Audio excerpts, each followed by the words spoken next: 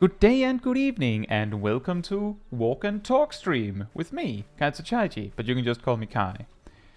As usual, I have a plan for where we're going, and we'll be talking about all things Final Fantasy XIV and whatever while we take the walk. When we reach the destination, we will probably also be looking at some clips that you've sent me. Remember that if you would like to send your own clips to me, to see, there is a room specifically for that, the clip review room in the Discord community server. Now, today, we had a lot of new things shown. How have not finished Shadowbringers friendly is the journey. We're walking in a Realm Reborn zones.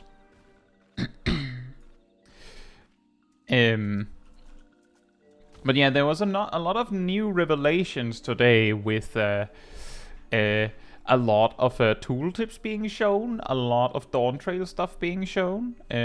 I spent like a good hour looking over, at least an hour, looking over all of the new tooltips. So I have a decent idea of everything we have. But it would take a long time to talk about all of it. Some particular things that I found quite interesting was that some of the actions that we thought we had figured out from the job action trailer turned out to be a trick. For example, and let me see if I can find it. It turns out, I just come on over here. You can do it. Come on. Wow, that's laggy. It's the laggiest of the things.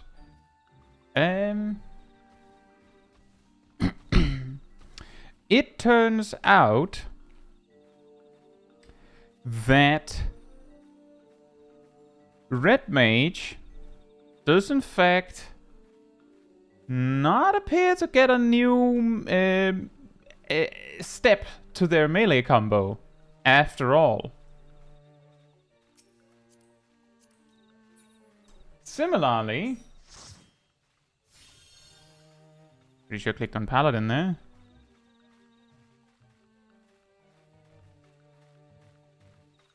The new Blade of Honor is an ability. So Paladins also don't get any real change to their rotation beyond some new attacks and attack changes. But it's the same rotation. So if there's anything you all looked over the tooltips or looked over something for a job and you're like, I don't quite understand what that means for me, or what that means, this would actually be a great time to ask it, because then we have me and, well, a bunch of people in the chat who might be able to help figure out what a thing means for you.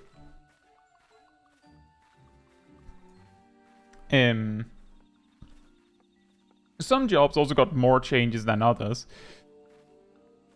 Like, the ones that are, like, Paladin and, well, I guess actually, like, Summoner are like among the jobs where nearly nothing changed.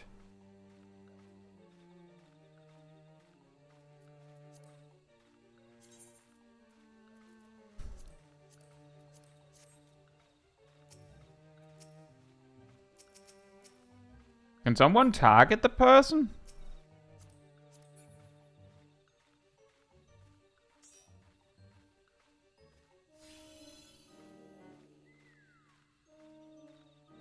Yeah, so the Seraphism sucks, especially to many male scholar mains. Why?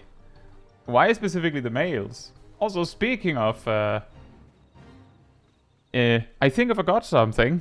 Hey Archibuster, hey Angel, hey Gazel, hey Iterit, hey Zaf, hey Kitsu, hey Ceres, hey Victor, hey Elana, hey Dragoon, hey Giraheen, hey Bob. I hope you're all doing very well. The outfit change. Well, I mean, I'm guessing you get put in a white dress. Is that right?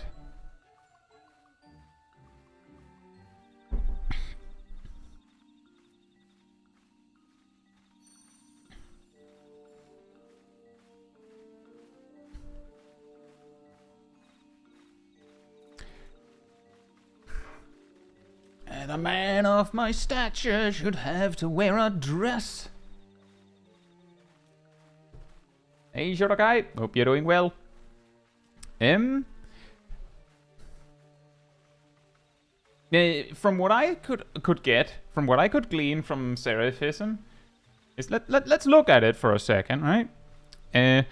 During Seraphism, a bunch of actions change from... I need to move this. I need to be able to see if I'm running into a wall.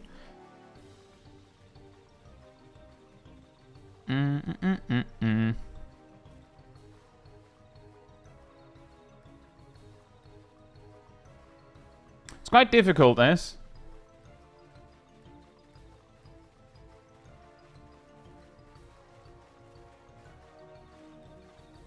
Yeah, Seraphism changes Adloquium to manifestation.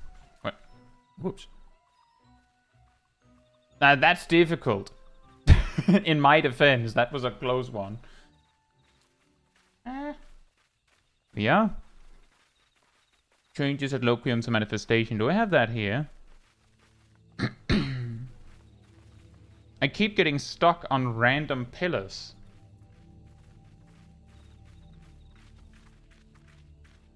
Is it even here?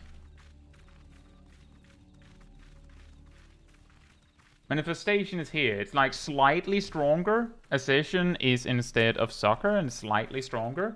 But more importantly, they're instant. Which means that you can... Well, I mean, you have the power to be better sage. For like, is it 20 seconds?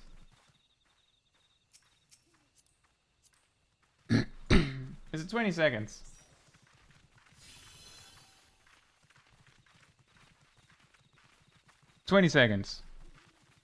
I also like that it just pulses AoE healing for the duration. I think that's kind of new.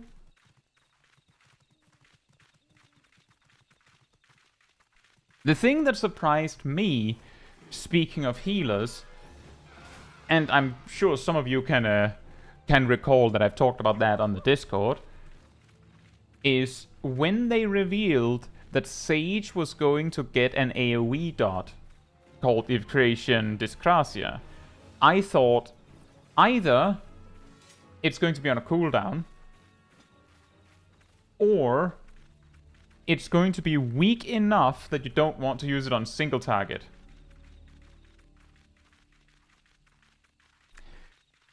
And in reality, it turns out, from what I can see, let me see if I can find this. It's a little difficult with the zoom because my my mouse wheel is a bit whack.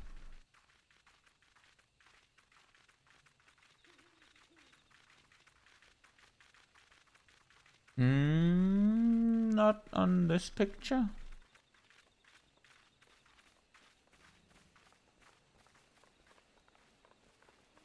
Oh yeah, there's also just an OGCD attack. Like there's Psych there. I really like that one. Just did you not feel Flimmer was enough? Yeah, your Creation Dyscrasia is 400 potency over its total duration. Regular doses is less than 400 potency, so your Creation Dyscrasia is a DPS gain on 1, even though it's an AoE. Which means that unless the tooltip is wrong, and if Creation Dyscrasia does not actually stack with if Creation doses, then, like, that's fine. But if they do stack, then Sage now has 2 dots and an extra OGCD to manage every 60 seconds. Hey, Traverse. And also, hey, Tyler. Thank you so much. I'm glad to hear that. Hope you're both doing well. Where are you getting that screenshot? I went on the Final Fantasy XIV discussion subreddit. I think it's also on the main Final Fantasy XIV Reddit. And there's just like a Google Drive with all of them. I also, like, earlier today, I checked like a video showing all of them. But I feel like this is easier to like scroll through and look at for a stream. So that's why I have that. Sarah says I've seen videos of them stacking. There you go. The thing is, important to consider, things can change. The tooltips are not necessarily final. They're not necessarily final.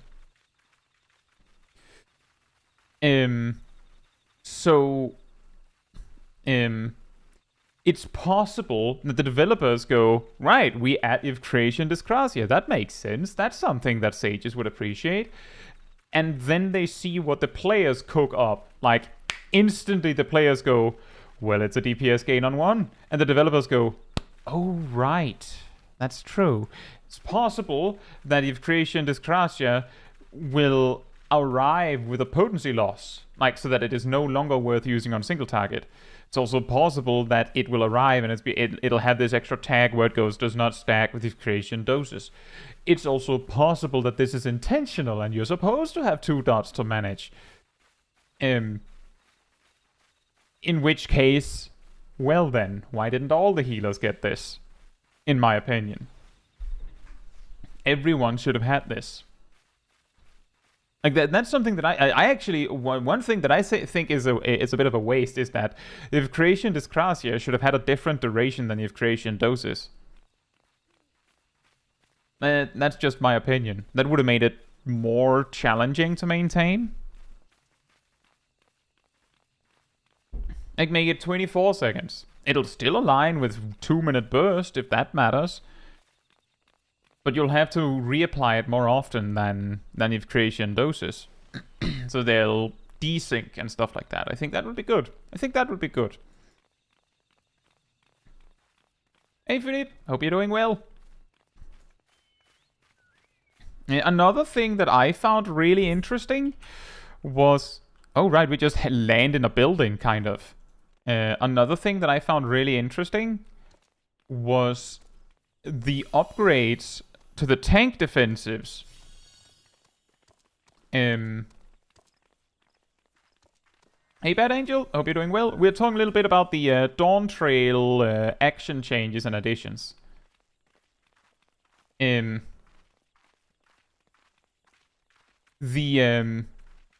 tank defensives are all upgraded in Dawntrail to be 40% damage reduction instead of 30%. That's one thing. The second thing is that every tank gets some new thing, some new sort of side effect added on. I believe Warrior, we can just check it. I say I believe I can just check it. Come on. See, Damnation, that's the Warrior one.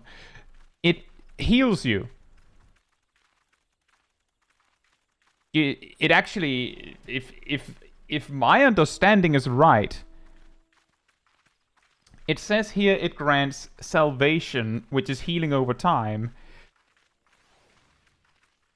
And it says 15-second duration. So that means that Damnation is a 2000 cure potency over 15 seconds. As in, on a single target, it's basically just you get bloodwetting again.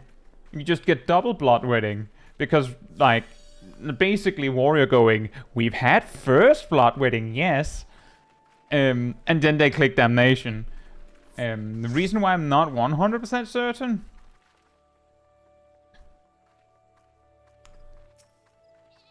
Are we running out of space?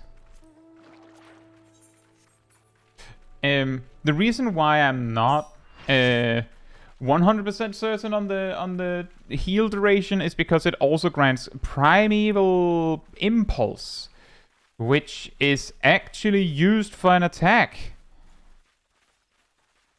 Whoops, I need to... Isn't Equilibrium second bloodwetting? You're right, Matthew. You're right. Warriors went, we've had second bloodwedding, yes. Now we have 3 of them. Is it here? Is it here? Where are you? Is this tooltip not in the list?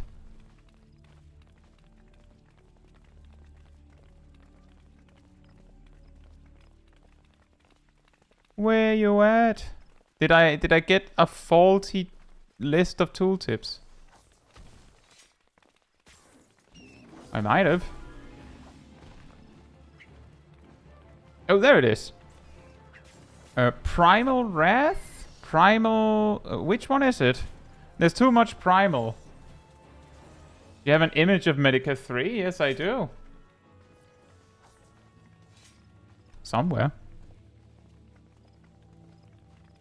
Hopefully. There it is.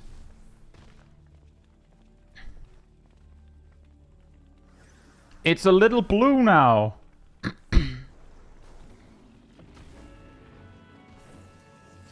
What?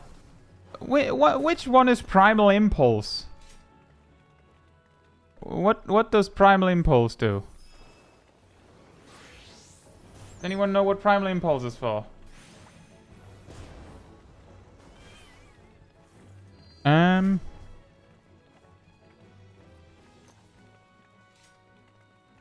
But Angel says, where can I find the new job actions? Many channels have, I believe, posted like videos of them. If you go to the Final Fantasy XIV discussion subreddit, one of the top posts there have links to a Google Drive with exactly this. Hey, anime freaks and Viech, I hope you're doing well. Do you think it's TOS? I guess you mean it's against TOS to play the game on an unsupported platform, i.e. Linux.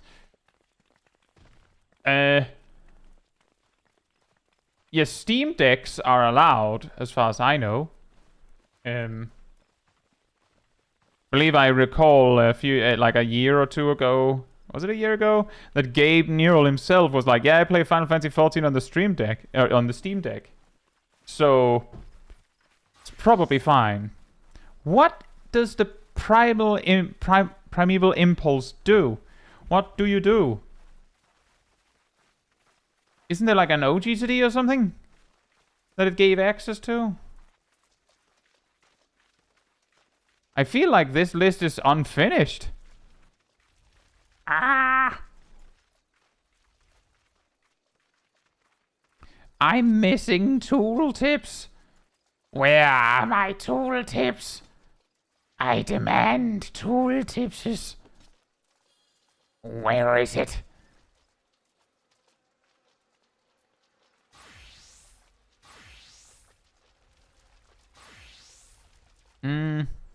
Primal Wrath comes from Wrathful, which is granted by something else. I believe the Primeval Impulse was for an OGCD of some sort.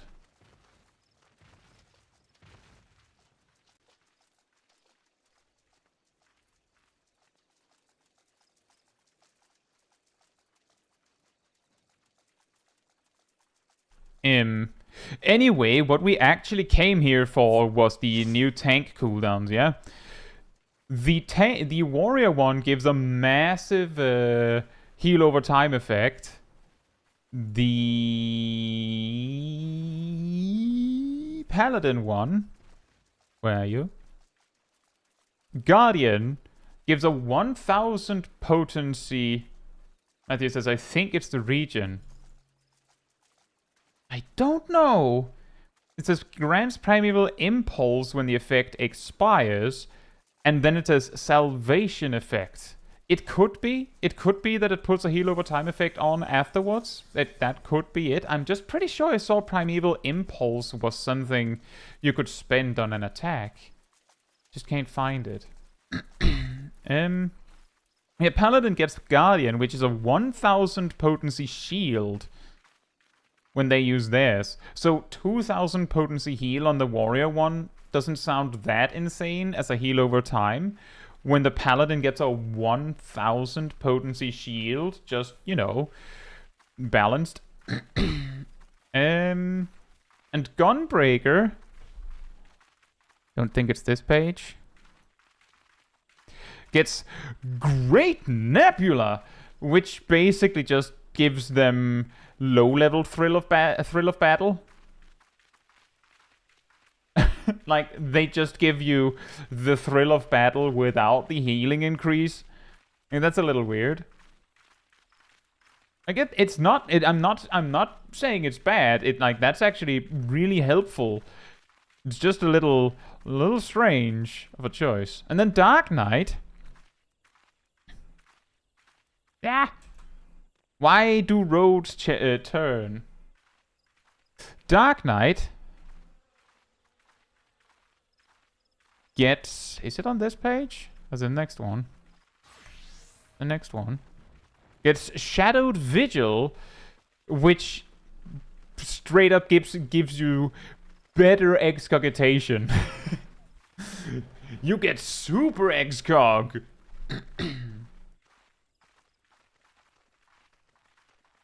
Giraheen says your big personal mitigation leading into an attack would seem like a weird choice, though. You're right. The reason why I was willing to believe that it was true is because Damnation still has the weird counterattack feature that Vengeance has.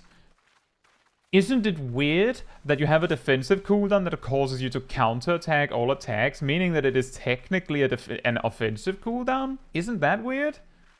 Like, I'm not saying that you're wrong, I'm saying that Warrior's already weird. So it comes as no surprise if it is weirder than that.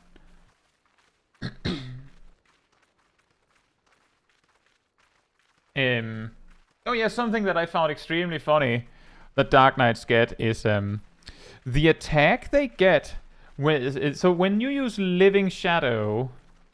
Where's this? Where's Living Shadow? Was it here? Where you at? Are you down here? Yeah, when you use Living Shadow, it grants you Scorn.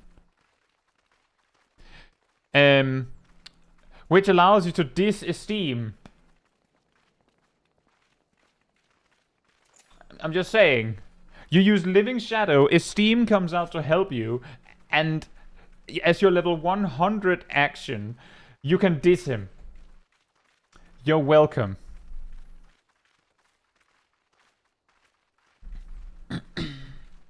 Like, they could have called it so many things. The fact that you summon Esteem and then you can use Disesteem. Like, I'm sure they went for something else, but it's hilarious. Philippe says, I still don't quite understand the monk changes. We can look at the monk changes. So, the first thing, and this is a little bit confusing. Hey, Josip, hope you're doing well. The first thing is Demolish Twin Snakes and Demolish Twin Snakes and Dragon Kick no longer give you a buff. Like, as in, they don't give you a buff.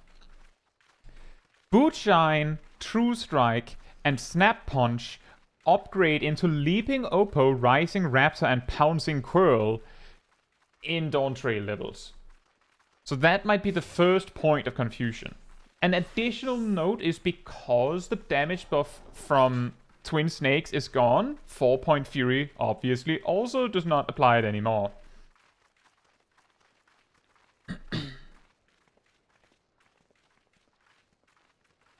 No, Kraken mode. Disesteem.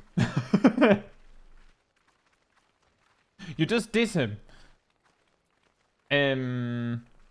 Right, so what does it actually do?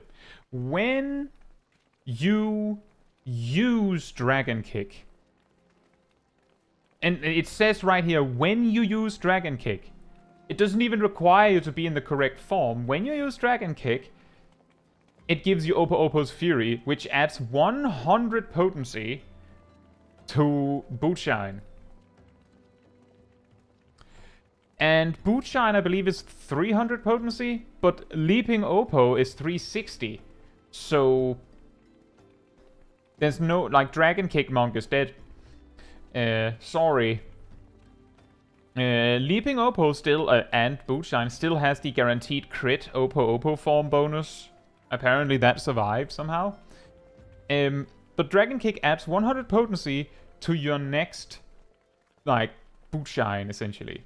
Twin Snakes adds 100 potency to your next 2 True Strikes.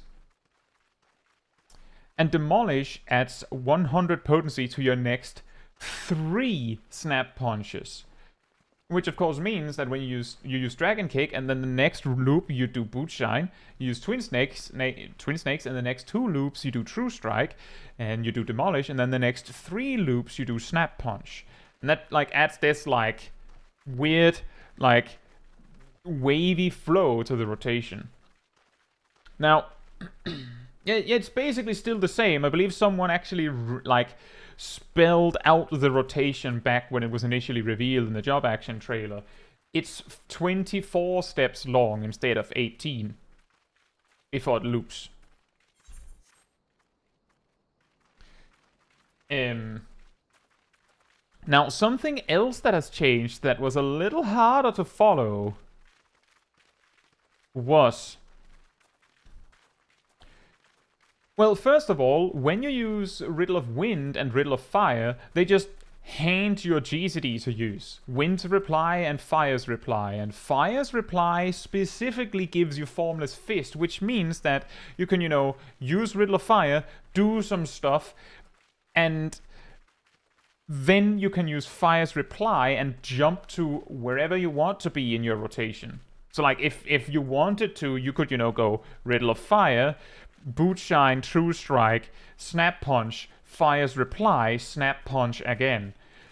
If you wanted to. I don't know how that's going to, like, affect the rotation, but that is technically something you can do. The perfect balance is another thing that has been made really, really weird. It gives you 3 stacks of perfect balance, each stack allowing the execution of weapon skill that requires a certain form without being in that form. That's normal. Grants Oppo Chakra, Coil Chakra, or Rapture Chakra, depending on the form change to upon executing actions. So...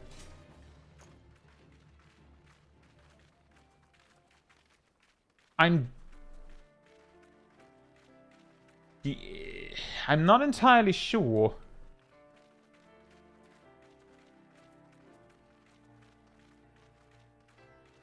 How does Masterful Blitz work?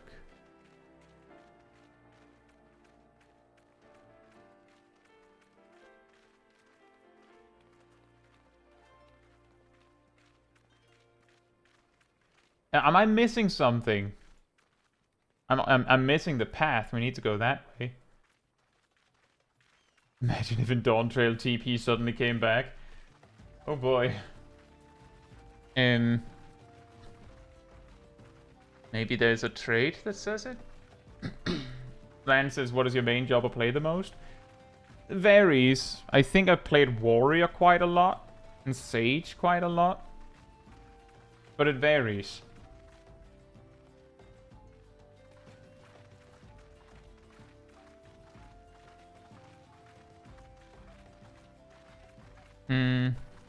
When under the effect of perfect balance, grants Beast Chakra in accordance with the form granted by the executed weapon skill. Weapon skills granting. I'm guessing... Like, the way that I understood it when I read about it earlier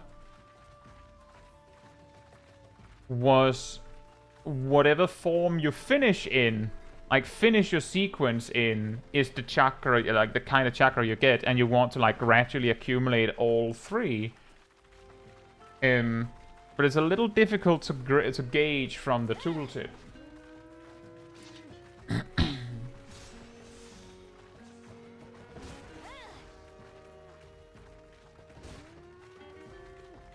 I didn't even notice this before. They've changed Six-Sided Star.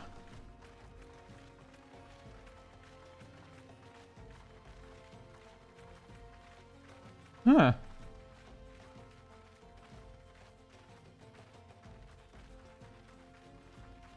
Wait, why would you... That's interesting.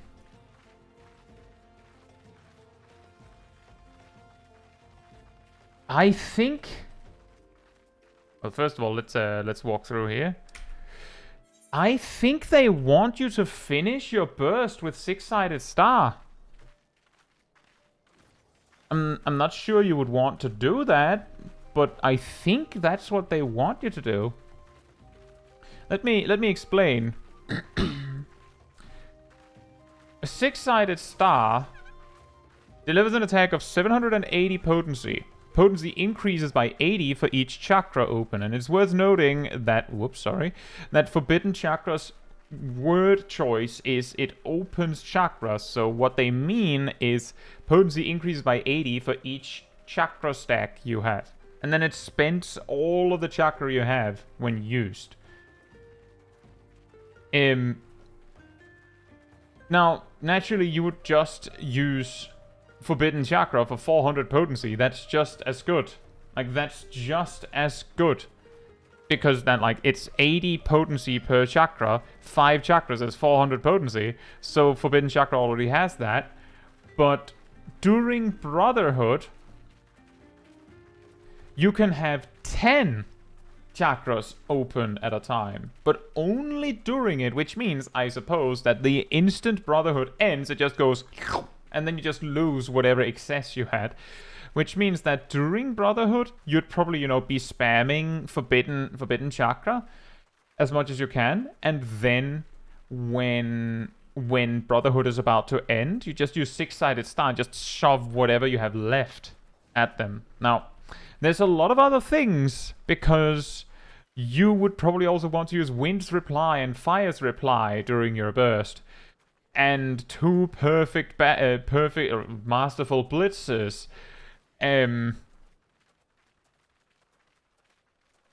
All that stuff.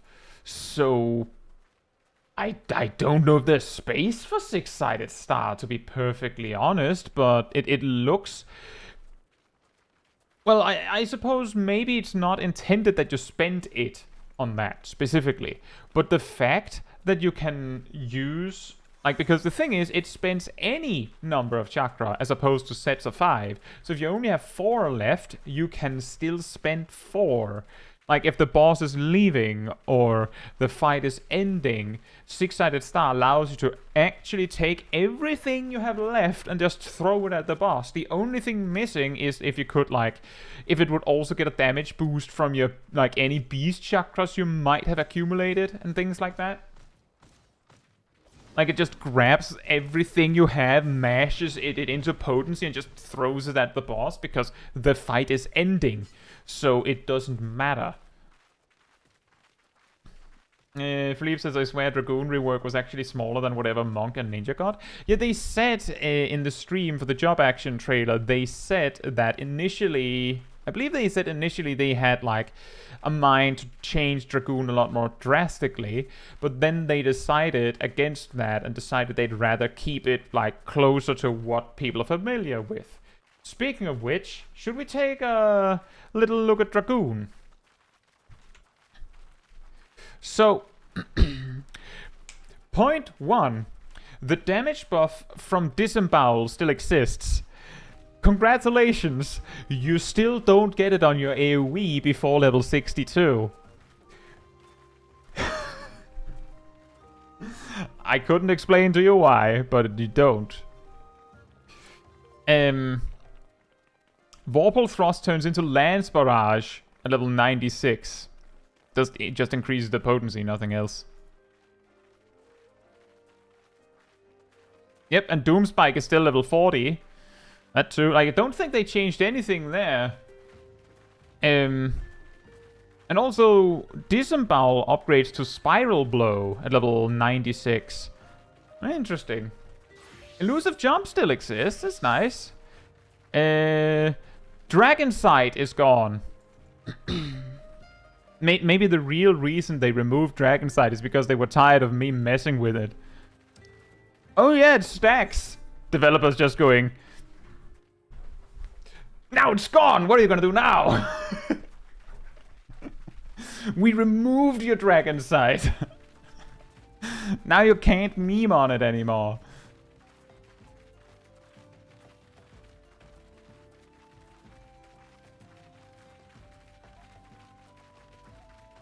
Does that mean Life of the Dragon will be moved to Heavensward?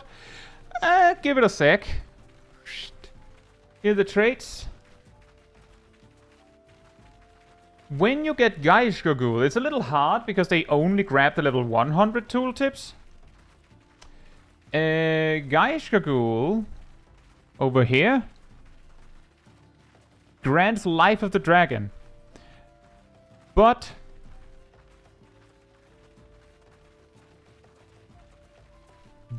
there is a level 70 trait, Life of the Dragon, that says upgrades Blood of the Dragon to Life of the Dragon. Life of the Dragon effect increases damage dealt by 15%. Upon successfully landing Dragoon, grants 3 stacks of Nastrond ready. And 20 seconds to use it.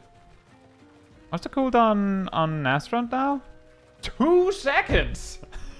Alright.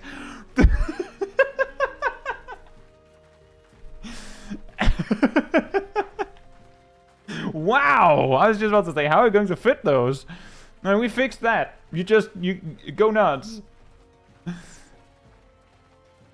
But this means... But they've also nerfed Dragoon. It has a 1-minute cooldown instead of 30 seconds. But it seems to just give you a damage buff. There's something that I'm curious about, though.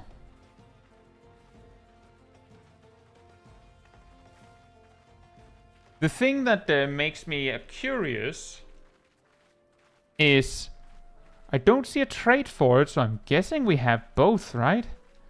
But Lance Charge gives 10% for 20 seconds on a 1-minute cooldown. Am I weird? It looks like Dragoon is kind of like an upgrade of Lance Charge now. Because Lance Charge gives 10% more damage for 20 seconds. Dragoon gives 15 for 20 seconds. And is also an attack. Are you just supposed to have both? Or do they upgrade? It doesn't say. You don't. There is no trait here. I know it's weird. I'm just saying it. That's what it looks like to me.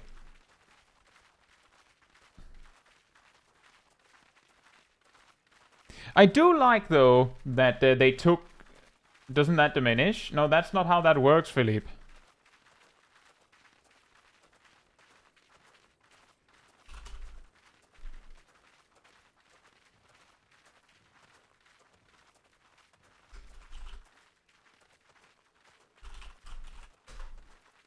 The way diminishing returns work, time for math, everyone, is... And it works the same... No, it's not even that, Philippe. It's math. It's very... It's simply math. Let's take that one.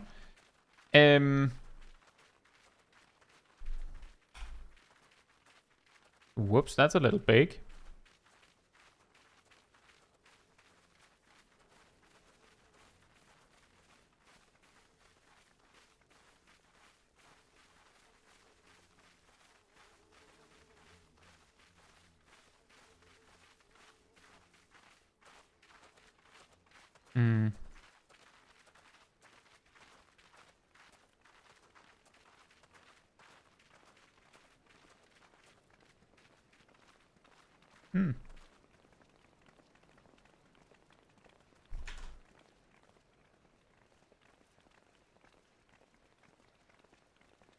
If you have a 10% damage buff and another 10% damage buff, then it means that you're doing 110% damage and 110% damage, which combines to 121% damage. Basically, you just multiply them together. That's the reason why we stack damage buffs, right? And that's the reason why we stack damage buffs, is this. Because stacking 2 damage buffs is better than not stacking them. Defensive cooldowns do the same thing, if you had a cooldown that makes it so that you're taking 90% damage, and a cooldown that makes it so you're taking 90% damage, basically you have reprisal and camouflage on a Gunbreaker, for example, then you do that as well. You take 90% times 90%, and that combines to 81%, which is specifically not as good as if it had been 80%, which would have been if they were 20%. This is diminishing returns. And you can see why one of them is good and one of them is bad. It's because when you stack increasing numbers and they multiply together, then they become bigger, like they become a bigger whole. When you stack decreasing numbers together, then they diminish. That's how that works. Which means that Lance Charge and Geistgegul would be better than individually. I hope that makes sense, Philippe. And hey, Ogni, hope you're doing well. The Dancer talk. I did see something interesting with Dancer. I don't feel like there's that much on Dancer. Like, there's stuff, but it didn't feel like there was that much. Let's see. Technical Finish gives...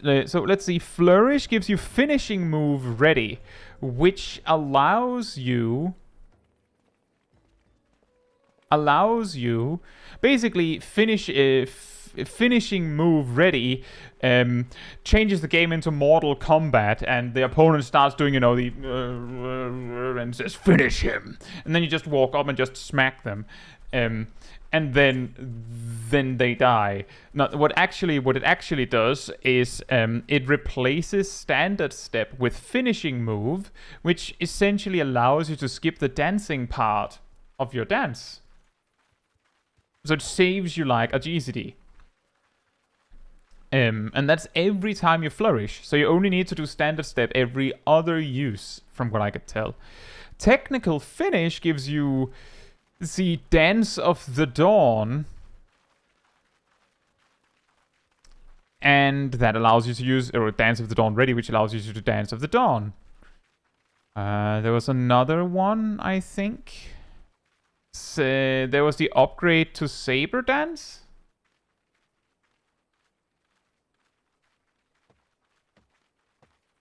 Philippe says, are these tooltips on the Discord? Not on the community Discord, but you can find these on the Final Fantasy XIV discussion.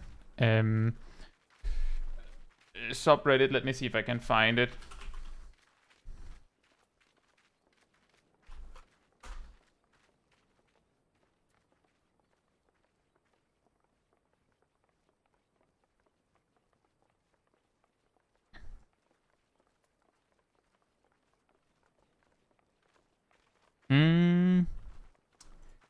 There's something that upgraded your Saber Dance into a new move.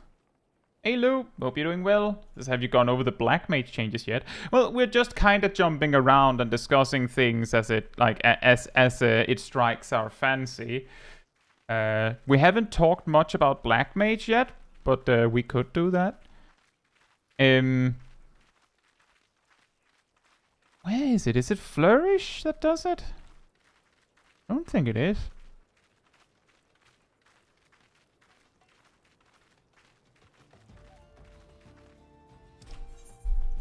Technical Finish changes Saber Dance into Dance of the Dawn. Oh, that's why I couldn't find it. It's because I was looking at Dance of the Dawn and went, that's not the new upgrade of Saber Dance. Surely not. Thank you. But yeah, Dancer seems to be pretty fine. Like it's not there's not that much. I think there's a few new attacks. In terms of actual like rotation changes, I think the most impactful one is that every time you use Flourish, you skip the dance on standard step. And I think that's pretty interesting. I think that's good, because I actually thought, based on the job action trailer, that it was when you reach a certain level, standard step just disappears, which I think was a little bit of a shame. Right, so Black Mage, there's a lot.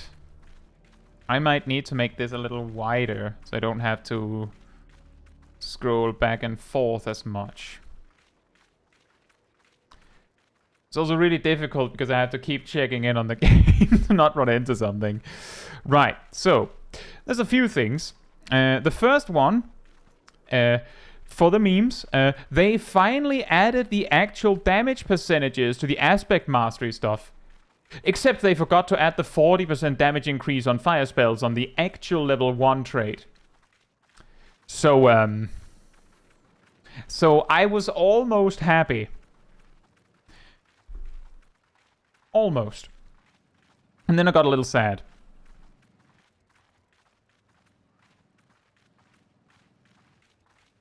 Right, so what has actually changed?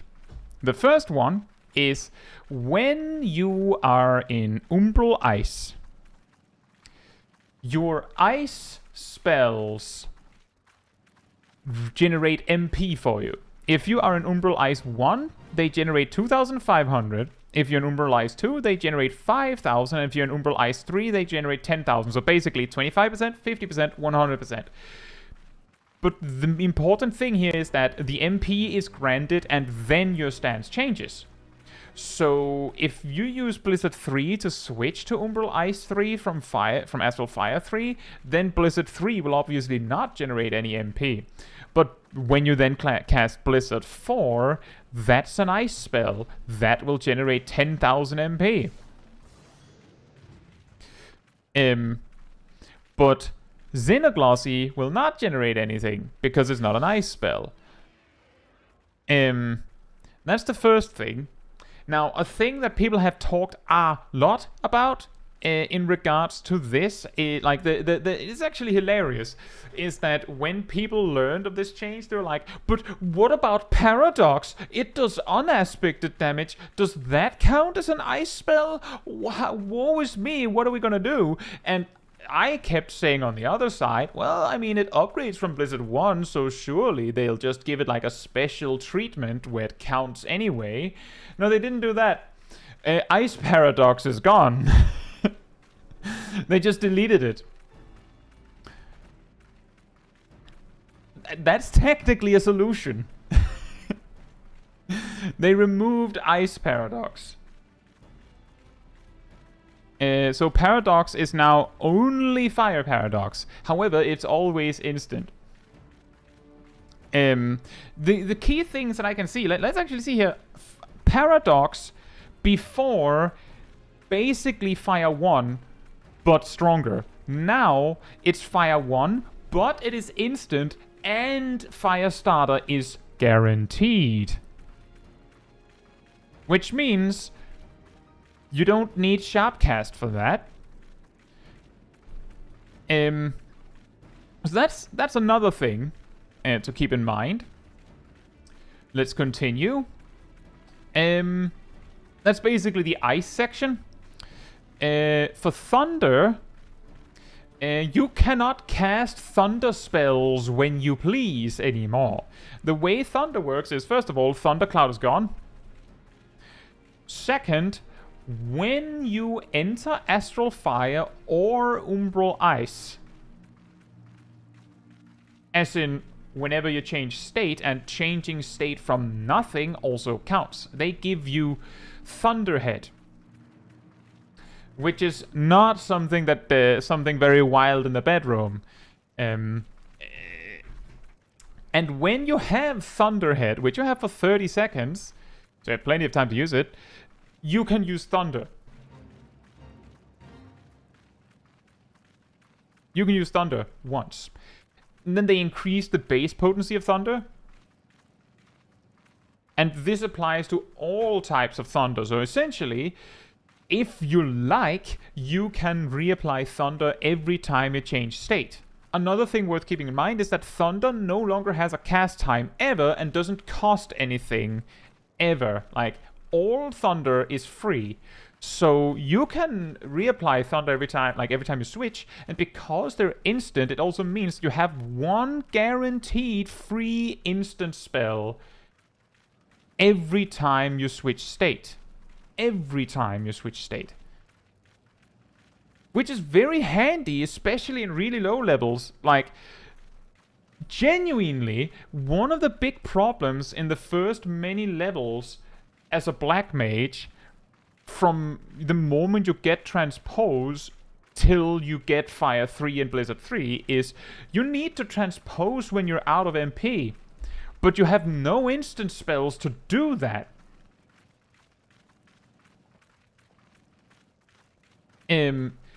But this means that in low levels, you can go, you know, Fire 1, Fire 1, Fire 1, Fire 1, Fire 1, Fire 1.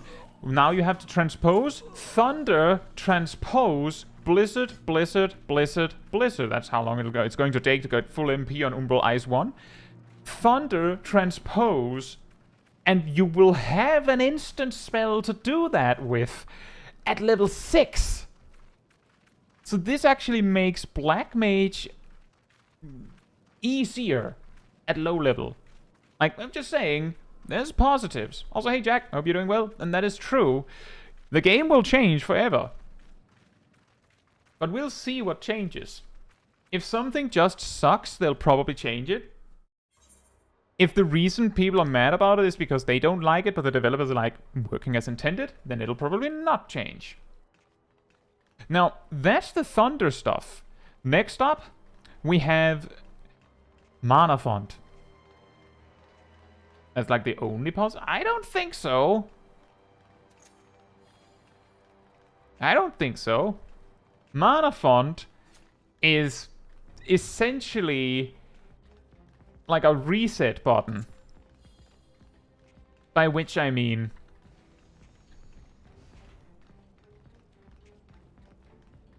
you know what, Matthew? I forgot to bring it up myself. Thank you.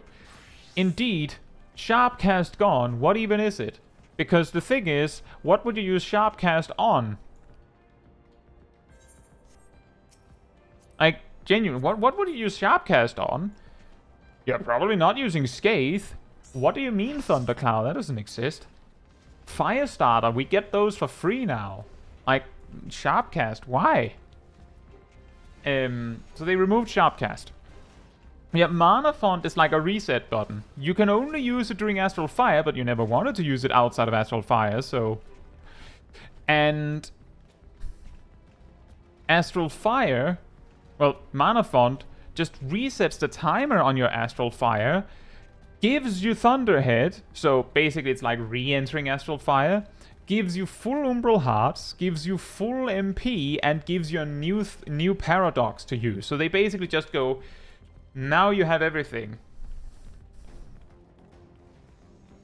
So that's nice. It's a little boring that it's just... How do you get Firestarter at low level below where you learn Paradox? You randomly get them from Fire 1. You have a 40% chance.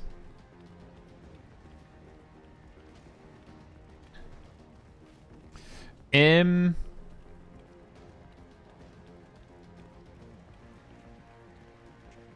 Vivi! Hope you're doing well. Another Vivi. And thank you. And welcome to the game. We're talking a little bit about the new reveals for the next new expansion coming soon. There's a few things here that I thought was kind of funny in regards to the new thing, the Flare Star, which is a new action. The big super mega fireball you might have seen.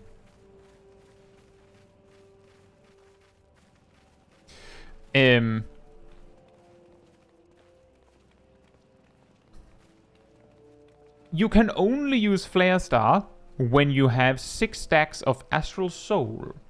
When you use Fire 4, you get a stack of Astral Soul. When you use Flare, as far as we've seen, you get, you're given 3 stacks of Astral Soul. However, the tooltip itself just says grants a stack upon landing Firefall or Flare. So that's actually wrong. Despair plus 3%.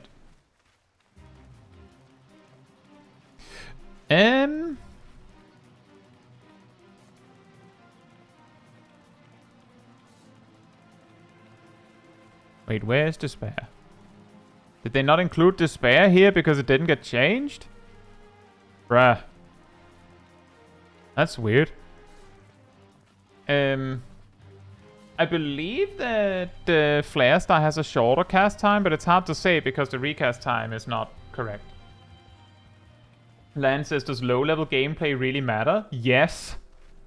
Yes, it does. A lot of people hate level 50 content in their daily roulettes because the rotation for whatever job they play sucks at level 50.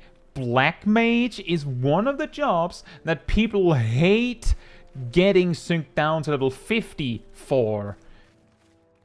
So fixing jobs at lower levels is not a bad idea, both because it annoys max level players if the job really sucks at low level, and if you only focus on the new stuff, then new players are going to hate the onboarding experience. The jobs need to be nice all the way. Otherwise, you're going to scare the new players away.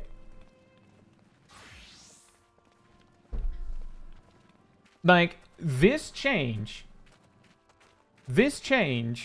with giving the Thunderhead thing means that Black Mage might actually have a chance in Sastasha.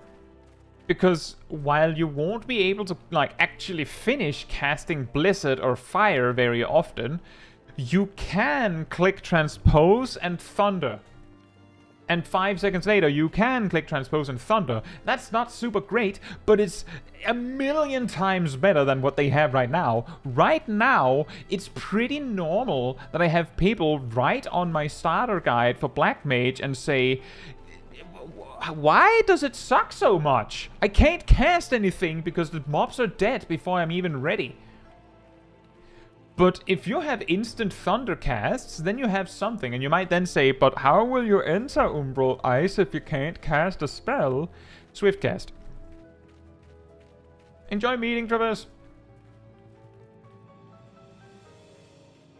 I mean, that's true, Matthew. It does look like it's pretty much the same. I suppose what Flare Star then really is Black Mage's equivalent of a finisher. You know what I mean? The finisher. Which a lot of jobs seem to have gotten. The Dragoon has gotten the bigger Star Diver. What is it?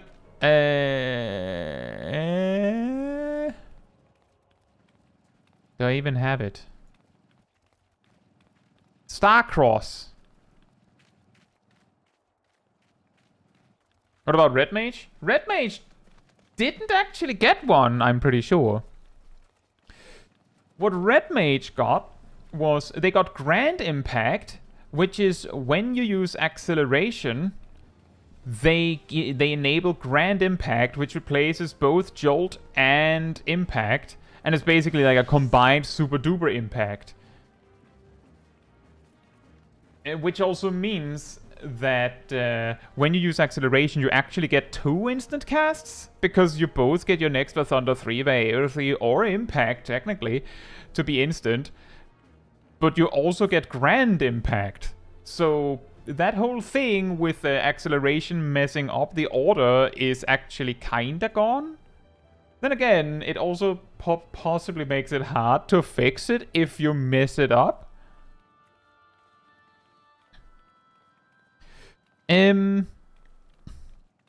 We have new attacks. Manification gives Incineration, which is an OGCD. And Embolden gives you Thorned Flourish, which allows you to use Vice of Thorns, which is an OGCD.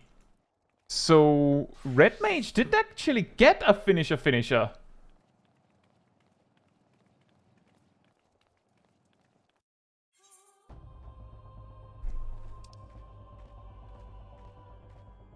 But yeah, exactly. Lane. Is it Ian? Is it Lane or Ian? Taylor. We thought that Incineration was like one more step. Then it wasn't. But yeah. I think Flare Star's fine. I thought it was going to be more interesting. I don't know what I expected. Like, we saw it just be a fireball and it does damage. I don't know what I expected. Granted, if Flare Star just does like 10% more damage, like actually if it just does 10 potency more damage than Despair, and because of Astral Fire it's actually 18. Yeah, exactly. Flare Star will be nice on AoE because you know what that means? It means that on AoE you can do, you know, high fire, triple cast. Well, you'd probably use foul, and now you'd be using thunder because you get that one on the house. And then you triple cast, and then you go flare star, mana font, more high fires, another thunder, triple cast, flare star. Like that's pretty cool. And that's the thing. Like, I'm not saying that, oh, because you have thunder, now you never use foul for that again, or xenoglossy. It's just that because thunder essentially presents itself as a guaranteed instant option, it means that you can actually prepare a rotation without relying on getting something you have a finite amount of, because you know every time you enter Astral Fire, you will have at least one instant. Every time. We'll actually have two because of Paradox, but yeah.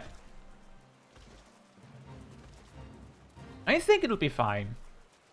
I don't think it looks that bad. The point where I think Black Mage is in trouble is low level in some capacity. Because... Well, actually, let me check that. That costs MP, right? Yeah.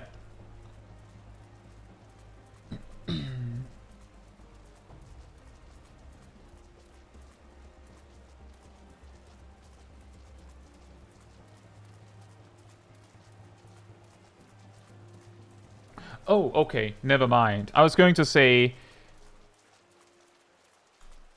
If you don't recover any MP while you're in Umbral Ice, naturally, like you get the 200 every 3 seconds, but that's it, then what are you going to do if you enter Umbral Ice with 0 MP? Like with Transpose. But it turns out that they've moved the ice spells are free to level 1, Umbral Ice 1.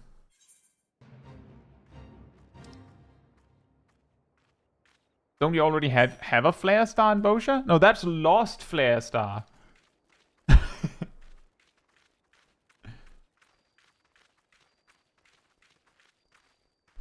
But yeah, we do, guys. We do technically have it.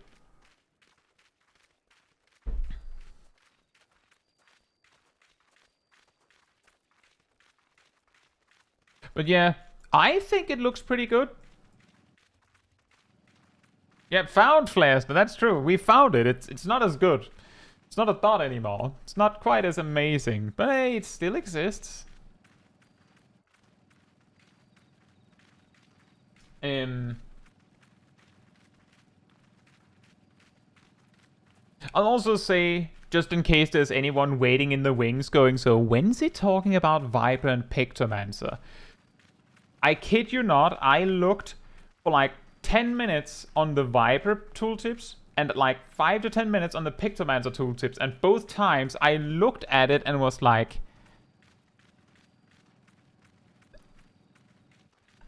I can't, I need more information. Like, a lot of the tooltips feel like something is missing. Like, it feels like something is missing. Especially on the Pictomancer stuff. I know that might sound really strange, but what I mean by it is it's the Summoner problem.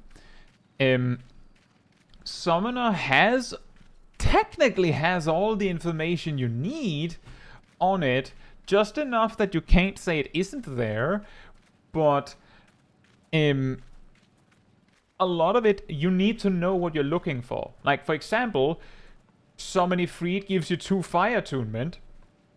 Gemshine mentions something about attunement, and when you already have fire attunement, Gemshine turns into Ruby-Rite, which mentions spending fire attunement. So you need to follow this line yourself and figure out what goes where. And it's a little overwhelming when I don't have it in my hands to test it with. And this is actually something that I've talked about with Summoner before, is that Summoner is like the joke that that it's so easy, Lamau, all that, that how couldn't you know how to play it?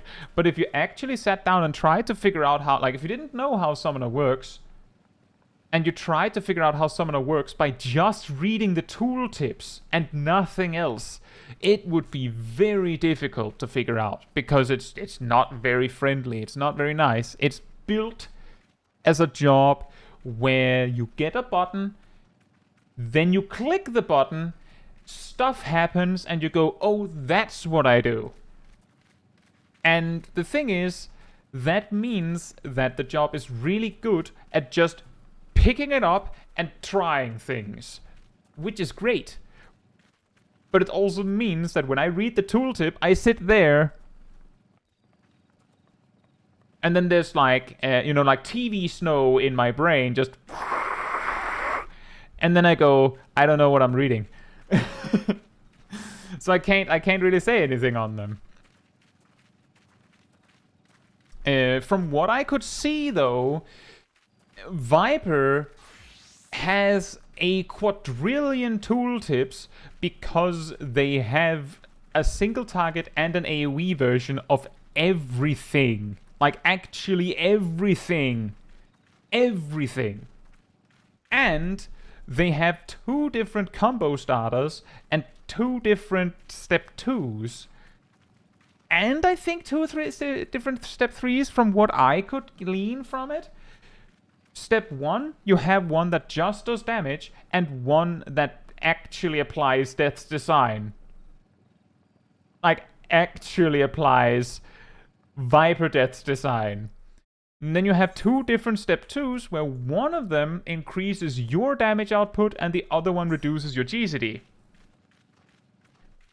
And they last 40 seconds, so basically it yoinked Samurai's Jinpu and Shifu as well. And for step 3, they have a flank attack and a hind attack, and they straight, like, a rear attack and a flank attack, and they are straight up in the name.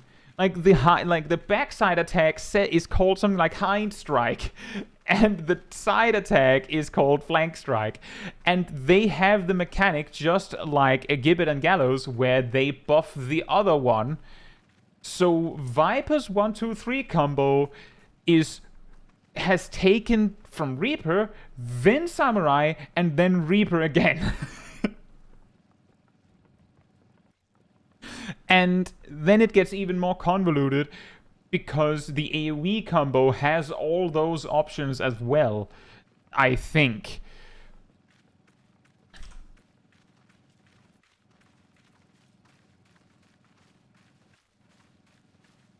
Exactly, Giraheen. Got to check Northroad. Thank you, Ilana. You are right. I was very caught up in my Viper discussion.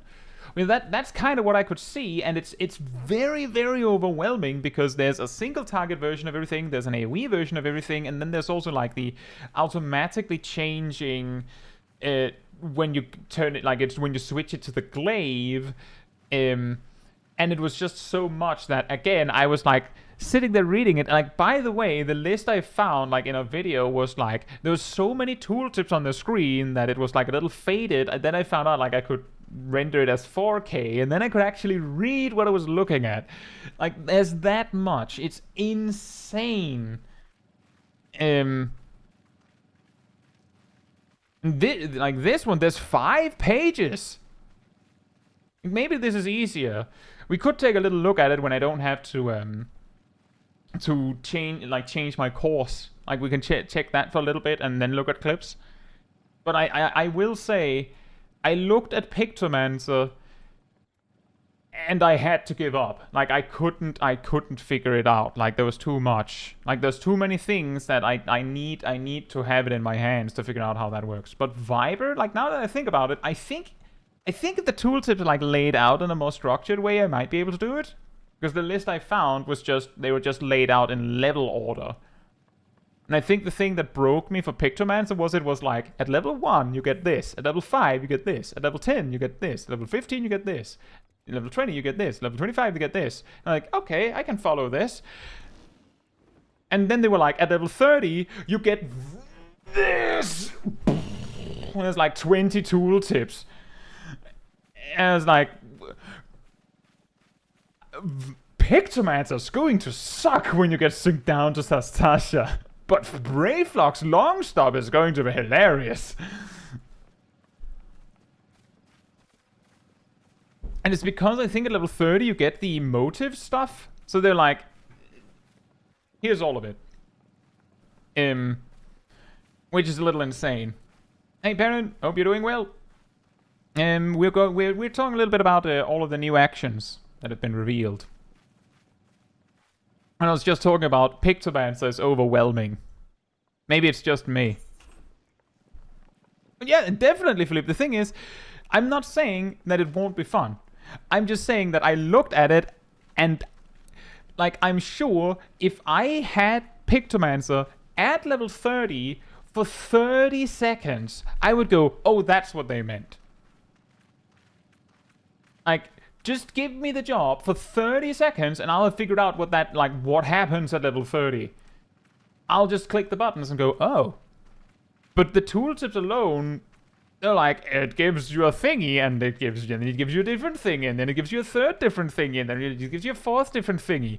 And then I look for where you spent the thingies and I give up. And there's too many thingies. That's what I mean when I say, like, it's a job that is amazingly well designed for someone that just clicks buttons. Like, if you, like, I'm pretty sure that if you picked up Pictomancer on day 1 and just put all of the buttons on your hotbar somewhere and just started testing them, there's a reasonable chance you'd figure out how to play the job eventually.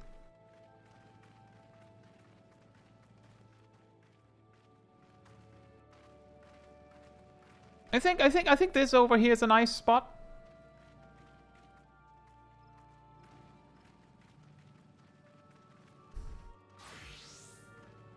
And yeah, also that, Perrin, if you try to read all of the tooltips are for level 100. So if you look at it and go...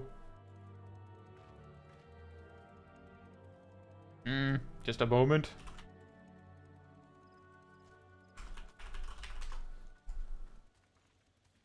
If you look at it from like level 1 forward and try to figure out what the tooltips are, you will almost certainly run into trouble when it's like an action that changes into something else at level 90 something.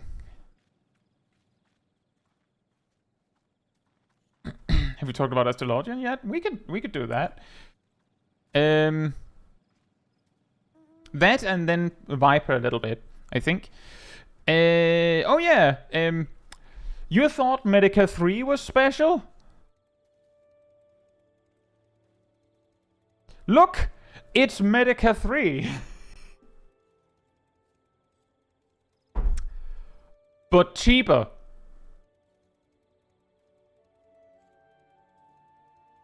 Thank you.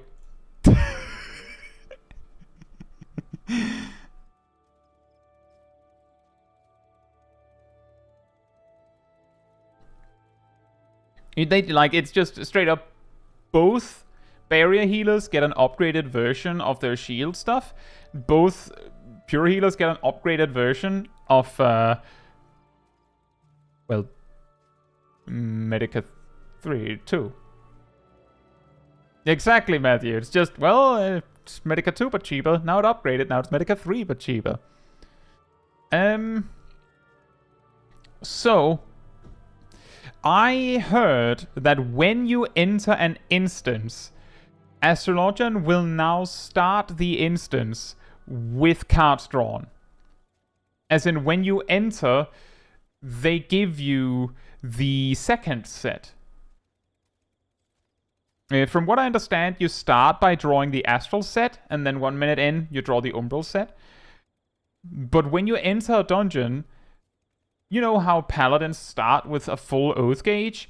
Yet they finally decided to let the Astrologian just start with cards drawn. Something that I do think is worth mentioning is that Astrologian is getting dumpstered on MP management. Absolutely chunked on MP management. What MP recovery options does Astrologian have?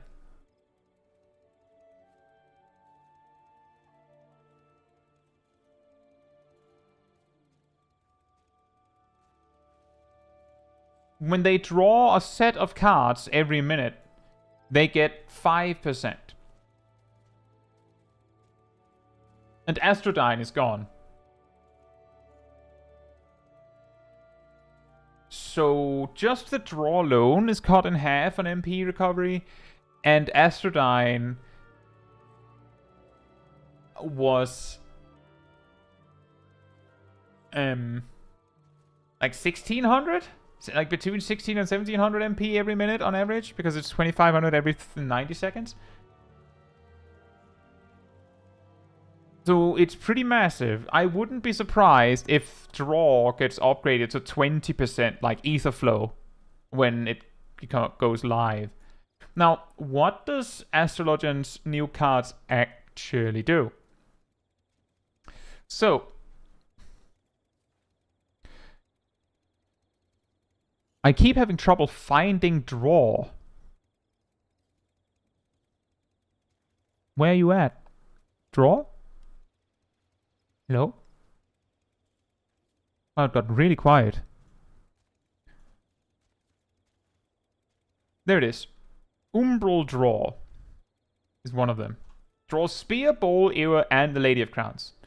And Umbral Draw is the 1 minute draw, whereas Astral Draw is the 0 minute and 2 minute draw. Undraw is out of the game. What would you even undraw now? Which one of the cards would you lose?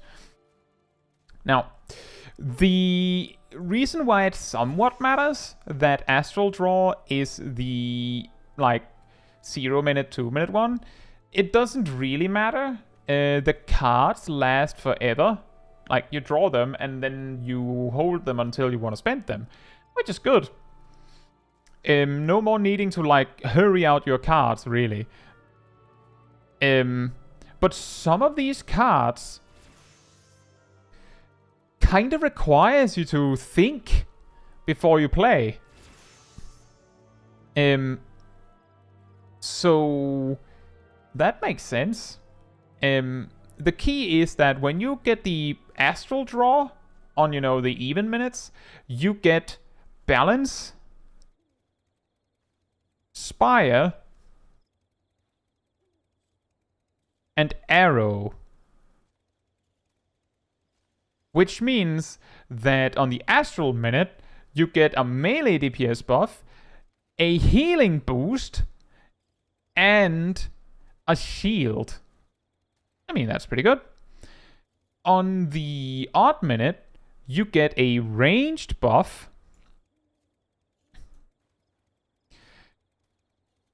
a defensive cooldown, and a heal over time effect. And also, Astral gives you Lord, and Umbral gives you Lady. Hey, Mia. Hope you're doing well.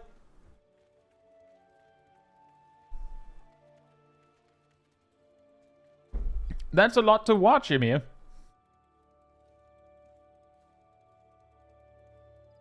Philippe says, feels kind of weird to having one melee card and two ranged ones. What do you mean?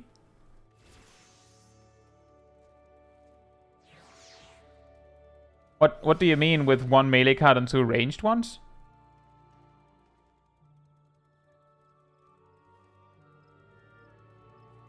Huh?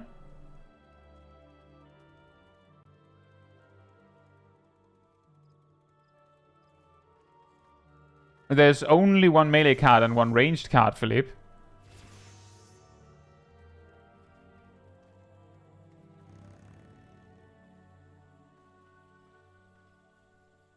Oh, is that what you... Is it the sets you mean? Because you get them in sets of 3.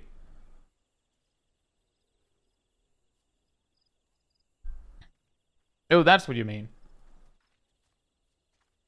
But yeah, it seems like Astrologian is kind of fine. It's just that if you liked randomness in your Astrologian, nope. Like, that's gone. Right, so Viper then, as I was talking about.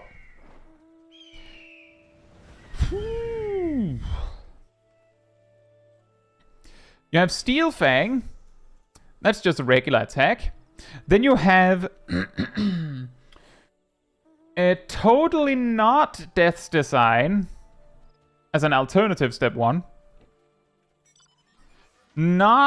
This is not Shadow of Death, everyone. This is not Shadow of Death. It's only 20 seconds. It's not the same. It's 20 seconds, not 30. It's 20, so it's not the same.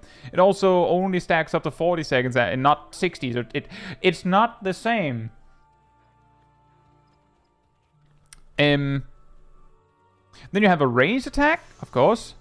The classic ranged attack. And then you have AoE. And then you have not Wall of Death.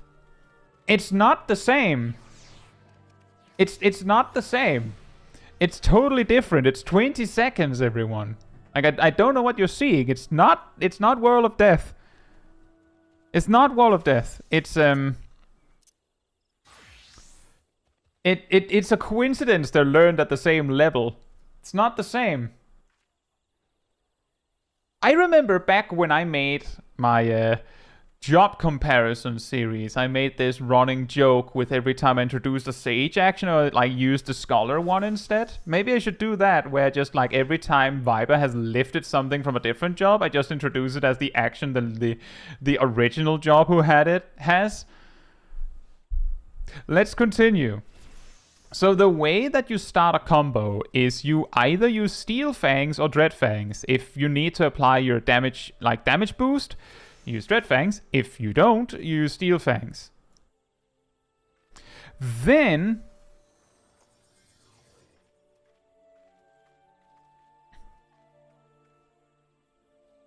the streamer man spends 30 hours trying to figure out where on earth the step 2 combo is. And whether the tooltip man actually put them there. Ah, here they are. Then, for your step 2 combo, you can use either not Jinpu or not Shifu. They're not the same. They're totally not the same. It's Jinpu gives 13% and Shifu gives 13%. These give 10 and 15. It's not the same. Clearly not the same. It's different. Okay? It's different.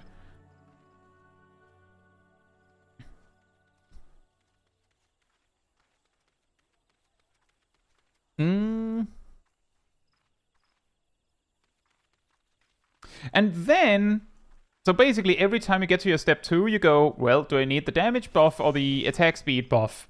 Like, which one is running out? What's up, Bimia?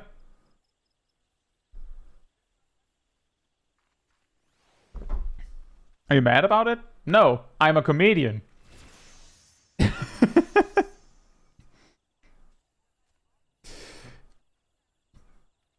So,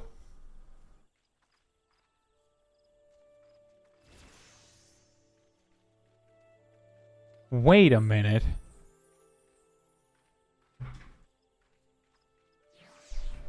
What?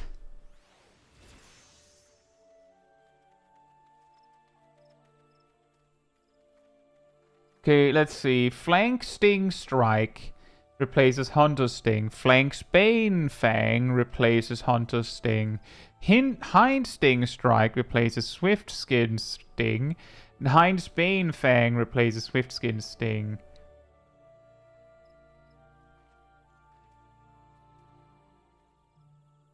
When? When? When? What's the difference? 2 of them are for flanks and 2 of them are for rears.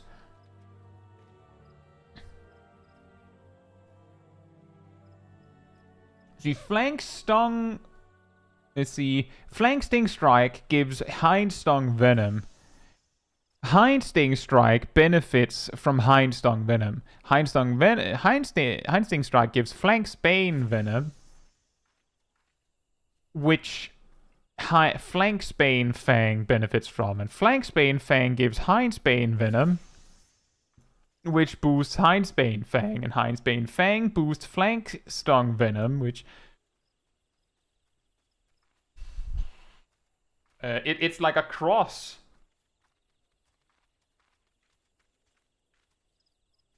Hey Bob, it says, did you miss Picto?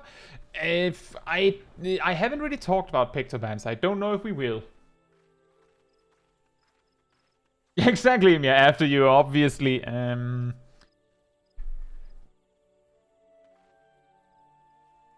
don't quite understand what decides it. When requirements for execution are met. What are the requirements? Exactly, Matt. It's Gibbet and Gallows and Gibbet and Gallows. There's 2 pairs of them. Like, Flank Sting and Flank Bane. And then there's Hind Sting and Hind Bane. And 2 of them replace Swift Skin Sting and 2 of them replace Hunter Sting. Sarah says 1 sword and 2 swords. Are you sure?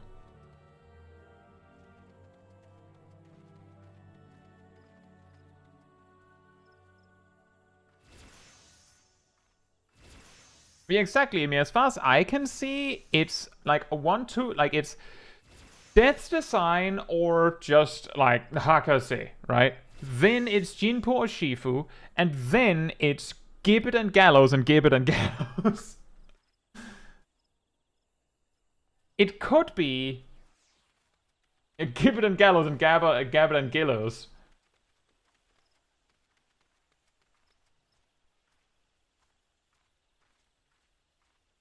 Hey Bits, hope you're doing well.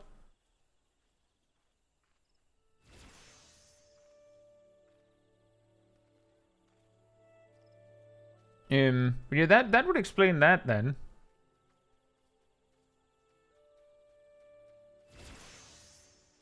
I guess.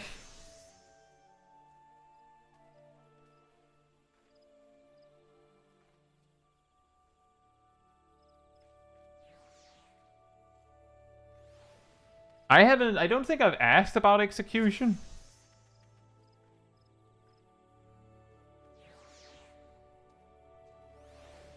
Oh, I know, Emir. That's also what I said. Step 1 is Death's Design or regular attack. Step 2 is Jinpo Shifu. Step 3 is Gibbet and Gallows. And this is what I mean by the tooltips can be confusing. Because I can read this, right? I'm perfectly aware of what this is. There's no confusion about what this is. Hunter Sting turns into this. The confusion becomes,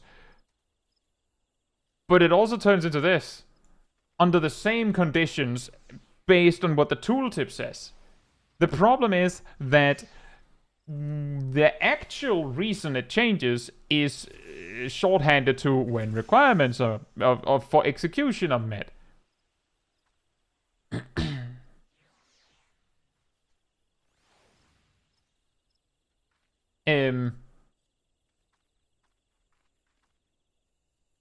And yeah, I know, Emir. The step 2s are interchangeable, the step 1s are also interchangeable.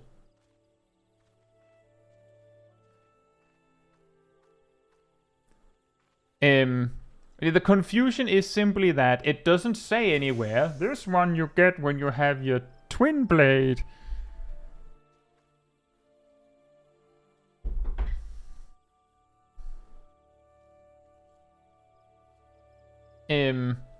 But I'm guessing that there is like a naming convention that explains it all.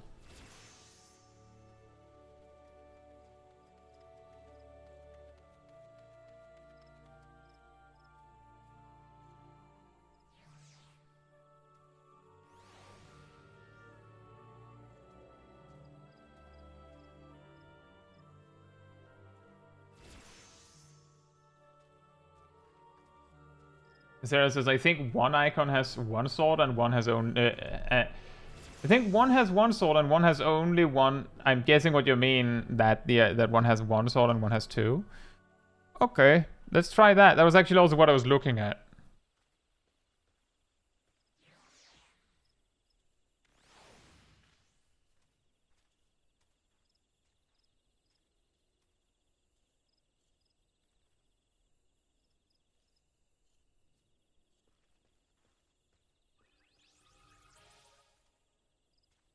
Both of these icons have two swords. Am I looking at this wrong?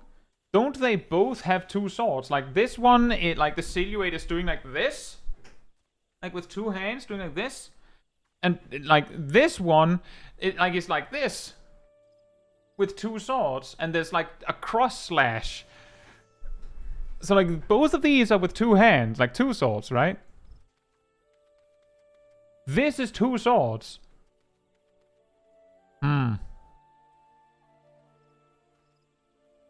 And that's two swords. Is it possible...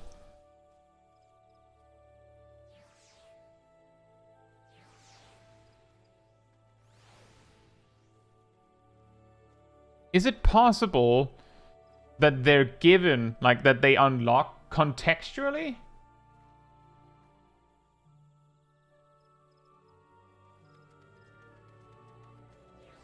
Is Flanksbane not two-handing it? I mean, there's there's two slashes there, and you can see one hand there, and one hand there.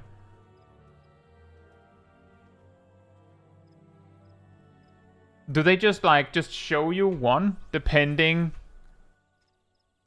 Like, do they just go, well, it's one of these, and then they go, well, it's this or this? And only offer those two. Is that what happens?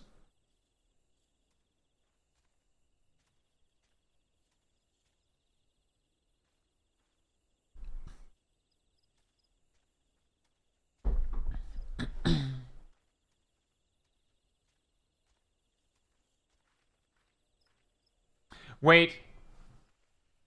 I see it now, Emir. You're right. You're right. I've seen it. Has everyone else seen it?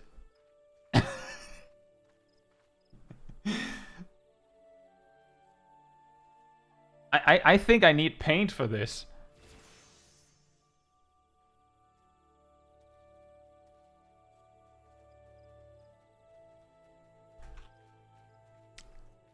So...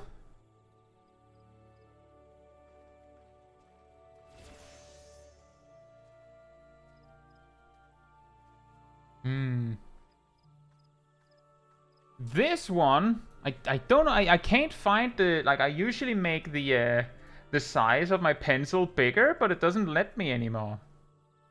Like, the button is, like, grayed out, I can't find it. This one...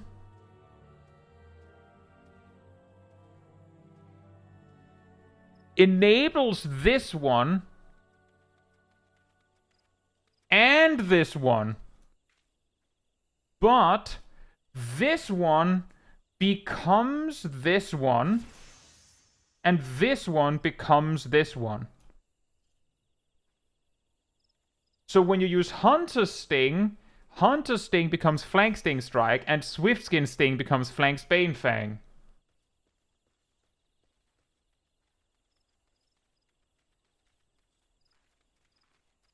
After you use Hunter Sting.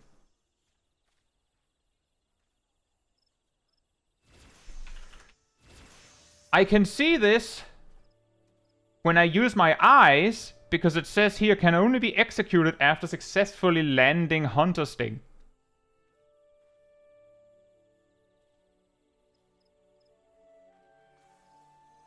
Says the same here.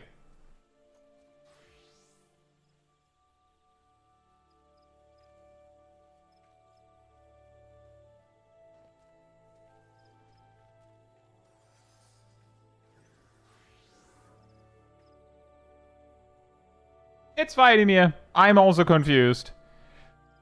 From what I can see, step 1 is interchangeable. Step 2 determines step 3.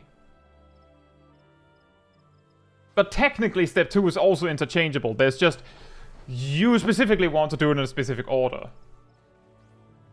Emir, you don't have to say no 3 times.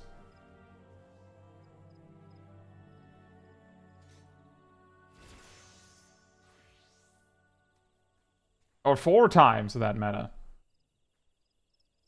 Step 1 determines step 3. This is step 1.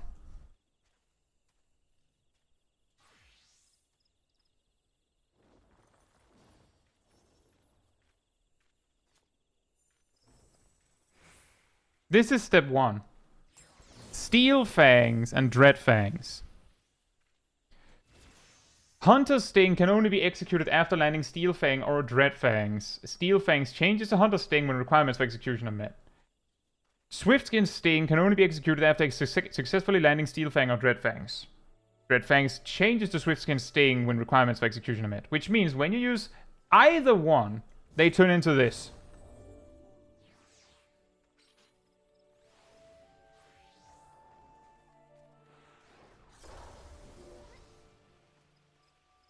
Is that right? When you use either one of the step 1s, they turn into this. Do we agree that thus far, Ymir?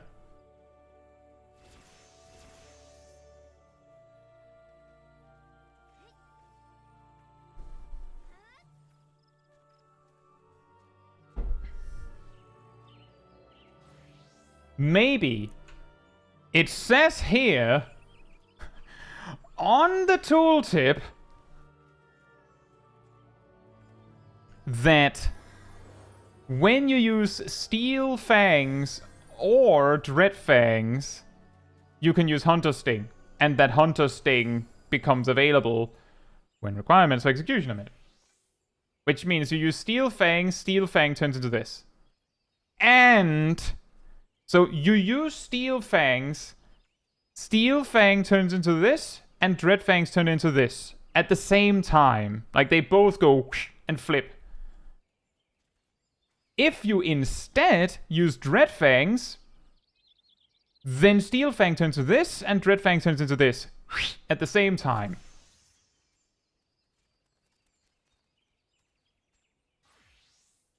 If step 2 doesn't matter, as you suggest, that means it doesn't matter what I click of these two to determine what step 3 is. Is that correct?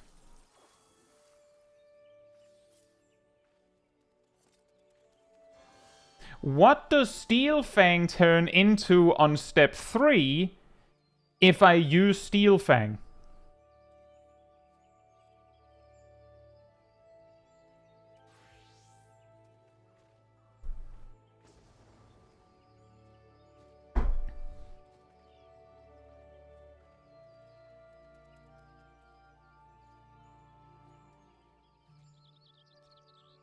This one.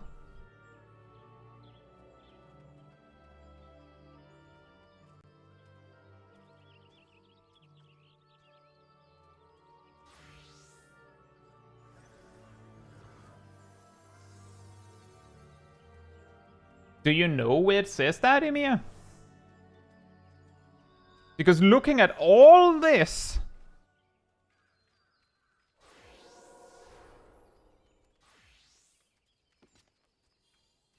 looking at all this, it makes no sense.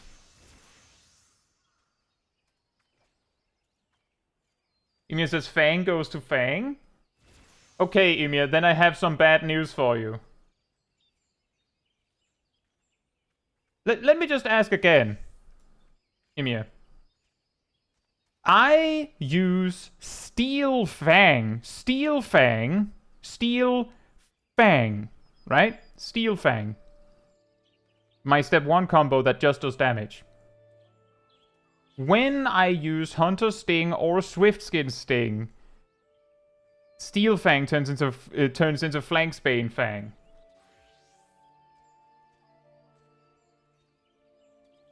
Right?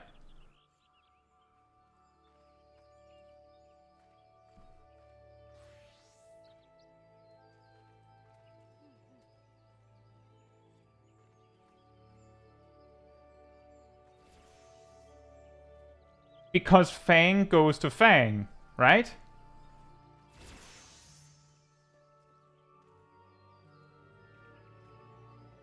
Okay, so what if I use Dread Fangs instead?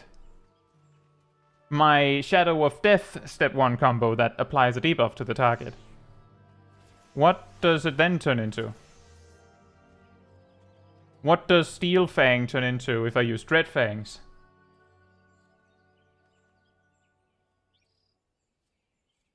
It's okay, Emir. But yeah. I'm like I don't think I'm pretty sure I was right on this, right? It says that it's determined by what step 2 you use, right? It says so in the tooltip. Why are the tooltips so small? Emir, I think I said like 15 minutes ago, like I think before you came in the video I found, I had to change the video resolution to 4K to be able to read the Viber tooltips because there's so many. But from what I can tell from the tooltips, from reading the tooltips with my eyes, just reading what I see, if Mr. Happy's video says something different, then the tooltip is wrong. Straight up, then the tooltip is balked.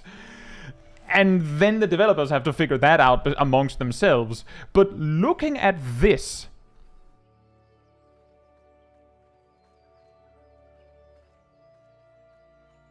I think the best way to do it is to yoink some pictures here. So I grab this. I should also do this. So we spare your eyes.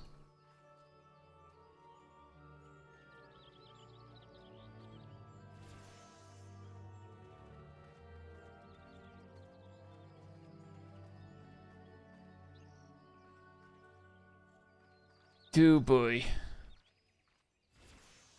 You should grab this and do this. Oh boy.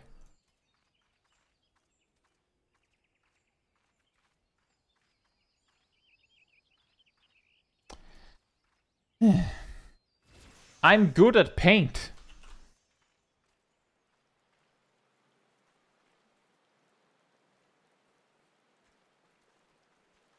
You know, it would have been easier if they were aligned a little more nicely, but I'll manage. I'll manage.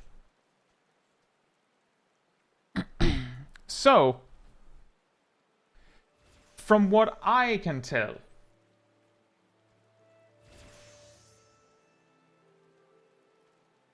Step 1. Step 1, it does not matter what you choose. They will always turn into Hunter Sting and Swiftskin Sting. Basically, Steel Fang, Dread Fang. Every time.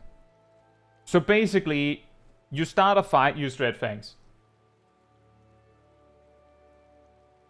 That's it. You just use Dread Fangs because you need to apply your dot, or your debuff, sorry, not your dot. Then, like personally, I would say you're probably using Swiftskin Sting after that because that reduces your GCD, which is really really nice.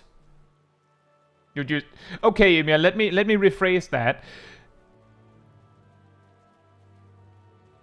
This is all you have. We're just starting with this. We're just starting with this. We're just trying to figure out the basics. You may have seen my level 50 samurai guide. I explain how you do a rotation without any cooldowns, and then I go, but then you have Mage or Shisui. We're just trying to figure out the roots here. See, like, you have cooldowns. You have cooldown, of course. It makes sense. If you have a glaive mode that gives you all the buffs all at once, and you just go blip, and then you're good, and then you just have to maintain it. Then, when you use Swift Skin Sting, it decides that we go this way. Like, Swift Skin Sting goes this way. Hunter Sting goes this way. Which means, when you use Hunter Sting, the tooltips change like so. When you use Swift Skin Sting, the tooltips change like so. So you would, for example, go Dreadfangs, Swiftskin Sting, Hindsbane's Fang. It doesn't matter. Like, it doesn't matter because you don't have the buff set up yet. Then you have then you get Flank Stung Venom. That's important. Now, logically, you might want to reapply Dreadfangs because, you know, extend the buff, right? So you might go Dreadfangs again. That's fine. And then you'd want to set up your damage buff. So use Hunter Sting this time, which is probably good because your Flank Stung Venom buff makes Flank Sting Strike better. So the second set, you might go Dreadfangs or Steel Fangs, I don't care. Then Hunter Sting, and then Flank Sting Strike, which gives you Hind Stung Venom. Which means that then the third set, you might go Steel Fangs, Swiftskin Sting, and then Hind Sting Strike. So, like, basically you go ding, ding, ding. Well, let's see. Let me just remove all these arrows, then it might be easier to draw. You go like this, then like this, then like this. Maybe then like this. But you basically just go whoop, whoop, whoop, whoop, whoop, whoop. Like you just let's see. If you go with the sequence, I suggest you just go 1, 2, 3, 4. And then 1, 2, 3, 4. 1, 2, 3, 4. 1, 2, 3, 4. And then at some point a burst comes up. And then everything explodes. And then you have to find your way back. Ymir says, the step 2 with the buff with the lower cooldown will glow. Fantastic! So we don't have to think about it. I imagine that the one that is buffed by your Venom is also going to glow. So just follow the glowy buttons. How long did that take to figure out how the 1, 2, 3 combo works? Now, the rest of the rotation. So, I'll probably go a little more quickly through this, just to see if I can figure out a few things, and then we'll do clips.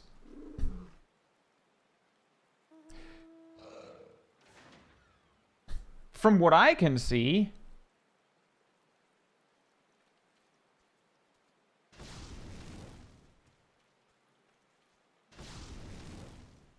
it looks like this is a little hard to glean. I'm guessing that some of these are like that. This is like glaive mode. Exactly, Alice. Exactly. But even this is the same. Like, all of the combos has the, well, the first one you can apply death, not death design. For the second one, you can choose between Shifu and Jinpu. Ooh.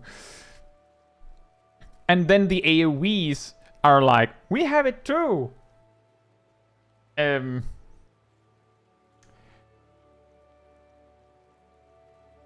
Which actually means that for AoE, Viper has For AoE, Viper has... so the thing is, the reason why Viper can get away with this... The reason why Viper can get away with this is because instead of having a 1, 2, 3 combo with 3 buttons for each of them, they have 2 buttons, from what I can tell, and they just change. So, like, you have 2 buttons for single target, and you have 2 buttons for AoE, for the most part, and they change contextually, so you know where to go, which is why you can have 2 buttons for AoE as well. And, like, because of this, Viper's 2 buttons mean that your basic 1, 2, 3 combo filler has 8 tooltips.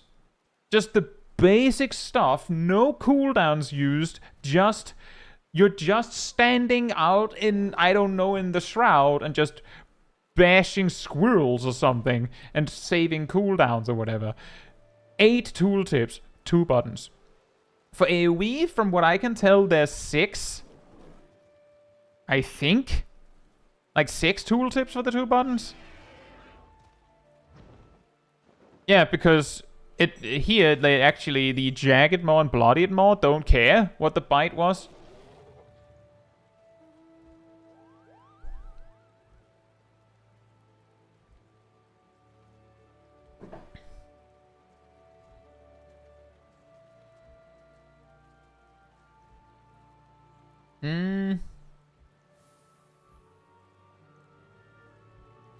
There's so much. But exactly, I think Matthew really nailed it.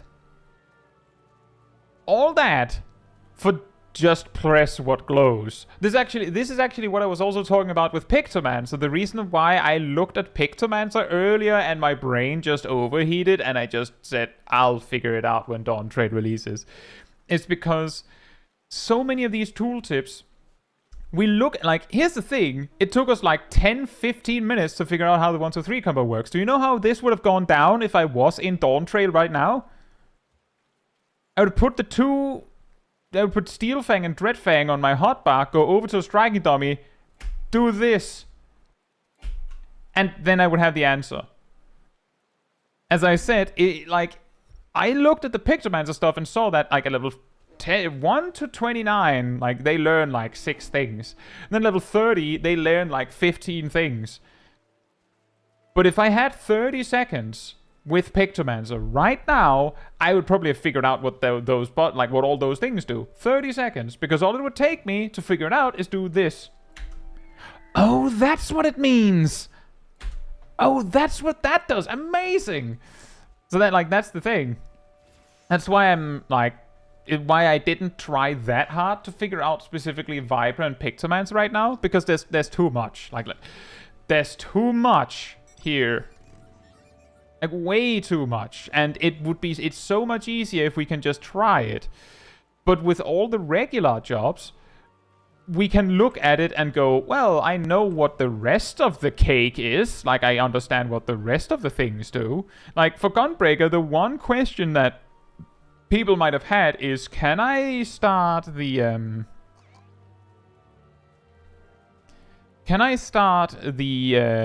Reign of Beasts, the Lionheart combo,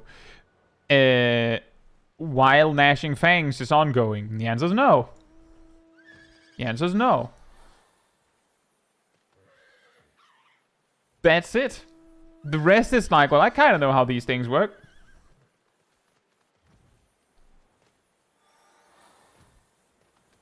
Hey, Jack. Hope you're doing well. But there's a lot. Yes, here.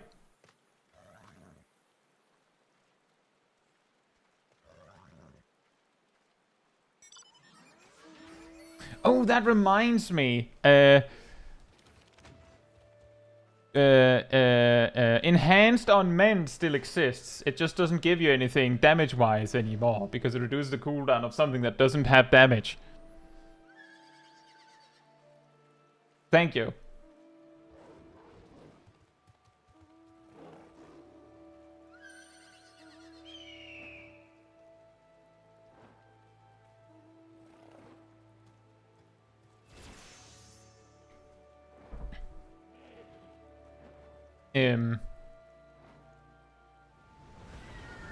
But yeah, I do think it's about time that we look for look at some clips.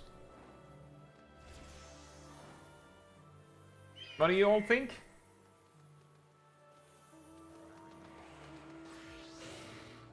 Just reiterating to make sure that everyone that has posted clips knows that I have them. Why does Free Cure still exist though? Have you played Hearthstone? You know how there's like the Magma Rager card? Like the card that just mega sucks and is never a good choice?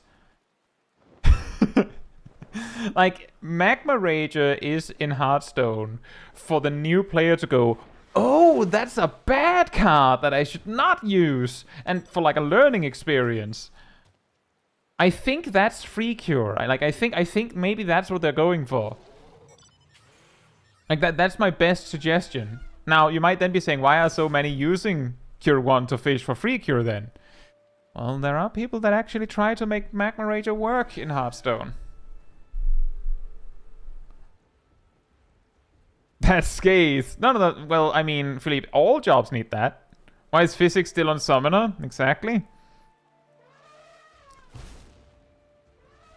Exactly. Why does Monk still have... Wait a minute.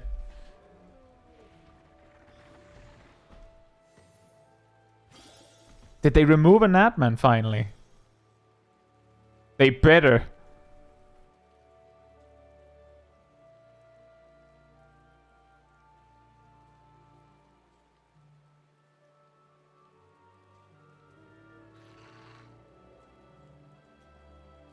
It looks gone.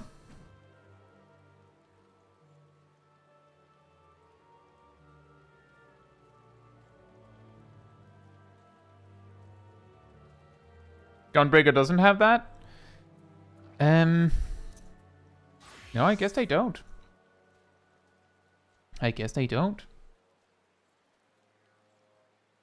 Would be weird if they kept an Atman. It doesn't have anything left to do. Oh, it extends the duration of... Oh, wait, that buff doesn't exist anymore. Well, it freezes the duration of your form. Well, I mean, you could just use, like, form shift.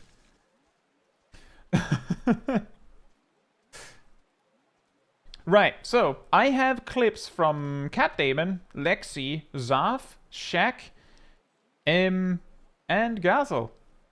So if you're hanging out in the chat, then do let me know that you're there. I'll prioritize the people that I see, and I do see Shaq is here.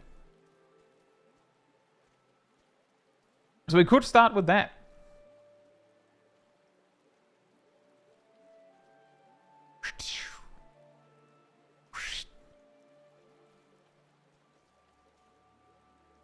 Right, there's no audio. Right, so there are a few notes that Shaq specifically mentioned beforehand. I've rewritten the things a little bit so that like they're like as I've interpreted them as well. Shaq said 4 points. First, tank does not sprint, which prompted Shaq to use E-Diag more. That's fair. That can happen. Not much you can do about that. Using E-Diag means that you're not wasting other cooldowns while they're running, although maybe you didn't need to. We'll see. Point 2. You said I should stop using Toxicon on trash.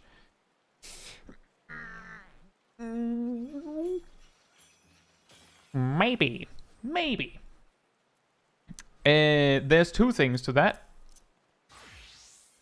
The first thing is, thou shalt not use Euthracian Diagnosis to fish for Toxicons. If you're using Euthracian Diagnosis anyway, or you're using Euthracian Diagnosis where you can't do anything else anyway, that's a different story, but thou shalt not use Euthracian Diagnosis to fish for Toxicon. If you're on AoE, using Dyscrasia twice is way more damage than using Euthracian Diagnosis and then getting a Toxicon and spending it. On single target, using Doses twice is better than using if creation diagnosis and then spending the Toxicon. Yes, that is thine commandment, Zaf. So basically, fishing for Toxicon, DPS loss, don't do that. But if you needed to use if creation diagnosis anyway, that's a different story. Now, with that said, Toxicon does a tiny bit more damage than Dyscrasia on AoE. What does that mean? Toxicon does 330 potency to the primary target, half that to the secondary targets, which means 165 potency to secondary targets. Dyscrasia does 170 to every target, which means that they do 160 less potency than Toxicon on the primary target, but 5 more potency to all secondary targets. Which means Dyscrasia has the capacity to beat Toxicon on like 32 targets. Good luck finding a dungeon with 32 enemies at once. You mean, says, how do you feel about both of Sage's dot stacking? Well, earlier in the stream I did say that I was shocked that it was. And it wouldn't surprise me if when it goes live, they've either nerfed the creation Dyscrasia to be weaker than a regular doses, or they made them non-stackable. But there's the possibility that it's intentional. Right, back to the advice.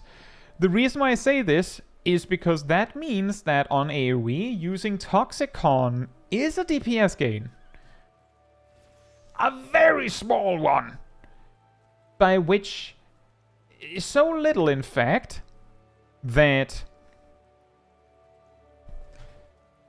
if you using Toxicon on that trash pack means that when you get to the boss, you will not be able to cast anything for 1 GCD because you had to move and Toxicon was not available, then you lost DPS overall. Because using Toxicon on AoE is about half a doses of a damage gain. As in half a doses cast. As in, if you use Toxicon twice on the AoE pack, you gain approximately 1 doses worth of damage. A tiny bit less than that, but about that, right? Which means that if you're using Toxicon when you didn't have to move, means that you don't have Toxicon when you do have to move, then you lose damage.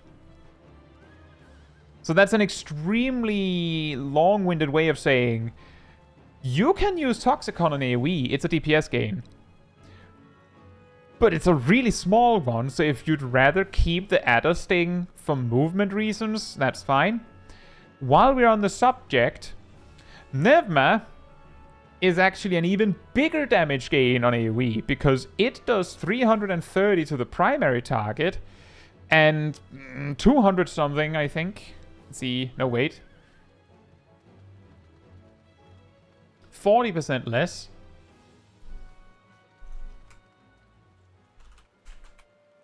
$198 to secondary targets, which means that Nevma is better than Dyscrasia on any number of targets.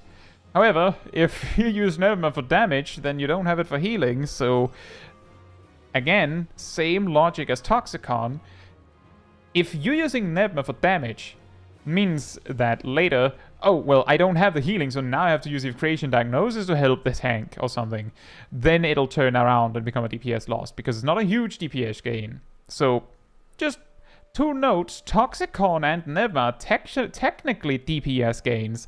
It's just that they're really, really, really small overall, so there's no point doing it if it circles back around. It means that you lose damage in the long run. The third thing you wrote was that you had trouble understanding the mechanics on the first boss, so we'll take that when you get to the first boss. Nevma.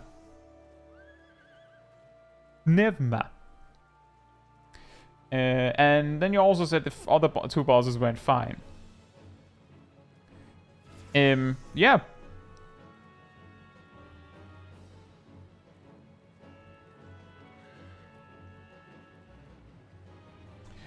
I'd probably recommend zooming out Like, just a general tip here. I think you'd benefit from zooming out. Like, a lot.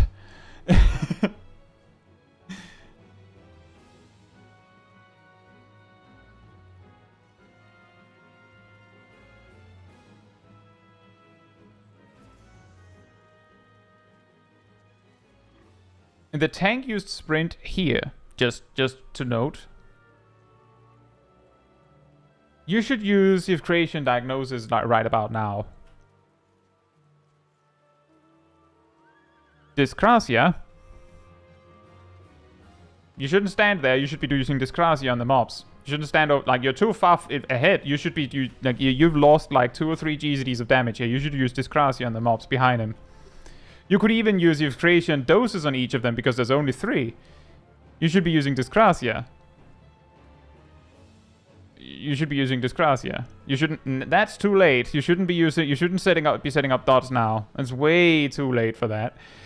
And you're having a hard time seeing what you're working with because you're too zoomed in. You can zoom even more out. Now you're using Dyscrasia. You should also, actually, you should be using Flemmer now. Like, actually, you should have been using Flemmer a while ago. You have 2 of them.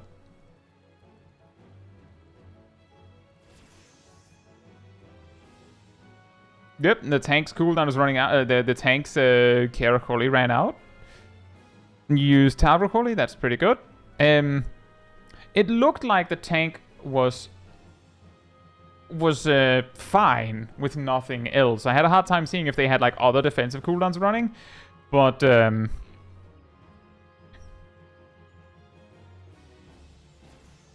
you did use Heimer. Never mind. Then you nothing wrong there. I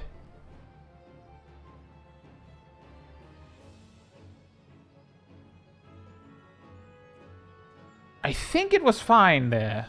Like so here's the thing. What you're seeing here, I've actually talked about this in I think it was in my healer mistakes video. It could also be something else.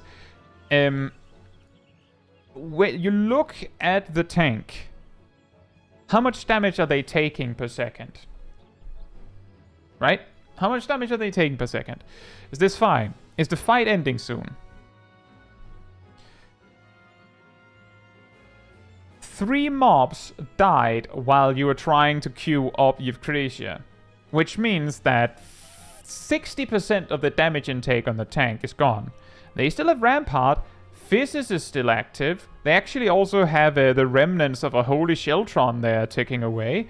So they have a lot of healing going in.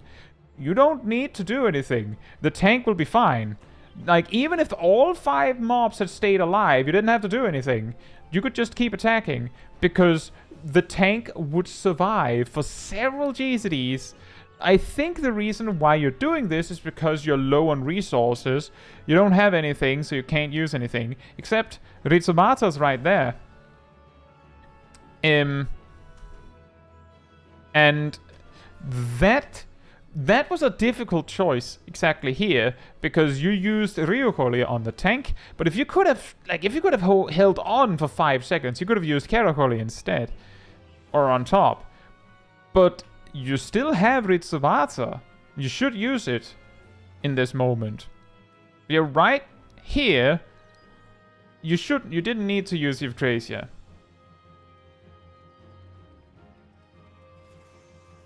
And yeah, that's fine.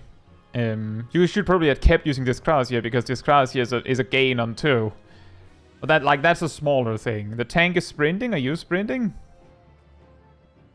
You should use your crazy diagnosis now. You can actually use Euthanasia again now, and then you can dot 1 mob as you run up to them. Now you should use Dyscrasia instead.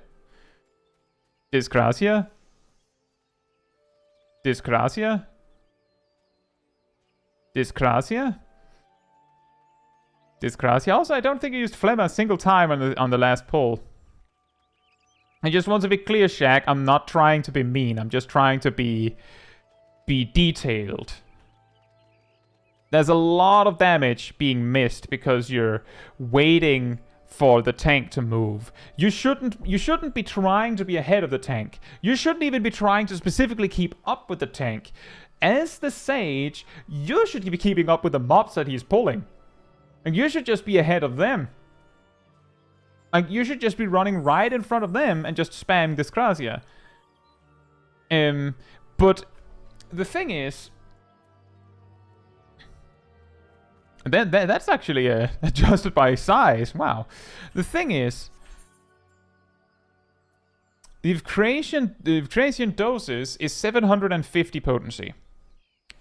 Discrasia is 170 potency, which means that once you go over 4 targets, Discrasia is better.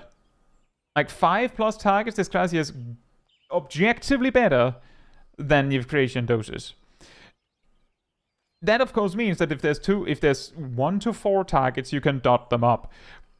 However, if actually doing that is difficult for you, like if multi-dotting is difficult, you're having a hard time actually doing it, then you're going to lose GZDs by doing so. Like, it's equivalent to, like, with I don't have any striking dummy near me, but it's equivalent to if I had to do this while running.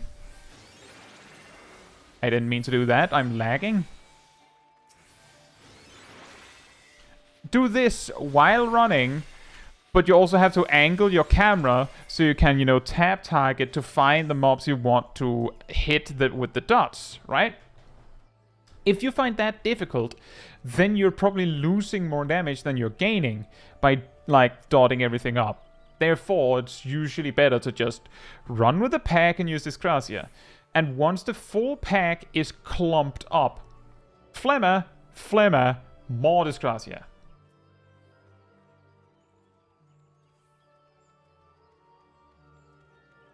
And you did do Kerakoli Panheimer. That's good.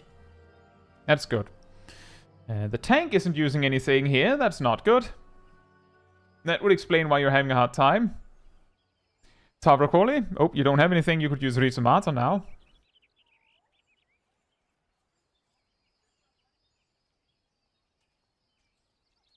And they used Hallowed Ground. So, in this moment,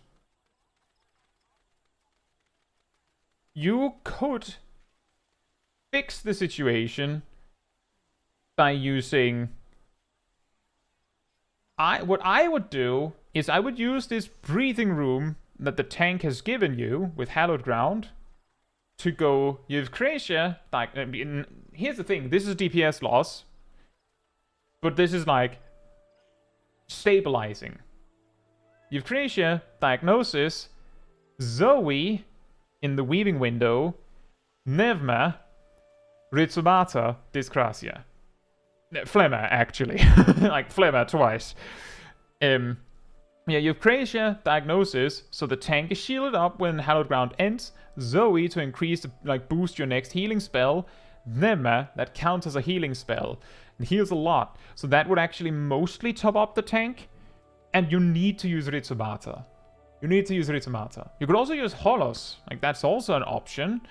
But, like, I think that's, like, this is what it need. Like, this is what it would need. You could also use Krasis. Like, that's also one. You could also use Soteria. Like, you have a lot of cooldowns that are... And you did use Holos. But, like, you have a lot of things just kind of sitting there. That's an interesting time to use Toxicon. Like, I don't quite get... I'm guessing you were panicking there?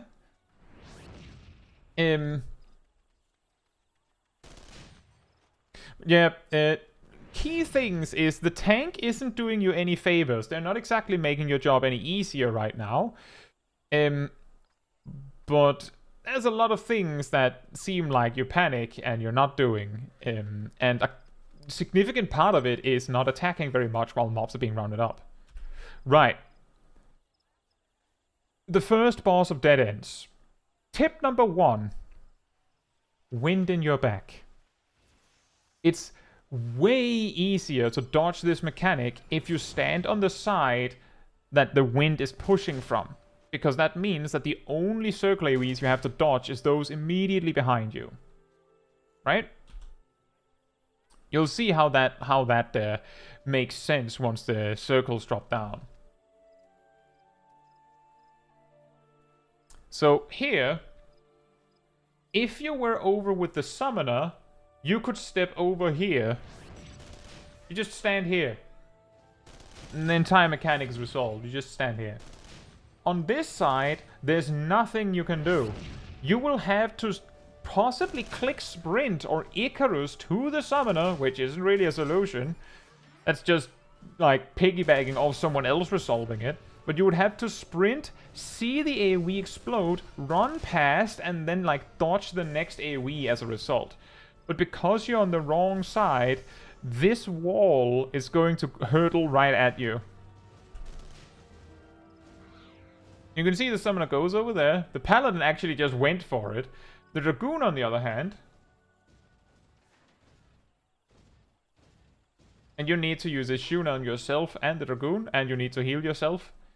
You're panicking? Sure cast. I mean... The Dragoon dies.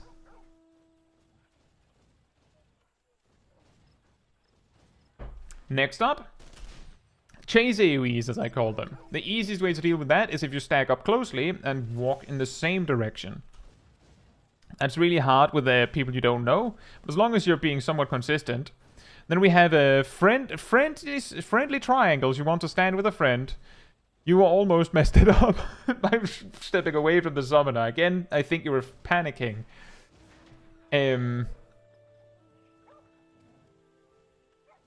Now we have wind. Wind in your back. Not in your face. This time, it's a little more complicated. Because the boss is going to do a donut AoE first. Doritos stack. One is never enough. Yeah, exactly. That's a good one, Darth. Mia says, who's getting shot in the background? I think the gunman left. Yeah, the second time it does a donut AoE. You're probably going to die if you don't dodge it. Somehow... Ugh. But yeah, the one mistake you were making was wind in your back, not in your face. If you change that, Shaq, this boss will get easier. Just that. You want to use lucid dreaming?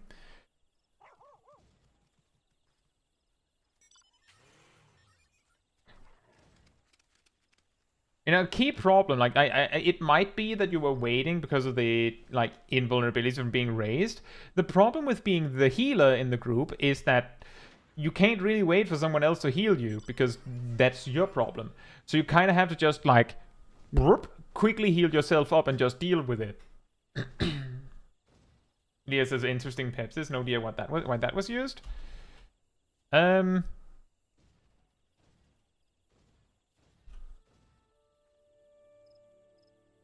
Yeah, I don't know either. I think a creation diagnosis wasn't pressed in time.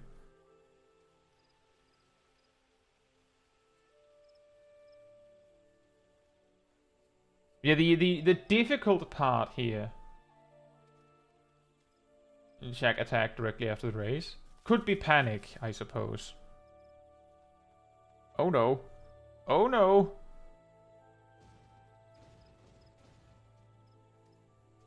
Icarus? Is Yuna on yourself? Wind in your back? Yeah, this boss is really hard. But I do think you had a lot of moments of panicking.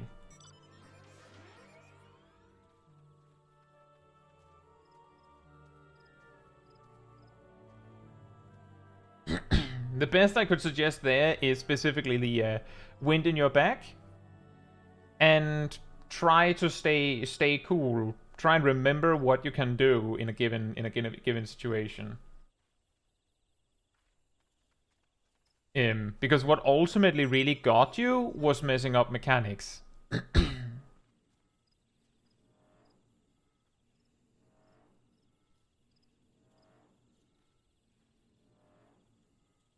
you should be using Dyscrasia while running with the pack. You shouldn't be running in next to the tank.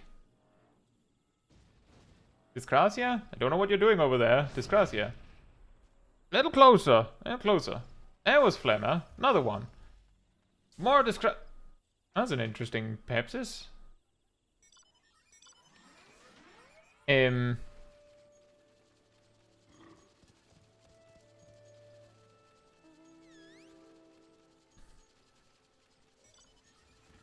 once again, of course, run with the pack, don't run ahead.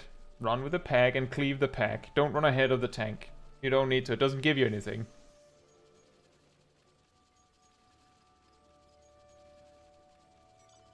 Nice Flemmer.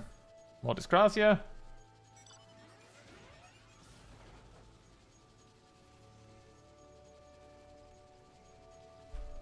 Around here, I would probably start, like, use an extra cooldown of some sort. Like in 1 second, Tabrokoli is ready, so you could, you could use Fizz's Tabrokoli. I would probably do that myself in this moment. I'm pretty sure that's also what my guides say. Yes, there's no Nedma usage. Yeah, I did talk about that earlier. But yeah. The reason why things suddenly go wrong is you can actually see here. Leah, Toxicon is a gain until 32. But the thing is, Leah, and by the way, you'd know this if you had come into the stream like 10 minutes ago. Toxicon is less than half a doses in gain, in potency gain. So if you're using Toxicon on the trash pack, means that you don't have Toxicon when you need to dodge something on the boss fight, for more than 1.2 seconds, so your GCD just stands there, then Toxicon was a DPS loss, because you could have used Toxicon for that. That's fine, Lee. I'm just saying, the reason why I'm giving you the short version is because I already went over it. What do you mean, Emir?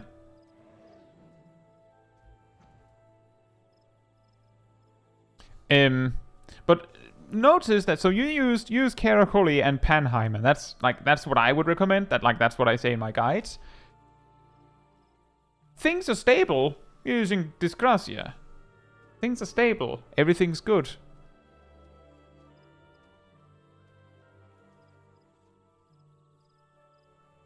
Around here, Panheimer's dead, and Karakoli's ending. The next thing my guides say is Fizz's Tabrokoli on the tank. But because nothing's on the tank just starts to go, and then you panic and go Tabrokoli, Fizz is a little late. It's fine. But you do it in the opposite order. It's fine. And that's also true, Leah. That's also something that I said earlier, that the tank isn't exactly doing any favors, but it makes it very clear the things that Shaq can do as well when the tank isn't really doing their part. That is absolutely true. Emir says, why are you on the edge of the mobs? It's also a good point. There's not really any danger in standing right in the mash of mobs.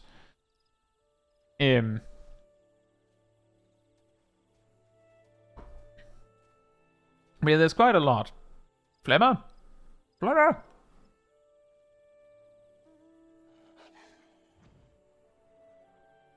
Oh boy.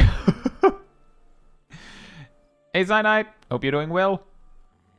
Burger King crown. Yeah. The tank is in sleepy mode with the big mentor crown.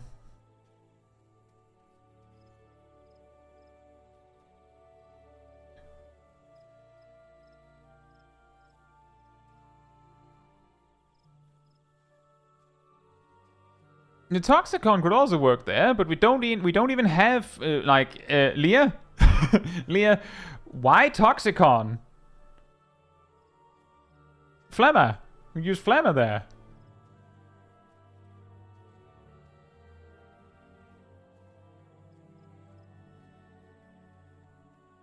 I also don't... I think actually when I do this fight as Sage, I usually don't even need to use Toxicon for that. Because just slide casting probably gives you, like, enough distance. And then maybe, like, one Phlegm and you're good.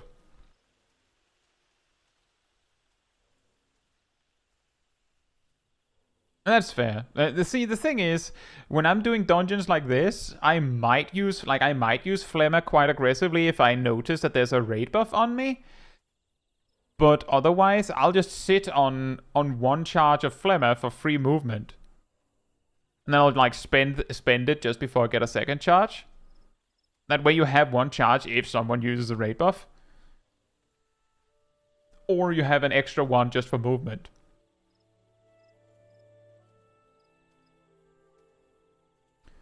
Oh boy. Well, at least the summoner used Rekindle on themselves.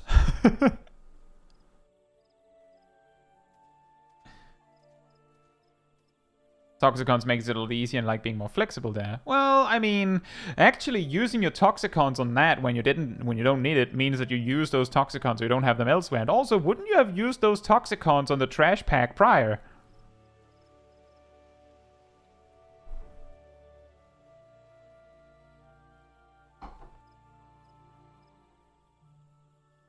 Yeah, I would recommend being more aggressive, being closer in on the mob so that you make sure you hit everything. You are hitting everything here, fortunately, but the AoE area of Dyscrasia is deceptively small. Sometimes you can miss stuff as a result. But yeah, the key here is that the tank being kinda lazy with the defensive cooldowns made it quite clear when you made a mistake of some sort, like that made it extremely obvious. Because as the tank wasn't doing anything, it made it even more apparent when you also weren't doing anything. It's the same size as Out of War? Yeah, probably. But if you're used to playing, for example, a white mage, you will find it really small because Holy is really big.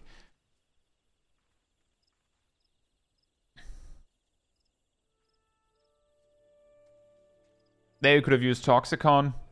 You can also reapply your dot.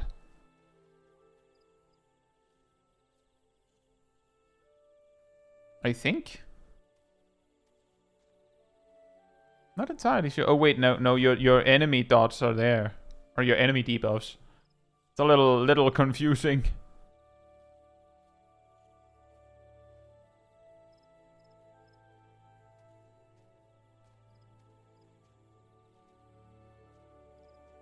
Look at the boss.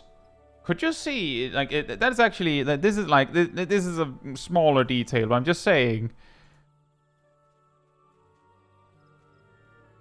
Butterflies go down. Look at the boss. Look at the boss. Did you see it? Wait, I do realize that you can just barely glean the color there, that it's clearly this side that it's going to cleave. I would probably have, like, tipped my camera and looked at the boss to be sure. But it is clear. But yeah, if you had been unlucky and had been on the other side, you might have been hit.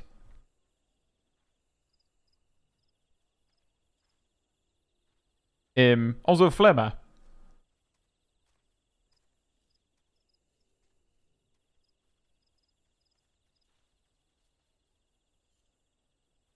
Dia says, I don't look at the boss for that, I just trust where my party members are. Well, now that is something else. I just, like, that's hard mode. do a day of roulettes, but exclusively play like this, and then, like, look at the map and look at your party members. Make sure that the boss is never visible, so that you just have to trust that your party members know what they're doing, and then just go to where they are.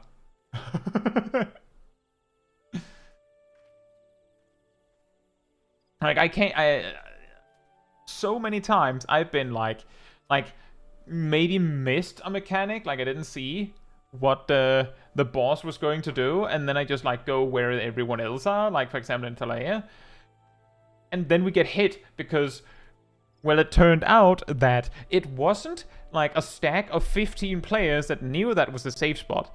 It was like 2 players that thinks that's the safe spot. 13 players who thought they knew, like thought they could trust those. And then there's me. Overall, I will say, Shaq, no wipes, so that's fine.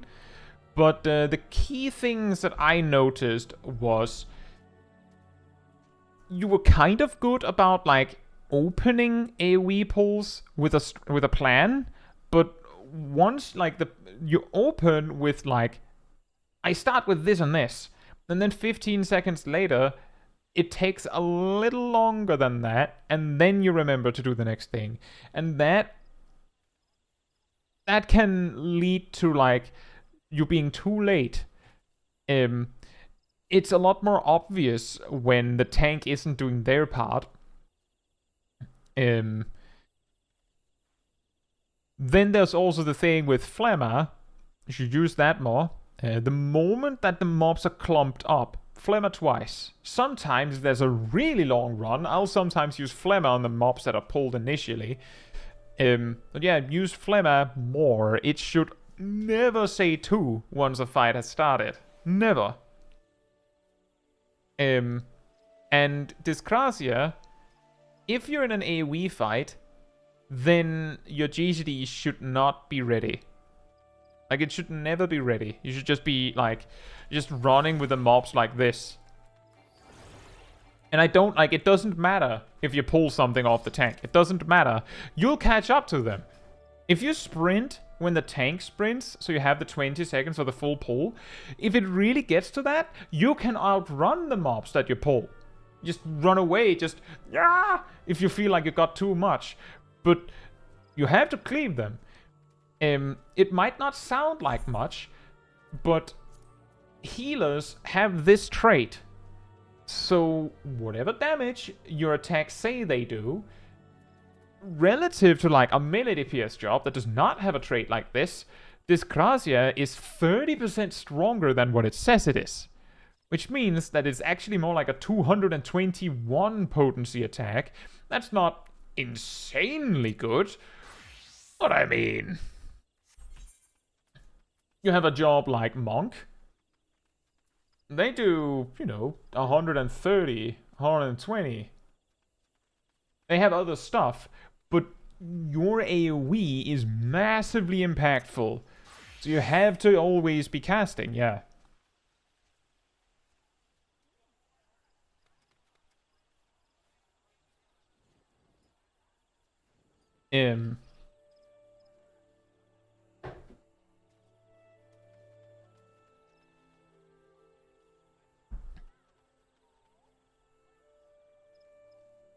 Shank says, I think I was too used to the way I play White Mage on packs. That could be. Just to add to that then, for White Mage, while you should not be casting Holy while the pack is being pulled, that of course means that as a White Mage, you should be applying Dia to everything as you run.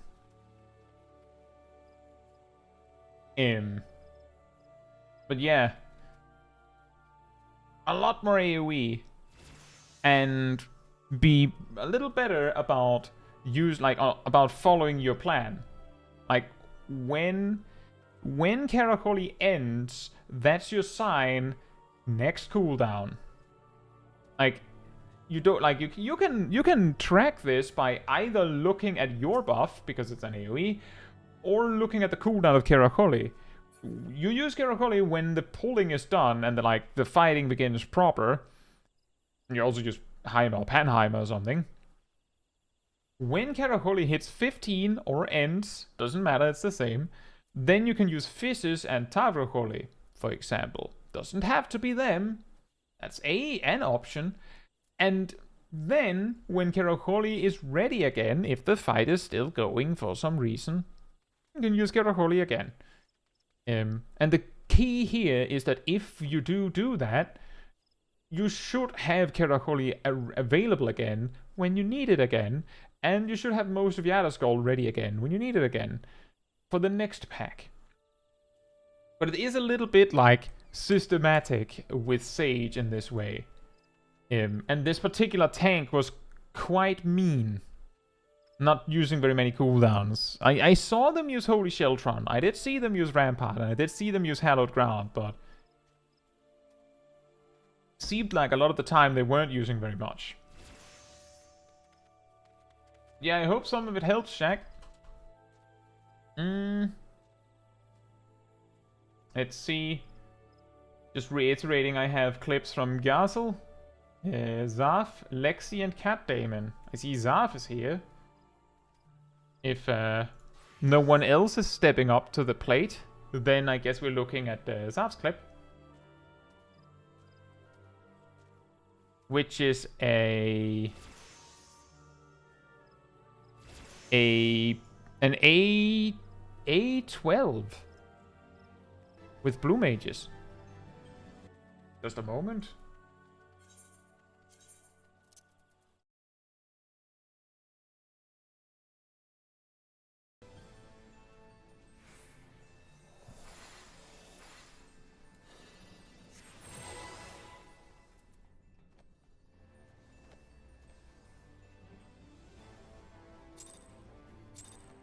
It's A to the L to the EX Ander.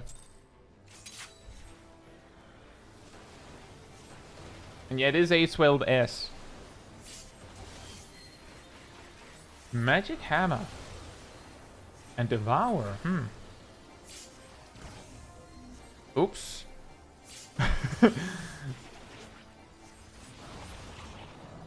Uh-oh. That got a little hectic.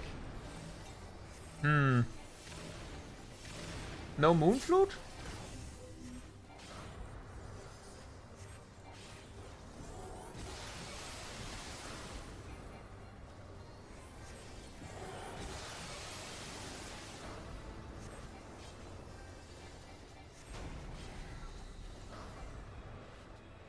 No Moonflute, and also... Oh, no, never mind. It wasn't your turn to off-guard it.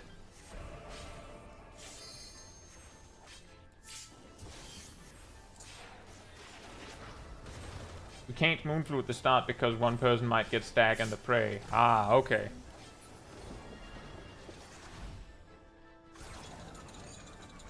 Yeah, that might be a bit much, because then you just have to, like, hope that the correct person gets it. The dragon's voice spam. and the tank is kiting.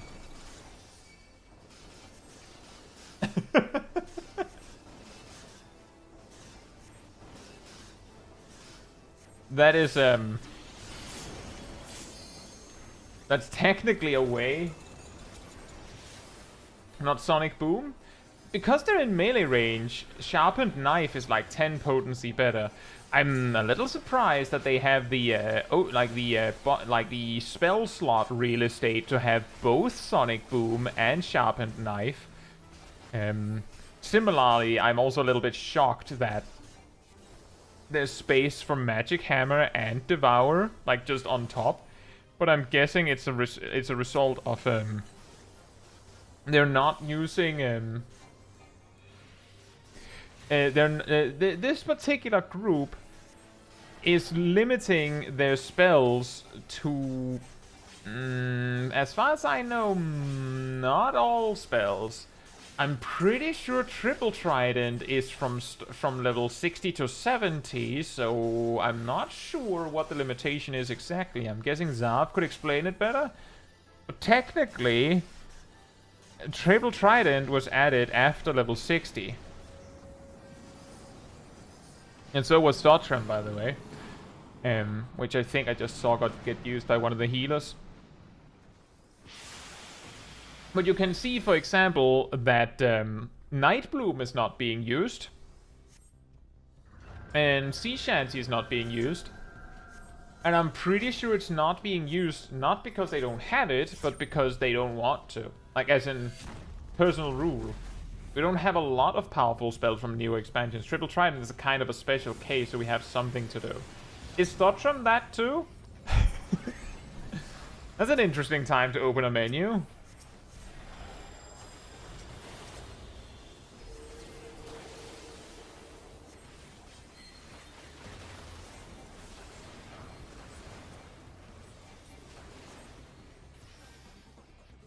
Ah, yes. The time stop right now.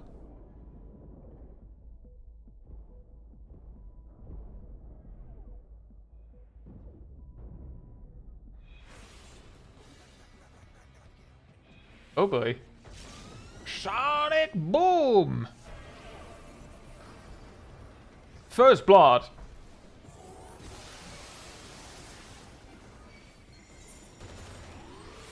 And this can be scary. With blue mages, you don't get that many reses. Because it has a cooldown beyond the swift cast.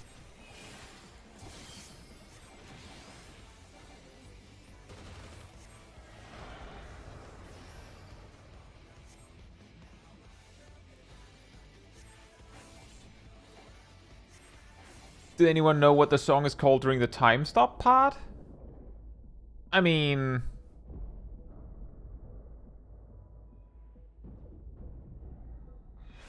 I don't know what it's called. But I don't see any context where you'd listen to that separately.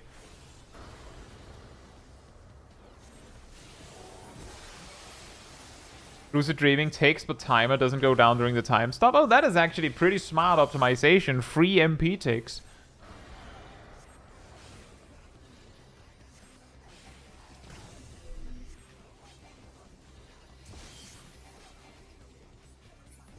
Yeah, exactly. If one every 5 minutes, and it's not just one every 5 minutes, it's one, and then you don't get one for 5 minutes. So if the deaths happen too late in a fight, then you get just the one per blue mage, assuming they brought it.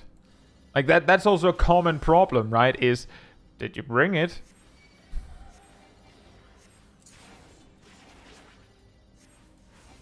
Sarah says we might have a song guest quiz in the FC, and I can't figure it out. And Penguin Vader says it's called Stasis Loop. What's up, Emir? What about Dragon's Voice? It looked like they were using Dragon's Voice to deal with the ads in the part before the limit break thing. Which was also the reason why it confused me that one of the healers were using Stottrum, because if Stottrum was allowed, wouldn't that be better? I guess not. Because there was a point where you used Dragon's Voice for just 2 enemies, and that would be 330 potency, I believe. And Stottrum is... like, it would be 280. Where you use Dragon's Voice on single target. It has a really long range. Like, it's a really long range. It's just that it has a minimum range.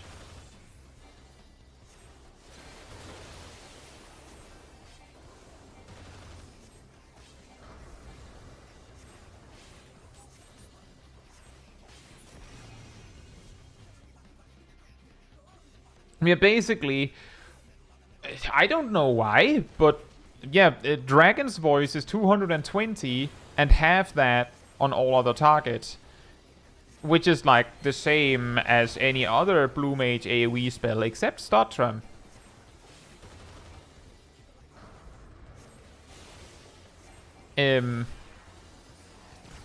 Because Stottrum specifically, and only Stottrum, does 140 to all targets, which means that it is a gain on 4 specifically. Yes, Stottrum. Oh.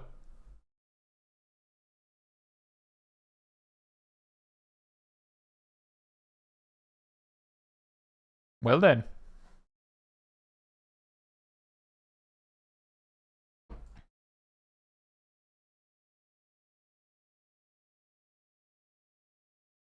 Stottrum. It's the spell from Lakshmi. It is basically Medica 1 for 300 MP if you're a healer. If you're not a healer, it's just 140 AoE potency. Which means that once you reach a certain target count, it actually beats all the other AoE spells.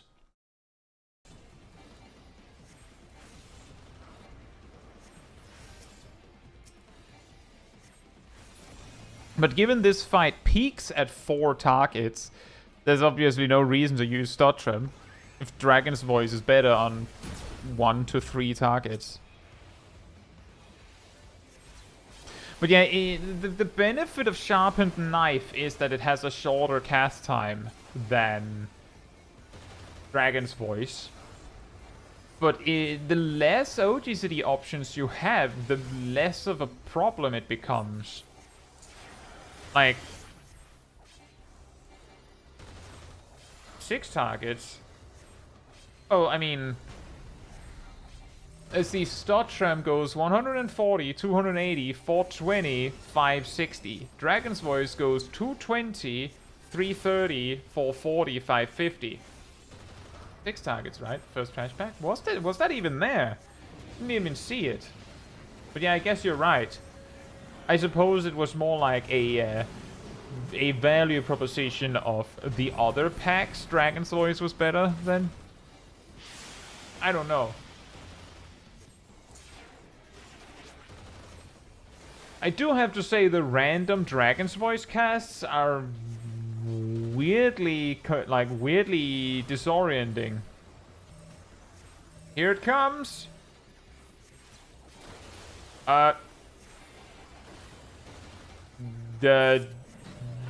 Yeah, I just want to point something out real quick here.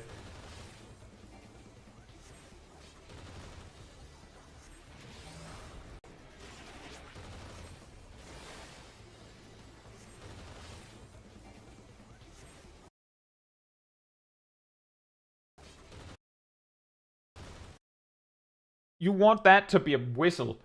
I think that should have been a whistle. Just first off, you're already primed. Your next action has to be Final Sting now.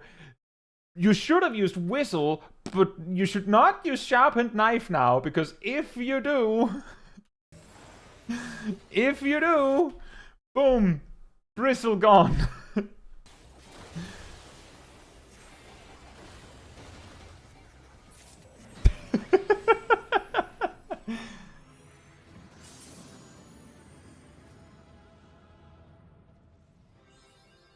That's nice.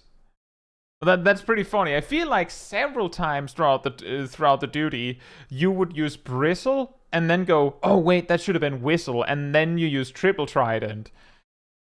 I'm like, you do use that, but it does look like to me that the fact that you have to like bring your mouse out and like click them over here is confusing you. Might be an idea to use the keybinds somehow. I don't know. Or do something else. But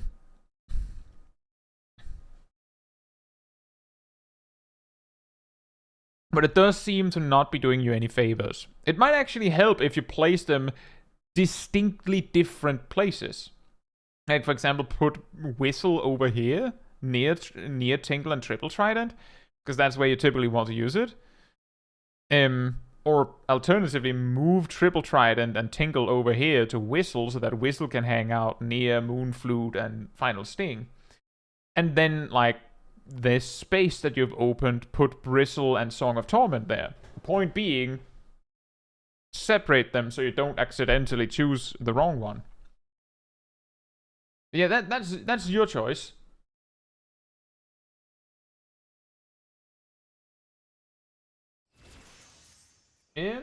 Yeah, nice, well done. It is always interesting to see the blue mage runs, especially when you don't just have the optimal builds. Like, if you don't have, like, the thing is, why is the overlay so delayed? Is it that delayed? How delayed is it?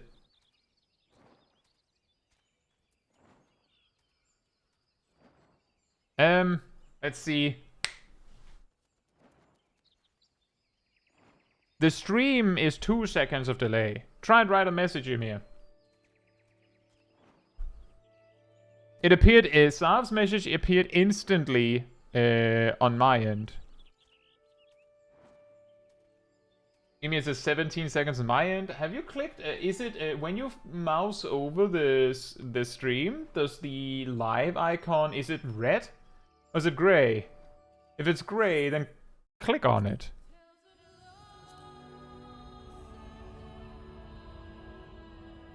You're on mobile. Same deal.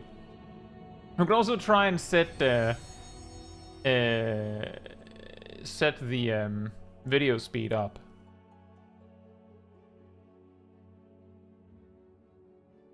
Am I just getting completely booted this time?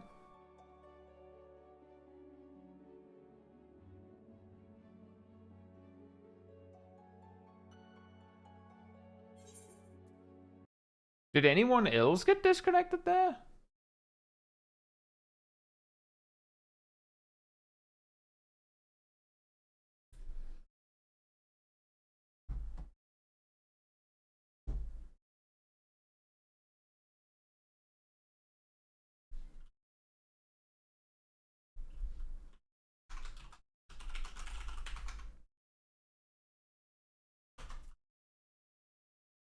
It's very strange. Game doesn't like me. Your emotes are winging. That's good of you. Well, I still have clips from Gazel, Lexi, Cat Damon, and there's actually also one from like a group when they were testing the biggest shield. I don't think I saw any of those names. Do we have a Cat Damon? Do we have a Lexi? Do we have a Gazel?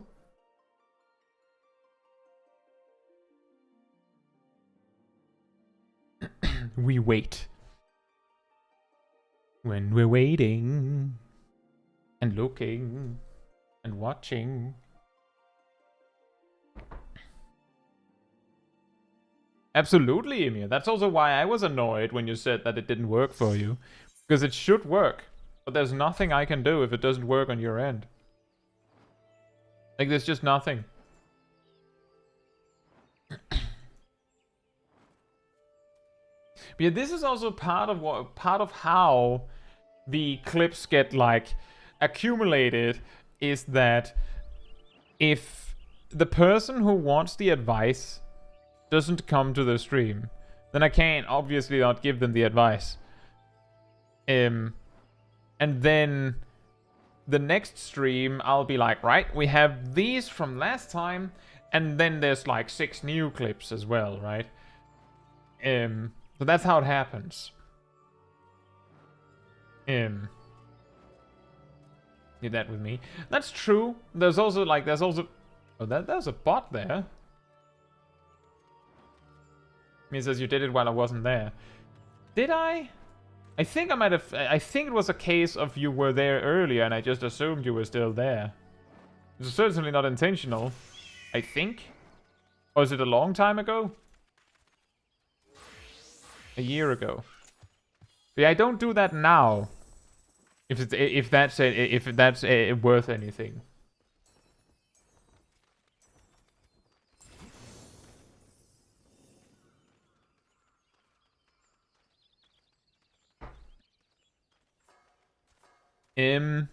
Yeah, if that would mean we don't have any more clips. Then we could. That means we can talk about more Dawntrail tooltips. Woohoo! At least for a little bit. And the only ones we didn't even talk about.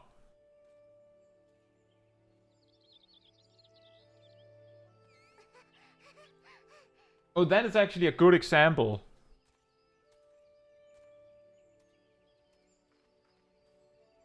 More vibe. You know what, Cyanide? We spent 20 minutes figuring out how the 1, 2, 3 combo works. And nothing else. And then we're like, oh yeah, there's an AoE version too. And then I looked at the rest of the tools and I was like, oh, we also have some clips. And the reason why we didn't go any further than that was simply because Viper is such a job. It has this it has the summoner curse The summoner curse is... Okay, so, listen everyone. We have a tooltip. It's called Gemshine. When you have fire attunement, it does one thing. When you do have earth attunement, it does another thing. When you have wind attunement, it does a third thing.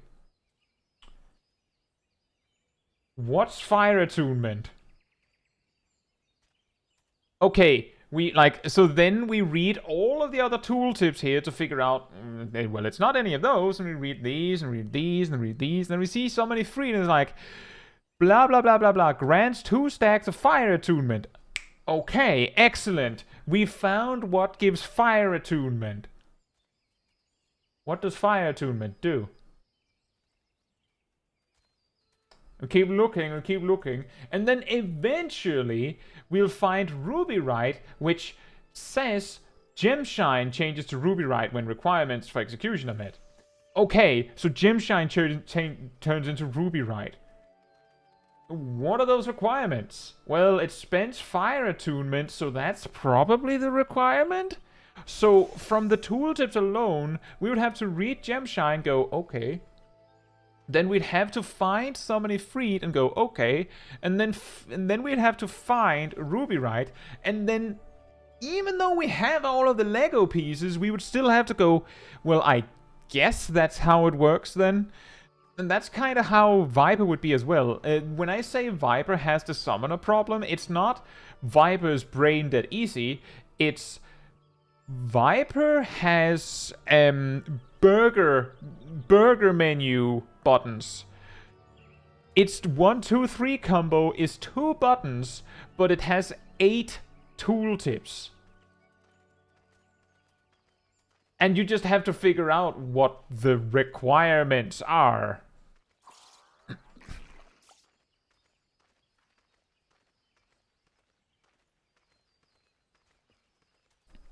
And speaking of which, the reason why I thought this is actually a great time to look at Summoner is, let's see here, Transgauge. On learning the trait Summon Bahamut 2, it is possible to summon Solar Bahamut to fight at your side. Okay, do I have to like book him or something? Like, do I have to like order him in advance? Summoning Solar Bahamut also grants you blah blah blah blah blah. The trance gauge will indicate Solar Bahamut's time remaining on the battlefield, during which blah blah blah blah blah blah blah. Okay, that is like basic stuff. Each summon, when called forth, will tap into its respective arcanum, blah blah blah. We already know that. Upon learning... So, here's a big question. Mega huge question, everyone.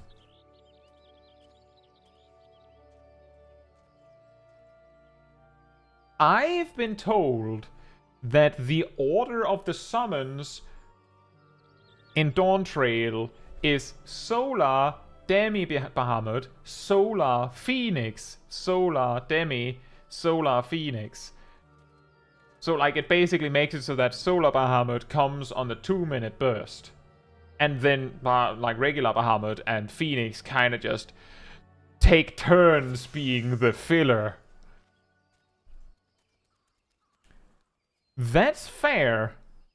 And yeah, exactly, Solar Bahamut does the most damage, so that makes sense. Now,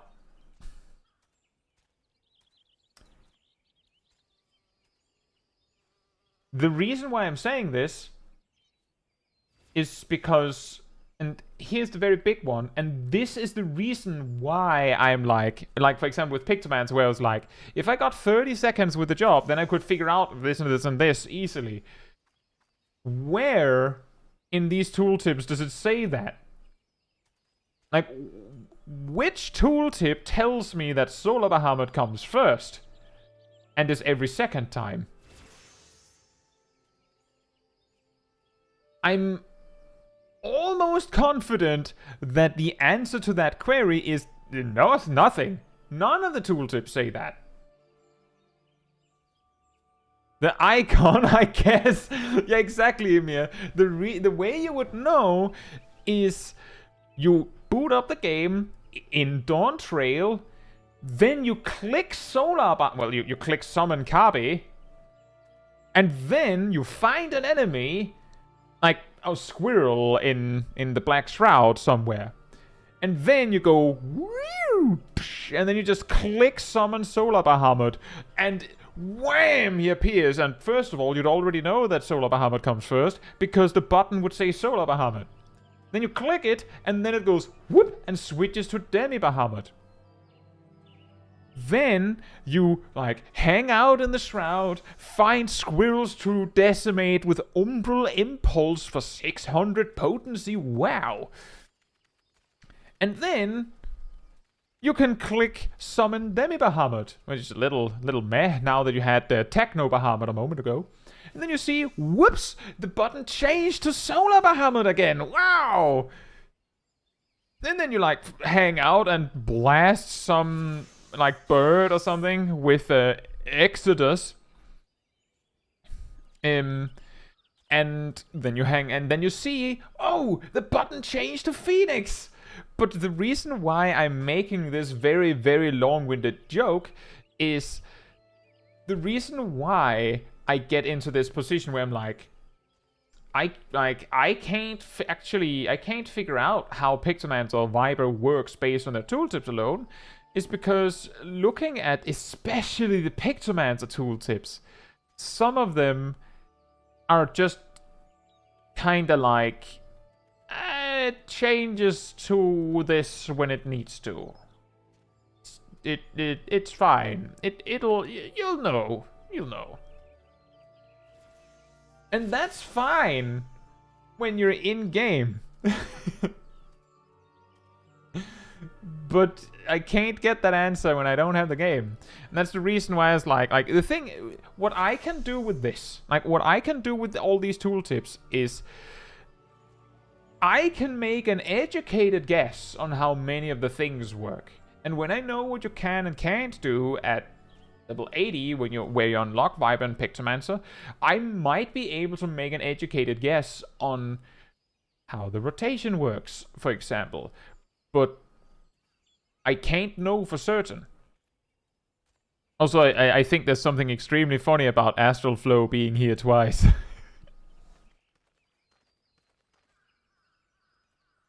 It's a really long tooltip. So good you want to read it twice. Kai also mentioned a really, really long tooltip here. Might actually be easier when they've made this more structured. More structured, not that much.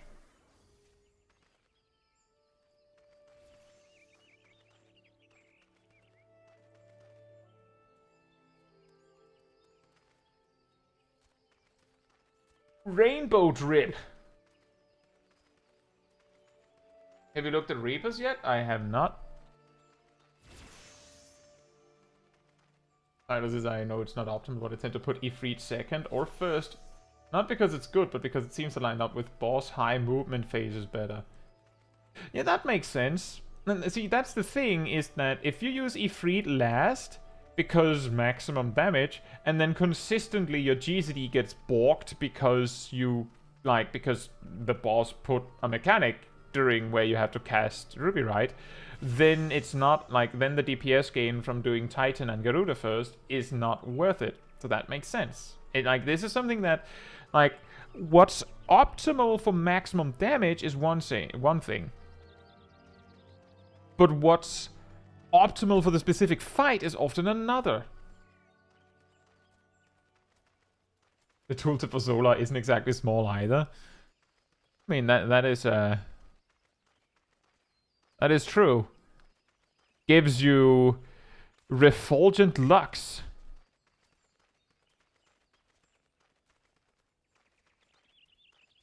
And you can use Sunflare. And Umbral Impulse. And you can also use, where is it? Where are you? Where's the Refulgent Lux thing? What? Where are you? Where is it? Lux Solaris. Just randomly raid wide healing.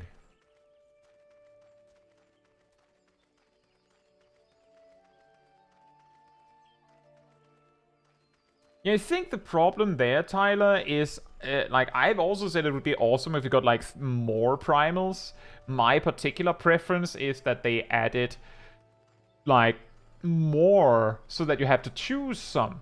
Like if you had 4 Lego pieces, like if they added 1 more Lego piece, then you wouldn't actually have to spend all of your primals fully. You could switch into Ifrit, just do the punch, and then switch to Titan. And then like maybe you decide to do all 4 Mountain Busters, then switch to Garuda, just do Slipstream, and then switch to, I don't know, Ramu or something. But because there is so little space, if they added 1 more primal, you would already have trouble doing everything.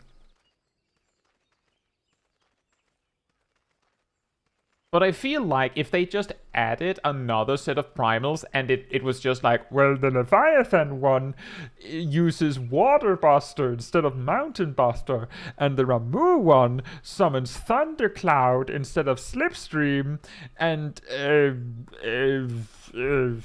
can Kai actually remember the Realm Reborn trials? Not really, no. I wasn't sure if I should choose Mogul or Shiva. The Shiva one just uses Zion Right twice with a long cast time, and then summons forth a sword and a shield, and charges forward and bashes, and then slashes.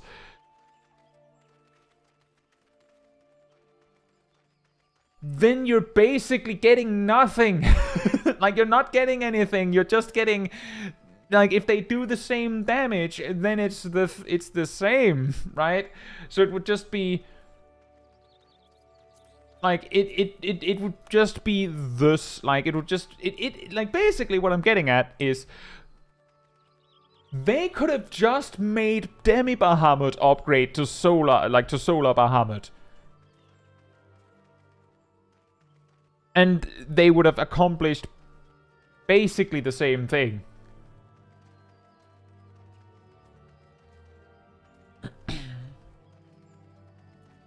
Like, if we completely ignore, like, any lore questions or whatever, if they made it so that, like, when you use your first, like, you use Bahamut, then you get Ifrit, Titan, and Garuda. Then when you use Phoenix, you get, I don't know, Leviathan, Ramu, and Shiva. If the 3 other primals are just the first 3 primals, but the animations are different, then it doesn't add anything.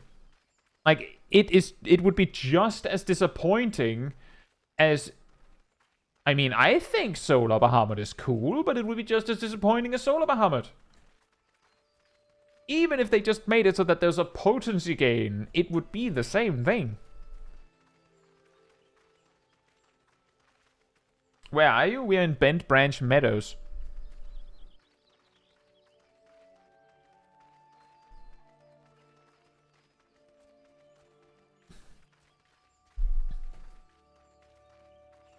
And the reason why I was like, not good King Mugglemog is because Pictomans are kind of already yoinked that one. I'm like, nope, we summon the Moogle. Also, yeah. Wow! Is this a contestant for the longest tooltip?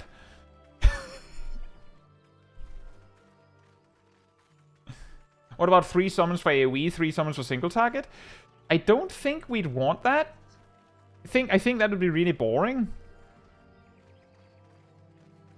Render a star-streaming sky over Magic's landscape, increasing damage dealt by self and nearby party members by 5%. Hey Bimo, hope you're doing well. Wow! So it's Searing Light, because Searing Light got actually changed to this effect.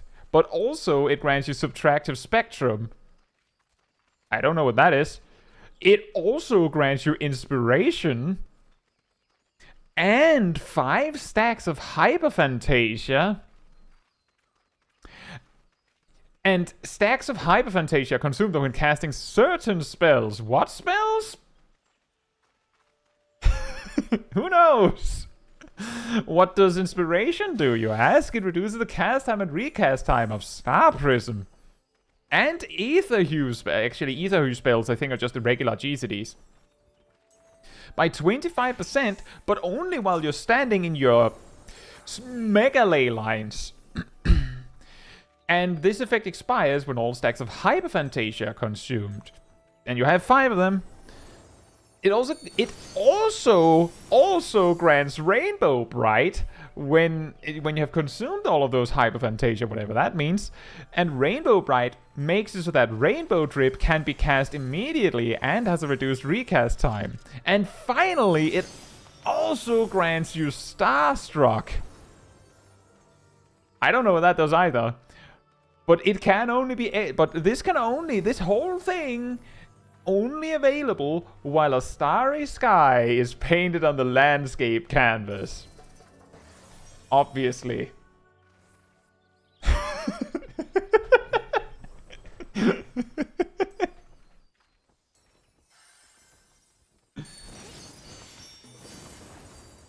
Starstruck lets you cast Star Prism.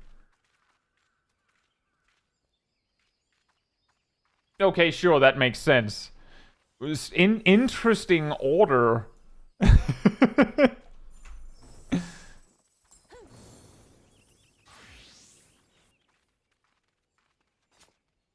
But the point I was trying to make is that tooltip listed so many things where it's just like, I don't know what that is, I don't know what that is, I don't know what that means, and I'd have to find a tooltip for each of them that mentions it. And the reason why that's a problem is because, well, Star Prism is a level 100 action, so we'll of course not be able to do that immediately, but you unlock this job. You unlock this job. Assuming Starry Muse is unlocked at level 80, what you do is you unlock Pictomancer, you change the, like, you basically just do like you're doing the quest, then some guy, probably a girl, I guess, given the advertisement, hands you the job crystal and a paintbrush and goes, good luck. Then you say thanks, equip the job crystal, and you're like, oh right, clothes, and then you equip your Crypt Lurker set because you have that. You switch over, and then you go, oh, well, Starry Sky. Let me just see how I do that. Just mash some buttons, and then when it lights up and says you can do it, then you just go Starry Sky, boop, and then like the entire keyboard just lights up. Like the whole thing just goes, and you can see exactly what buttons it's talking about. Like, you don't even need to read it. Like, you just click it, just boom, and then it tells you all of the things. Oh look, there's Ubia.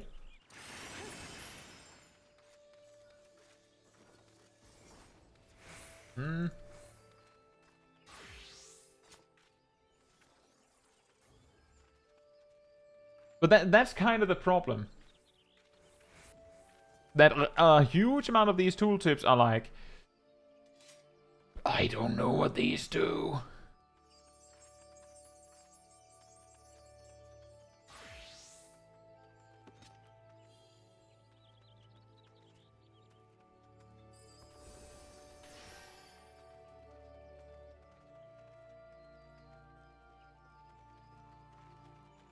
What?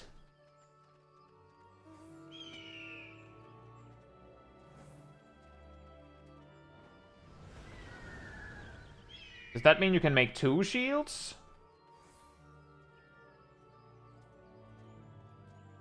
But something that I do have to say, something that I have noticed, is that Pictomancer's potencies are insanely high. Like, look at this: Rainbow Drip 900, Star Prism 1300. Next page. Wait a minute. Mark of the Ages 1100 potency. Next page. Oh, Thunder and Magenta, 780 potency. Palm Muse, 1000 potency. Winged Muse, 1000 potency. Fanged Muse, 1000 potency. Clawed Muse, 1000 potency. Retribution of the Madine, 1300 potency. Like...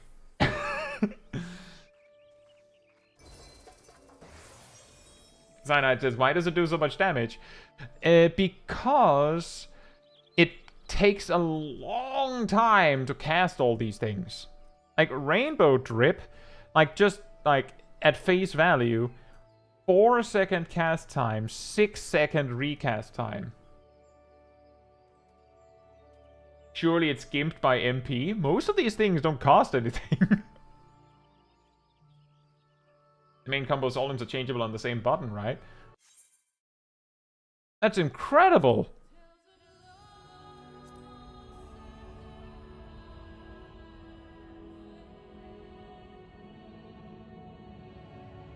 Why are you doing this to me, game?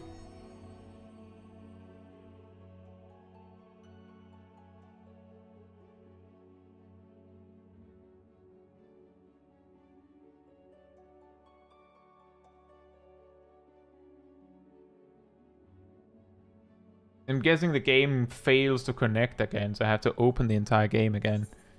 Not sure what's going on right now. It's being a big goof. Big old goof.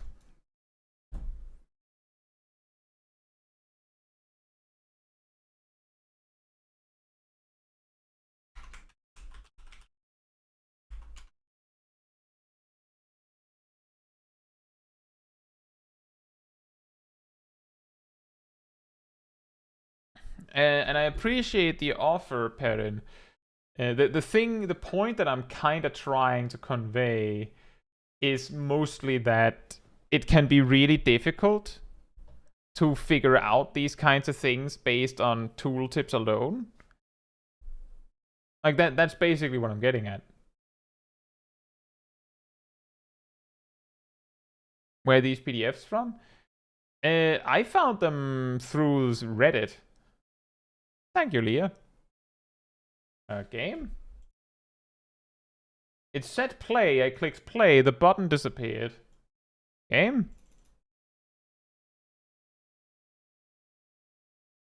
Excuse me?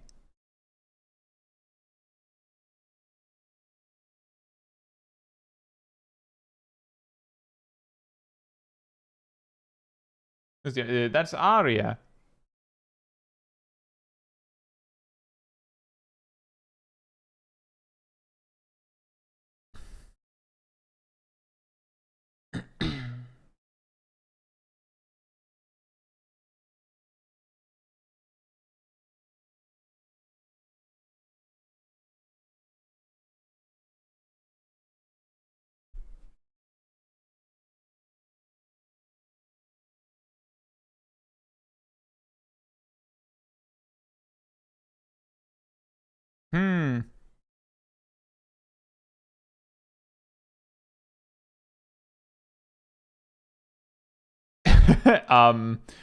Is my connection to Final Fantasy XIV borked?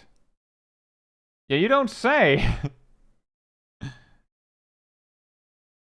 You don't say.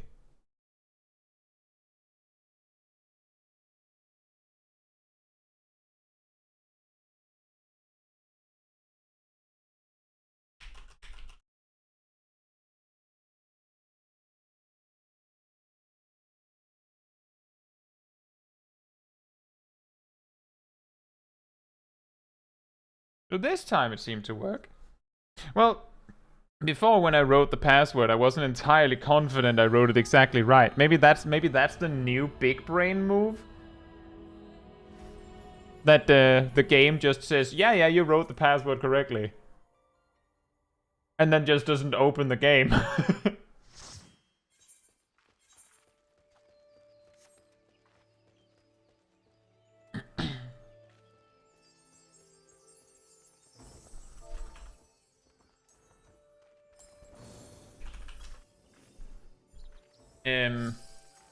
Yeah, that's kind of what I was getting at. Is that from tooltips alone, it can be too hard to know what to do with it all. And well, part of the problem is that while we have all of these tooltips, I'm pretty sure all of the tooltips are taken for level 100. Which means that you might get into Final Fantasy XIV, right? On Dawntrail release. And you know how all of this works. And then you unlock Pictomancer, and you go, wait a minute, why doesn't this work like this? Why doesn't that work like that? And then it's because you're missing, I don't know, enhanced Pictomancy too.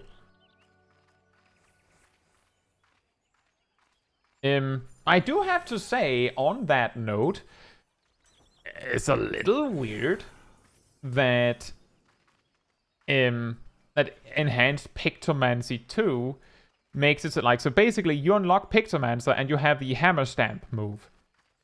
And then you have to play for 6 levels, and then they just go, right, we forgot the rest of the combo.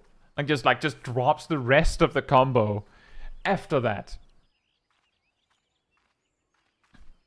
But yeah, there's a lot here. There's also someone that asked if we had looked at Scholar yet.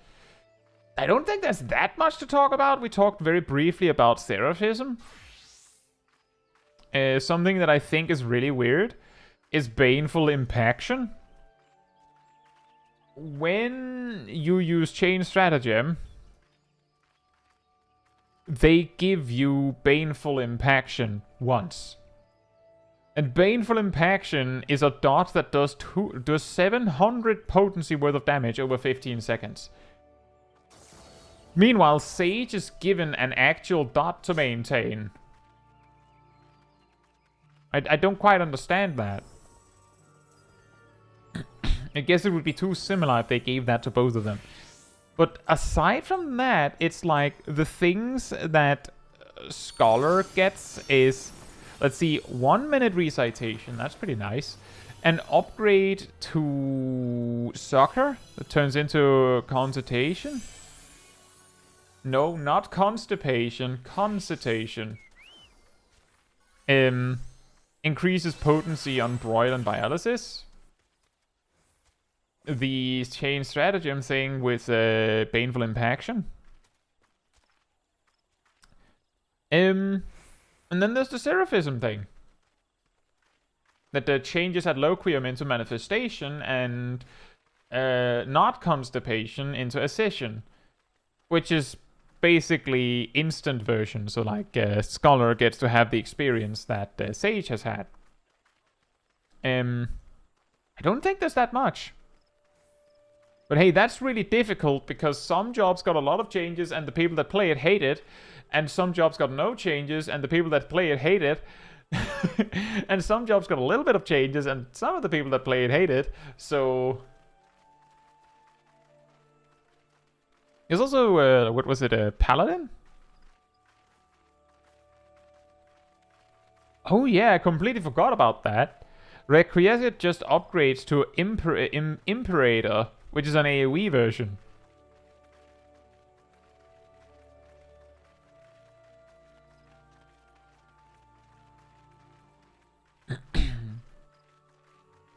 Like that's fine, I guess.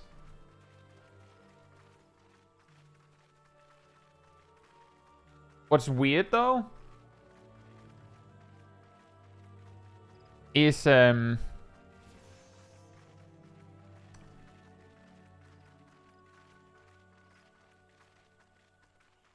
something with Goring Blade.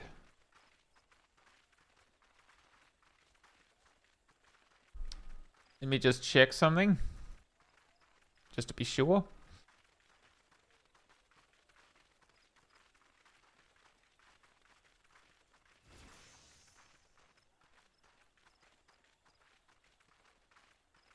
Pitch Perfect has an AoE component. So that Wanderer's Minuet isn't super bad on AoE. But Sonic Break and Goring Blade are still just, you want to use them every minute, but maybe not on AoE. That's a little weird. But yeah, exactly. You can't please everyone. I do think that it would have been better if Scholar either was the one that got the AoE dot, or they also got an AoE dot. Like, in addition to Sage. Like, I think, like, genuinely, I think that if they had given... So they could... my suggestion would be buff Biolysis. They are doing that. And give them Bane. Just give them Bane. The thing that spreads dots. Like, make it, of course, so that Bane does a weakened version. But make it so that you can spread your dots again. Because I think a lot of scholars are mad that sages get an AoE dot, specifically because scholars used to have one. Now Sage gets one. And Scholar technically gets one, but it feels like they got the... No, we have AoE dot at home. And then it's Baneful Impaction. It's probably cool, but it's not really like... It's not something you maintain. It's just kind of something that you use it because it's there. Tyler says, did they change the non-healer rest? Do we know for certain? From these tooltips, no. Because from what I can tell, they randomly choose to not keep tooltips if something hasn't changed.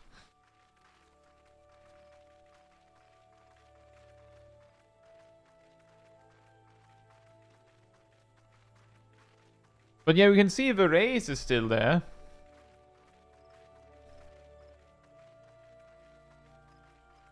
And Resurrection is still there. So they're still there. I believe they also said officially that they were talking about whether Summoner should keep Race. But not something for Dawntrail.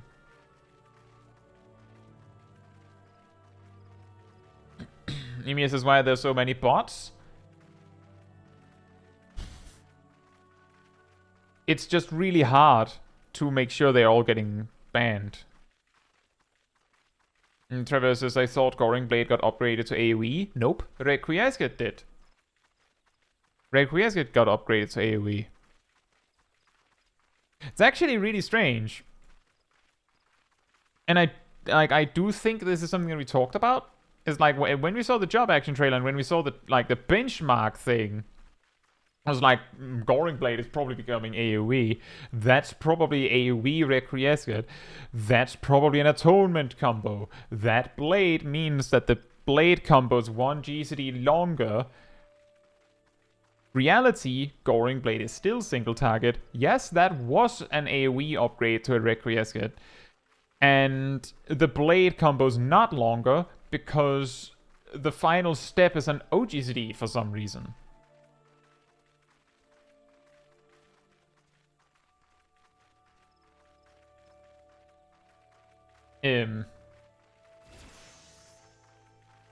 Which means that the Paladin, Paladin burst is still going to be fight or flight, Imperator, I suppose. Goring Blade, Circle of Scorn, Expiation, Confiteor, intervene. Blade of Faith, intervene. Blade of Truth, Blade of Valor, Weave, Blade of Honor, Holy Spirit, I guess, Atonement, Atonement. Or, I suppose, Atonement, Supplication. Or is it? Or is it?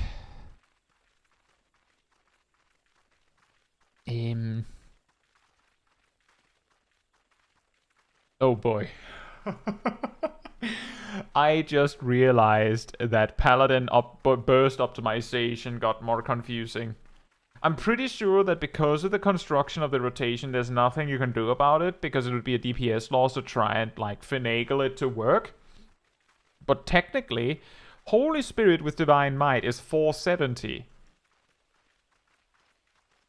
Atonement, like, good old Atonement, is 440. That's fine. That's actually more than it is live. But Supplication and Sepulture is 460 and 480. So optimally, you'd want it to be Holy Spirit, Supplication, Sepulture as the 3 fillers at the end. There's not anything you can do about it. Like, your rotation is pretty set in stone. There's nothing you can do about it, but it's pretty funny.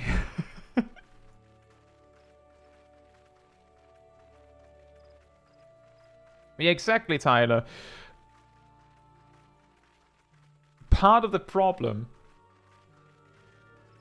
is if they banned bots the moment they were spotted, then the bot makers would get really, really quick information on what they can or can't see, which is not good. It would make the bots harder to spot,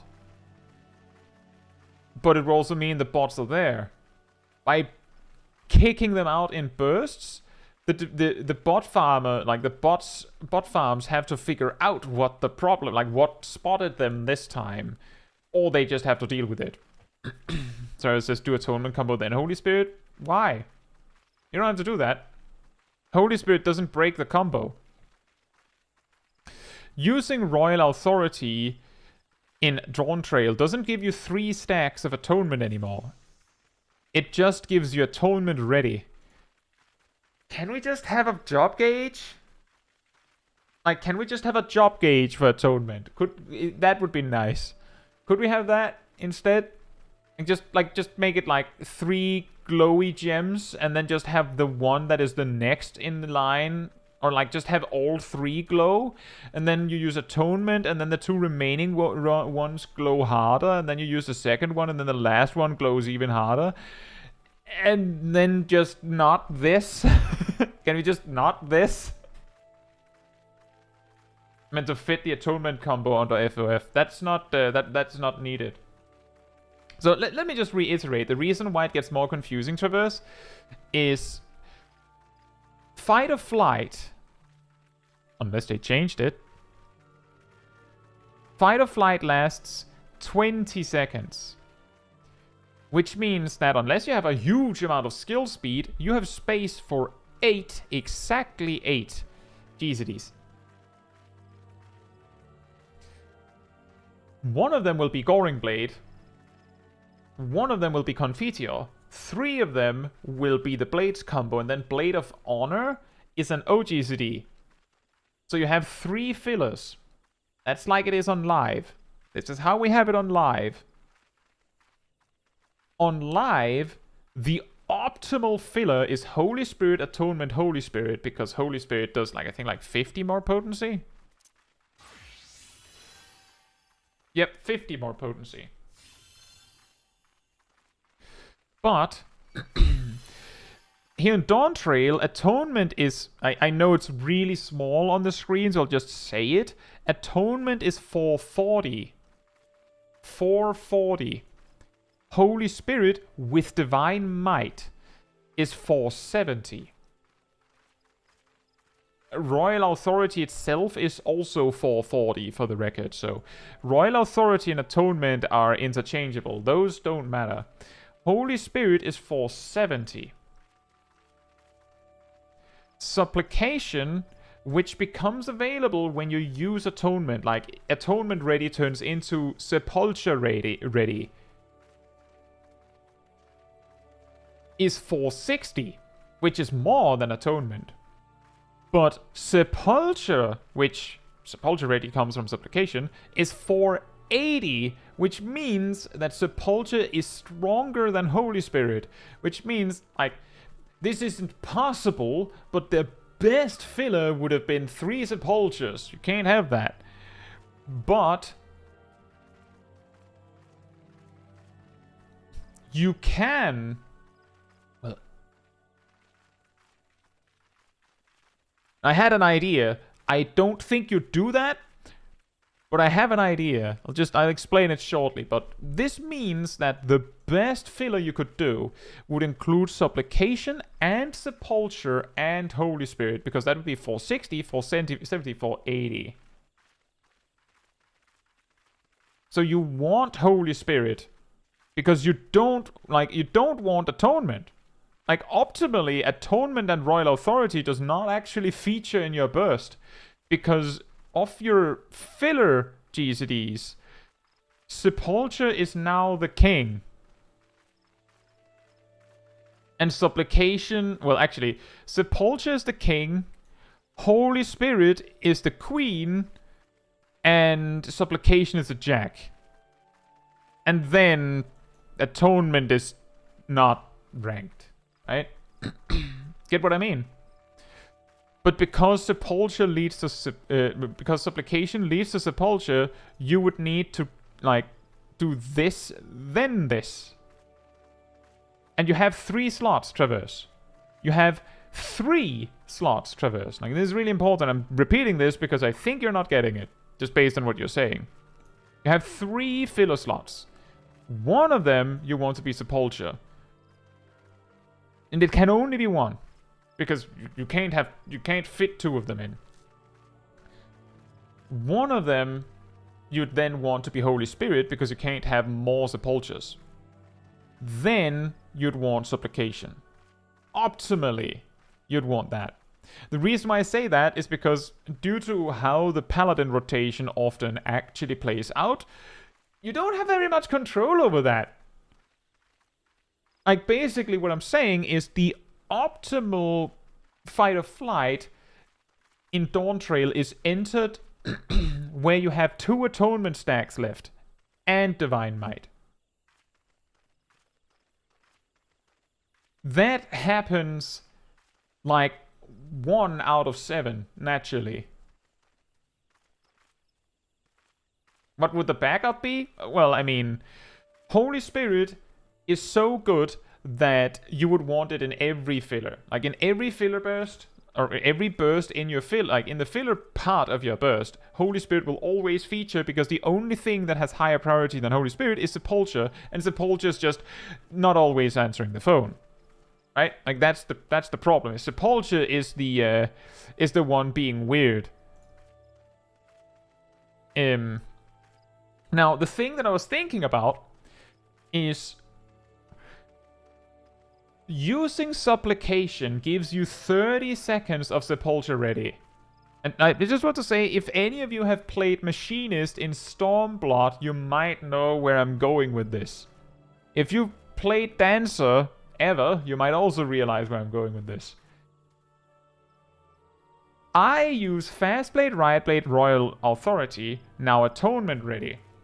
Then I use Fastblade, Riotblade, and Holy Spirit, why not? Then I use Atonement, Riotblade, like the Royal Authority is still glowing at this point. Atonement ready now turns into Sepulture ready. Right, sorry, Supplication ready. Then I use Royal Authority, giving me Atonement ready. I still have Supplication ready. And I also have Divine Might. Then I use Supplication, giving me Sepulture ready. And then I use Atonement, giving me Supplication ready. I still have Divine Might. Then I do Fastblade, Riotblade again. And Royal Authority.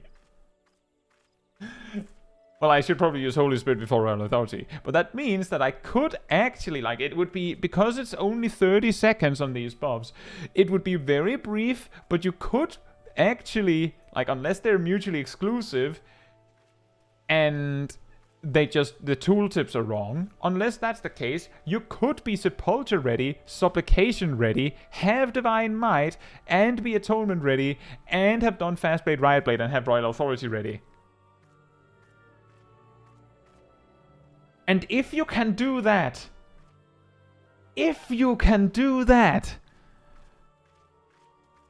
man, Paladin has a busy and insane filler rotation. Like, just hypothetically, you could do this. As long as you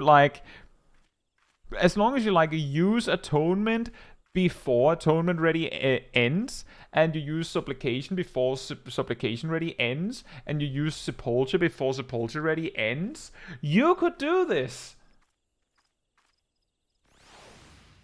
It would be extremely cursed. So now that I've put this out into the world, let's see if Paladin is allowed to do that, or they make them mutually exclusive or something.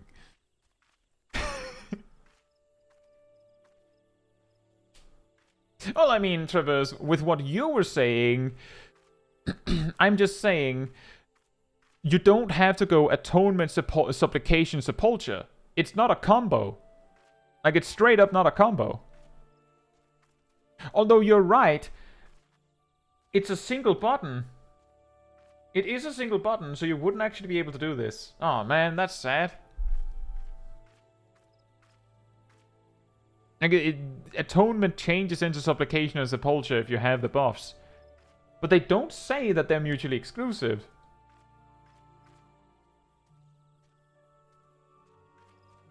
I can see like this. That's okay, Traverse. Emia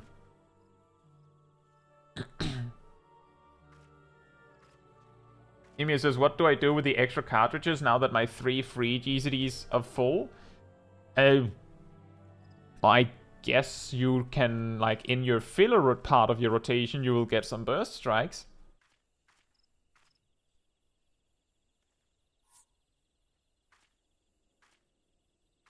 Agni says, maybe you can opt out of that turning into the same button. I don't think so.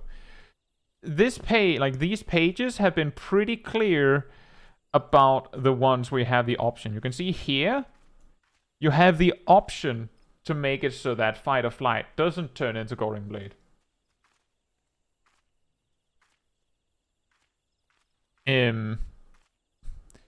But Goring Blade itself, where was Goring Blade? Goring Blade just says can only be executed under the effect of Goring Blade Ready. But Atonement also says can only be executed while under the effect of Atonement Ready. But Supplication straight up says Atonement changes the Supplication requirements for execution are met.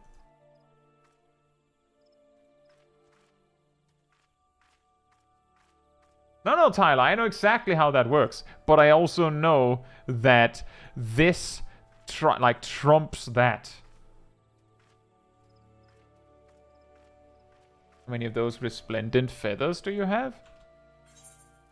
2.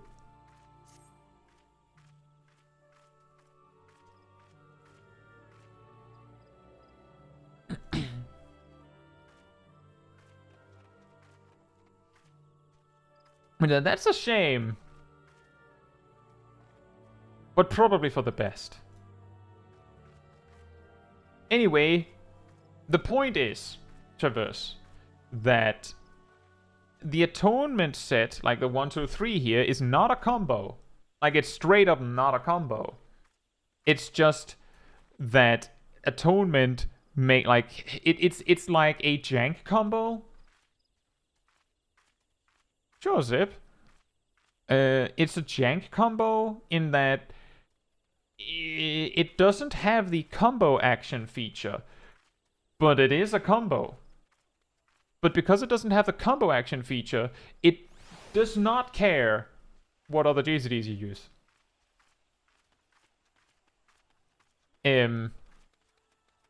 But don't worry about that, Traverse. The thing is, on live right now, Paladin was already weird about that. Like, your filler rotation, like, if let's say you used Fight or Flight, and you spent everything, it's like, you are back to ground zero, your next GCD is Fastblade, and you don't have Divine Might or Atonements. Then you would go, like, outside of Fight or Flight, you would go Fast Blade, Riot Blade, Royal Authority, Fast Blade, Riot Blade, then you would go Atonement.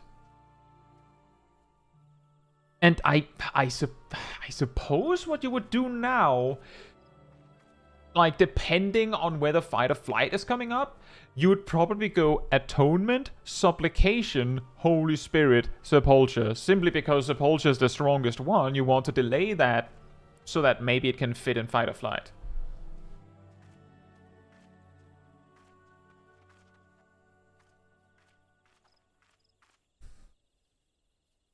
But yeah, exactly, Traverse. That's the thing is, the way that you would optimize this is you would simply use Atonement itself before Fight or Flight. But that's also part of it, Traverse, because I go over this in my Paladin guide. Like, I go over all this in my level 90 Paladin guide specifically. That job, I have a level 90 dedicated guide specifically because they changed something about Atonement. That it doesn't have, like, that it doesn't break combo. And because of this, your filler rotation, so outside of Fight or Flight, is a priority list. With the first priority being do Fast Blade, second, Riot Blade, third, Royal Authority, fourth, Atonement, and fifth, Holy Spirit. And that doesn't make any sense because that means you just spam Fast Blade, but of course, your first priority is ding, ding, ding. And your second priority, and basically, your priority is to prepare Royal Authority and then spend things that Royal Authority generates. But the reason why is because when you use Fight or Flight, that optimizes your filler, like the last 3 GZDs of your Fight or Flight. And on live, the best filler in Fight or Flight is Holy Spirit, Royal Authority, Holy Spirit. But you can't make that happen every time. Not without losing damage. So you wouldn't do that. Like, often it'll be Holy Spirit 2 Atonements, or Holy Spirit, Royal Authority. Holy Spirit could happen. It's also possible it'll be Royal Authority, Holy Spirit, Atonement. Like, there's a bunch of combinations. But in Dawntrail, because of the existence of Supplication and Sepulture, the optimal setup is actually... Like, you don't actually care about Fast Blade, Riot Blade, and Royal Authority anymore. You just want to be sure that you enter Fight or Flight with Supplication ready and Divine Might. If you can do that, then nothing else matters. Like, which means that you could, like, you know, you could do Fast Blade and Riot Blade, you know, start on that once you've spent Atonement, but that's because your best filler GZDs is Supplication, Sepulture, and Holy Spirit with Divine Might. I know it's really, like, it's kind of confusing. It'll probably make more sense once I actually, like, get my hands on this. However, I am very sad that I didn't get to be Sepulture ready, Supplication ready, and Atonement ready all at once. But it does look like you could be Atonement ready and Supplication ready simultaneously. Do they have a priority list? Have they made sure to handle that situation? Or does Atonement ready override Supplication ready?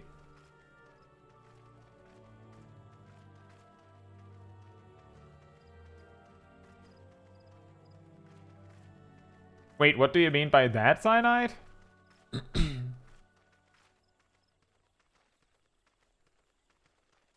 I completely missed this.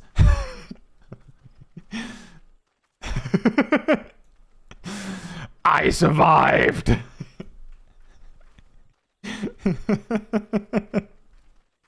Shield Bash survives another day. He was stuck in the Hades fight, right?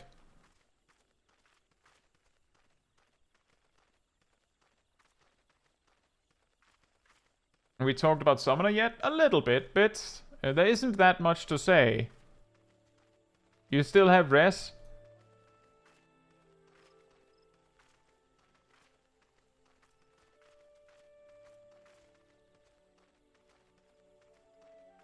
to ruin your vacation by just existing. I don't think we'll cover all of the jobs, by the way. There's so much. Overjoyed that Solar has something that's not damaged. It is interesting that they just went... Lux Solaris, why not? That's actually really strong, by the way. That's right, Philippe. Although, you're saying Bart got the low-level version of Shadow Bite again, right? What was the low-level version of Shadow Bite originally? Because they didn't have that.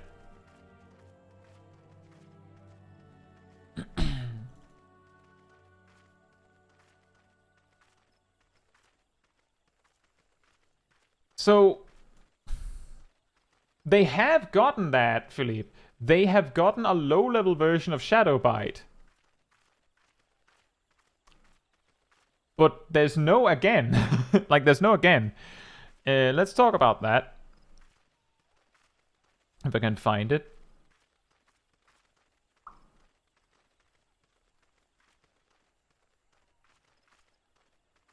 I think this list didn't include it. Or am I blind? This list didn't include it. At level 25, I saw this on another list. Bards or archers learn wide volley, which was an action that they had.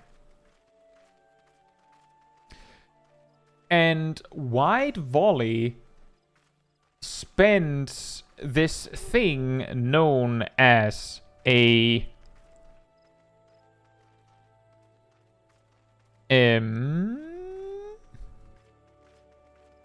Hawk's Eye. And Quick Knock and Heavy Shot has a 20% chance of giving you a Hawk's Eye. And it becomes 35% later. Oh yeah, Philippe. The thing is that Wide Volley is old. Like, old. I'll get to that in a moment. Wide Volley is low-level Shadow Bite. That is correct. It even interacts with Barrage the same way. But Shadow Bite has had quite a journey. In Shadowbringers, when Shadow Bite was added,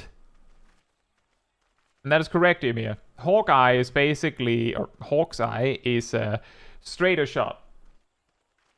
Refulgent arrow ready, whatever you want to call it. But it's shared between single target and AoE, it's just one.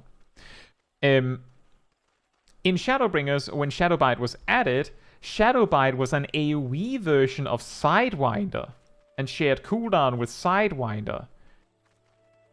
That doesn't make much sense, because Sidewinder is just like an OGCD.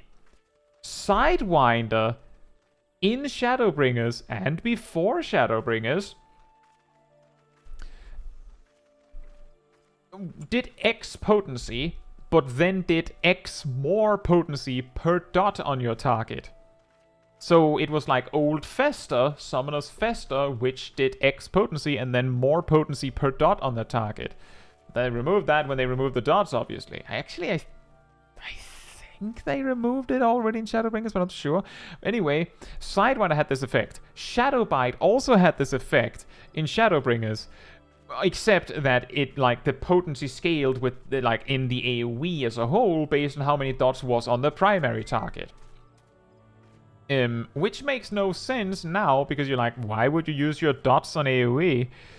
Well, your dots were associated with repertoire back then, so if you didn't apply your dots, you would not get any Mage Ballad procs or any Army's Paean procs. So you would actually dot up enemies as a bard on AoE if they survived long enough that it made any significant impact. Before Stormblood, Bard had a bunch of different AoE options.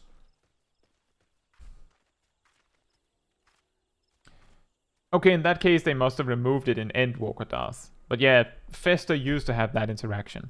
Before Stormblood, Bard had a bunch of AoE options. They had Quick Knock, which does exactly what you think it does. They also had Wide Volley, which, if I remember correctly, was a spammable circle AoE on, like, centered on your target. But it cost more TP to use than Quick Knock. And did basically the same damage. So you'd only use Wide Volley if it led to you hitting more enemies or something. I think Wide Volley also had like something like an accuracy debuff it applied to the enemies or something like that. They also had Flaming Arrow, which put down like basically Doton. But it had a cooldown, so, you know. But yeah, that's where Wide Volley comes from. It's like Paladin in Endwalker be like getting a new button. Ooh, a new button. Bulwark. Ooh. Except that one was removed in Shadowbringers. Tyler says, didn't they have cast times back then too, actually? No, not quite. In A Realm Reborn, they didn't. On a Wide Volley. In A Realm Reborn, casting things like Mage's Ballad and Army's Paean had a cast time. But they were like a toggleable aura that recovered resources and reduced your damage output. Foe Requiem still was like this in Stormblood. In Heaven's Ward, they actually reduced the cast time. I think it was reduced from 3 seconds to 1.5. But the cast times that people often think about when thinking about Bard is Wondrous Minuet added a cast time to all of your attacks, but also added like a gigantic potency boost to them. So it was like, you're using this.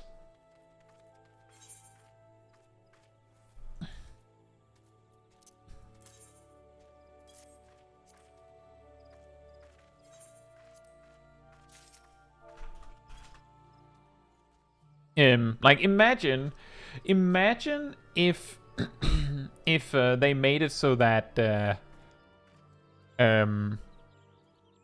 Dancer couldn't move while casting Standard Step.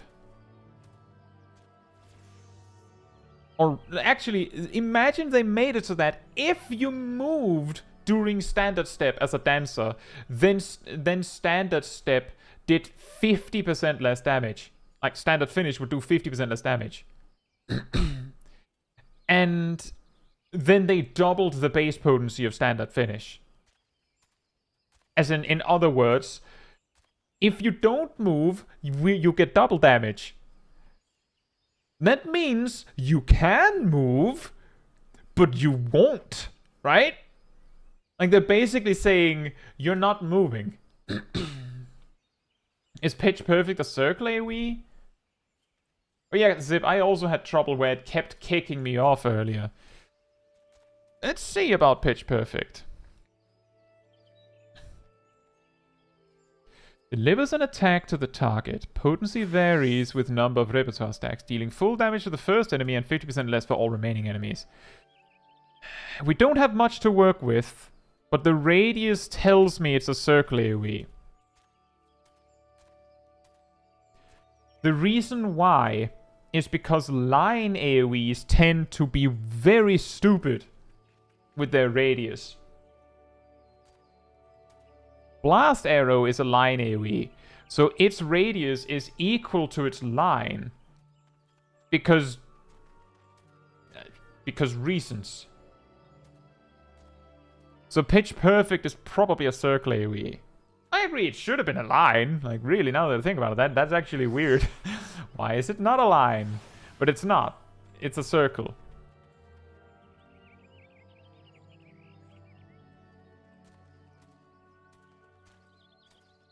What do you mean, Saras?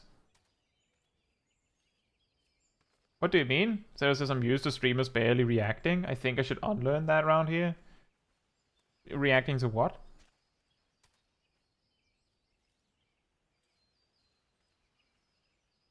Path has all the AoE shapes. Rain of Death is also circle, yeah.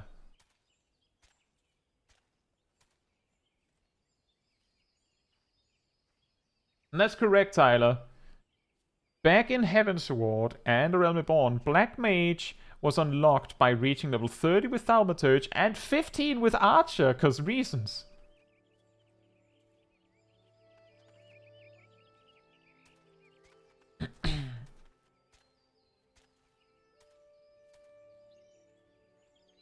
Ben's having a Black Mage moment.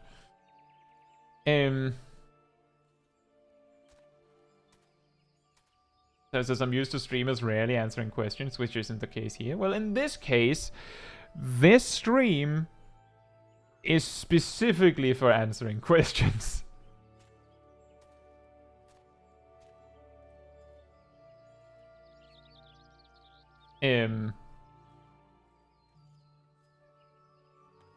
And then also, yeah, there's not as many people talking at once. But you will see that I won't always be able to answer your questions specifically.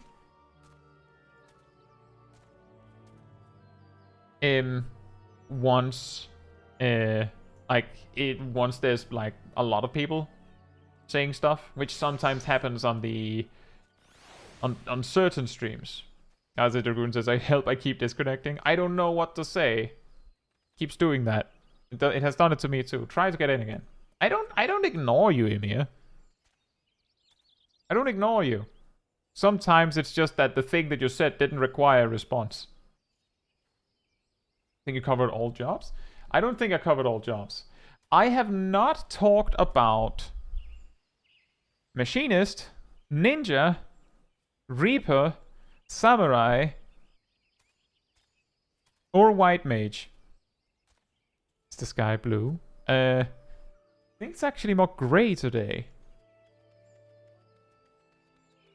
But I think we could do a speed run then.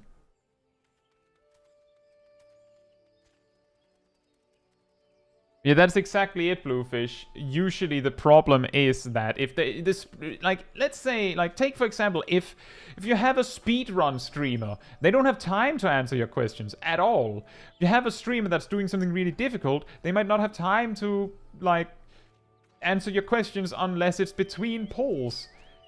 If they're actively playing the game, then they can't answer as much.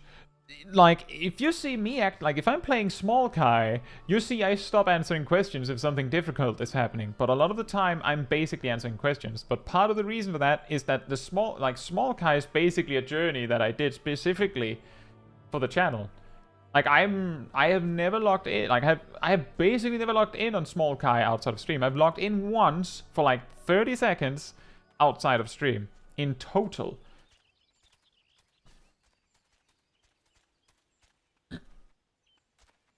What? Why are they complaining about Wildfire? I don't think anything changed about Wildfire. What? Huh?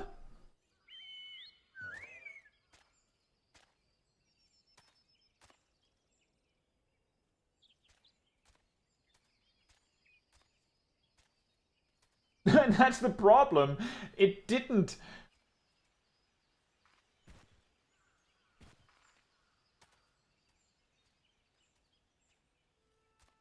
Black mages, you changed our job too much. We hate it. Summoners, you didn't change our job. You just made it flashier. We hate it. Machinist gets changes. You didn't change this thing. This specific thing.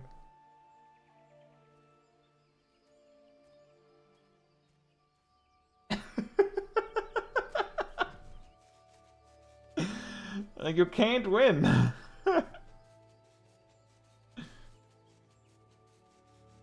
Oh yeah, warriors. You didn't really change our job, thanks. I mean, warriors were probably just oh, we're still invincible. We still have bloodwetting. Oh, you put extra bloodwetting on our new fancy defensive cooldown? Awesome. I agree with that, Emir. I'm disappointed that flamethrower is unchanged. Yeah, let me try and do the quick rundown. I'll try and clear the jobs that I have talked about in some capacity. So that I... Why did it clear 2? That's really annoying.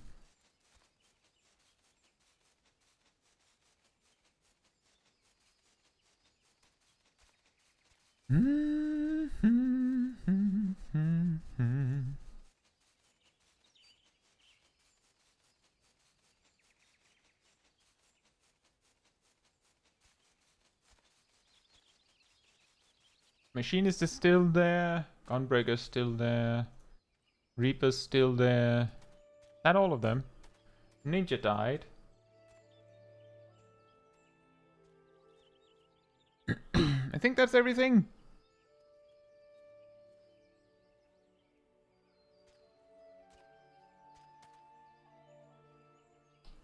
Did we cover Warrior? Oh yeah, we did. That's true. We spent a long time looking for Primal Impulse during the walk, right? Or Primeval Impulse, which probably is just this. Does anyone know? Anyway, you're right. We did cover that. So, let's start with White Mage. Since someone mentioned it. The key thing that stands out about White Mage changes is they get to use Divine Caress once per Temperance, which is pretty good, I guess. They get Medica 3. And then Glare 4, you get 3 of them when you use Presence of Mind. I'm pretty sure. Yes. 3 Sacred Sight. You need Sacred Sight to use Glare 4. And Glare 4 is instant and does wow damage. Big damage. Bet Medica 3 doesn't replace M1 or 2. I think it replaces Medica 2, because it does everything Medica 2 does better for the same price. But that would be pretty funny. Actually, if it didn't replace it, you could have both Medica 2 and Medica 3 region. Bit says I would love to have the names like Kura, Kuraga, Kuraja. They have that in Japanese. They have it in Japanese. In German and French, they have something similar. Like, they have their own versions in different ways. I believe in French, they have, like, a word for it. Like, a word instead of 1, 2, 3, 4. But, they have something. But English, it's just 1, 2, 3, 4. Yeah, that's basically the big excitement of White Mage. There's not very much. You get an extra charge on Tetragrammaton. That's nice. For Ninja, we have the change that Armor Crush now gives 2 stacks of Kazematoi, which makes Aeolian Age do more damage. It's the knife gauge they added that you might have seen in the job action trailer. It's this thing. Really weird to have like, why does Ninja have a gauge for that, but Paladin doesn't have a gauge for Atonement? That's weird.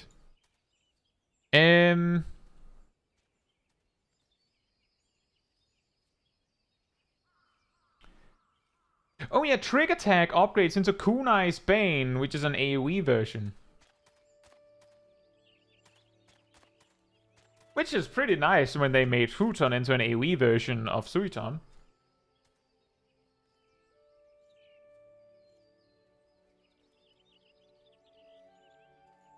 Yeah, they also get new Mach, Dokumori, which gives Hiki. And Hiki turns Vahav Chakra and Hellfrog Medium into Zejo Mepo and Deathfrog Medium. And Tenchijin gives you Tenri Jindo, which is just just flat 1000 potency. That sounds really good, right? And then Ninja's like, nah. I already have Yoshiraju, I'm good. It's pretty good for AoE though. That's not so much. There's a bunch of things. Like, it's nice. Rip Health Frog large. It is a wasted opportunity they didn't call it Health Frog large. Right, next, Samurai. Hakase turns into Gyofu. It just straight up upgrades into Gyofu. At 92. And Showa is getting combined into just Showa. They also get a new icon, but it just becomes Showa, and it like does less damage on secondary targets. So no Showa 2 anymore. And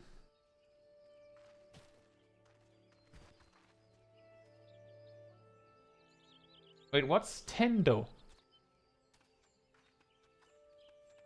What spends Tendo? Did anyone see that?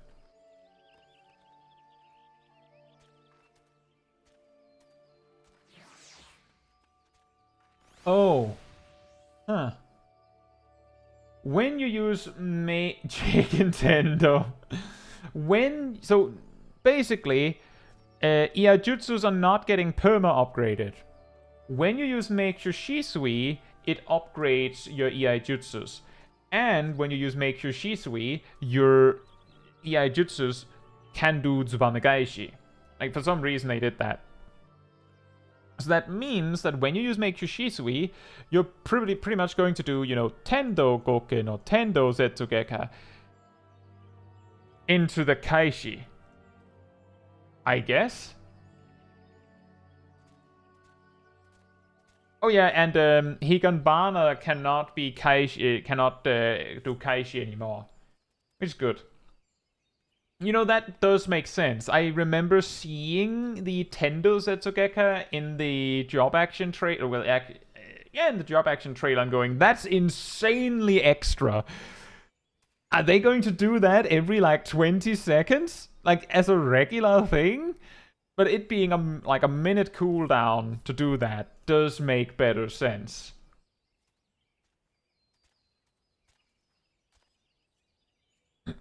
Why 1020? That's a good question. I don't know. Because reasons. Why 420? Because blaze it, right? And Iki Shoten also gives Zanjin, which is a... Wow, that spends 50 Genki. That mean...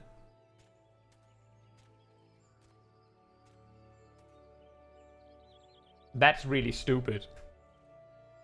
That's kind of stupid. So at level 68, you get Iki Shoten, which gives you 50 Genki. So you can use 2 Shintens. Then at level 90, it gives you Oginami Kiri ready. Then at level 96, it gives you Zanjin, which spends 50 Genki. So you would only use it for that.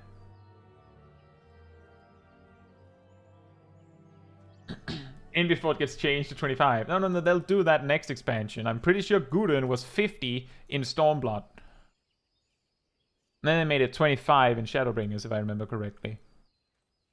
Oh yeah, and Tengetsu is an upgrade of Third Eye, which makes it so that if you did get hit, I think, yes, if you get hit, then you will get healed for 500 cure potency when after 8 seconds. That's really random. But that's pretty funny. Before they, back in the day, the way this worked was that Samurai could use Third Eye. If they got hit, then they got, a buff. And this buff allowed them to use, I think it was called Hisatsu Zaigan and Miracle Eye. And Zaigan was, I think it cost 15 Genki? And did, about the same damage as Shinten. Like, maybe slightly less, but it was, like, more cost-effective damage than Shinten, so it was a DPS gain to do that. Miracle Eye healed you, but you couldn't do both. So obviously... Am I back? Hello?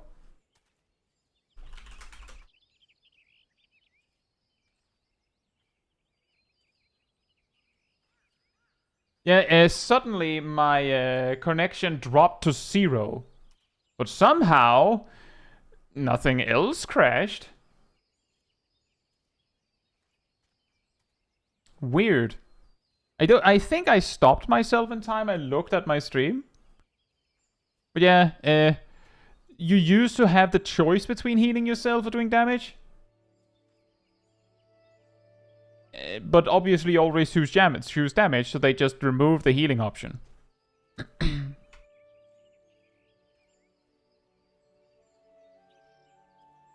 I think that's everything for Samurai. Then there's Reaper. First thing, Harp now generates Soul Gauge. Didn't do that before.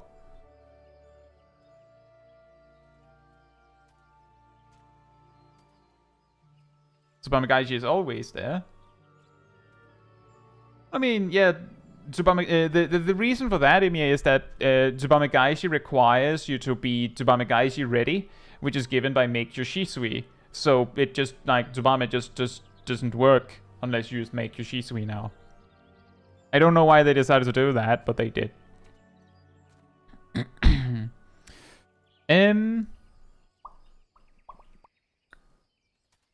Nothing here. Grants Perfectio Parata when executed while Perfectio Occulta is active. I remember I looked at that for a bit.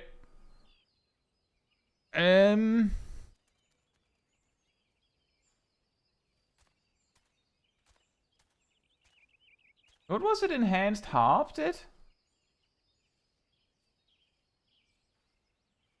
Oh. Right, it's just the same as it has always been. Perfectio is quite cool. I remember seeing it in a leak and I thought the name was so over the top that I was like, that's not real. That's not real.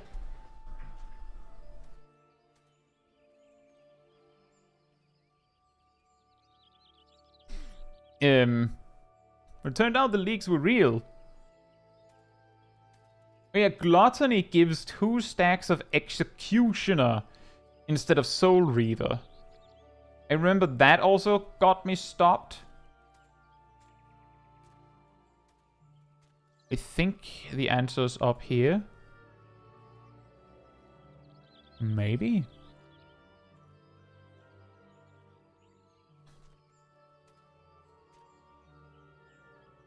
What's up, Emiya?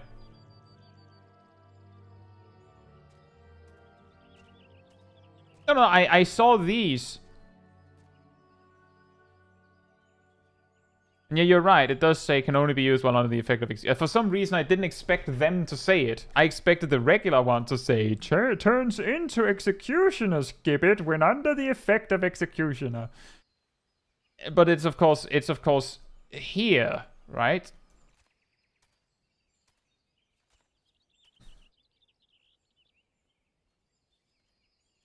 Sometimes it does.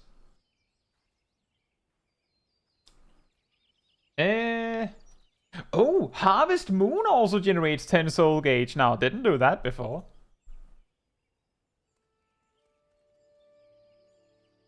Right, so Arcane Circle. Nothing new there. Enshroud grants Oblastio. What does Oblastio? What's Oblastio from? Sacrificium is an ability. Can only be executed while under the effect of Enshrouded and Oblastio. So one of these per Enshroud.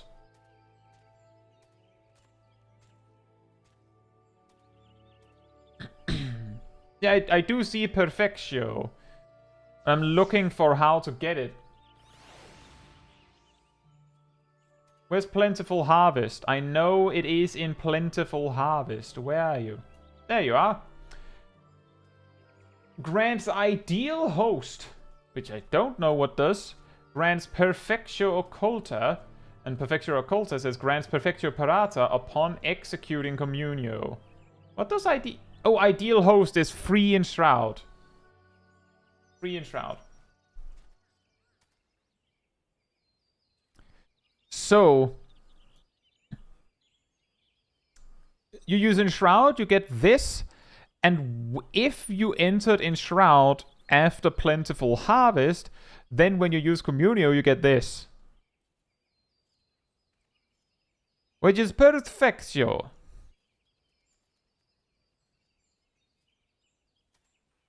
I'm not sure what all this means for the rotation, because that does mean that the Plentiful Harvest part does fill out some more things. You can do this multiple times. You can do what multiple times?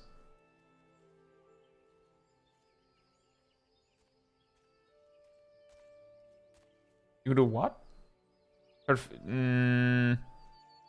No. No, you can't. Can only be executed while under the effect of Perfectio Parata. It would be unusual if it didn't spend it.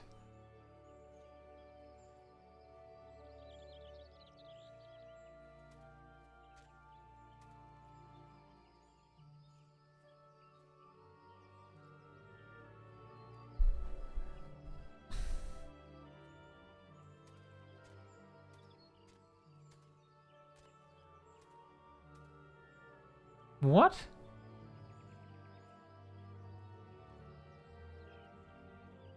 Effect of Perfectio Parata ends upon gaining the effect of Lemure's Shroud. Huh?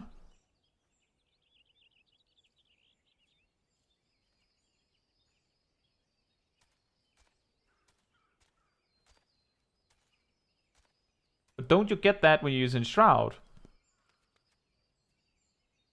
Yes. Yeah, no, the thing is that it's a action ready buff. Which means that, like, they usually don't outright say this, but action ready buffs are consumed by the action in question. That's why I was so confident, Dimir. But it does look weird. It is also weird that they make it so that, oh, you get this buff and then it turns into this other thing. Under certain conditions. Isn't that contradictory? Yeah, it kind of doesn't make...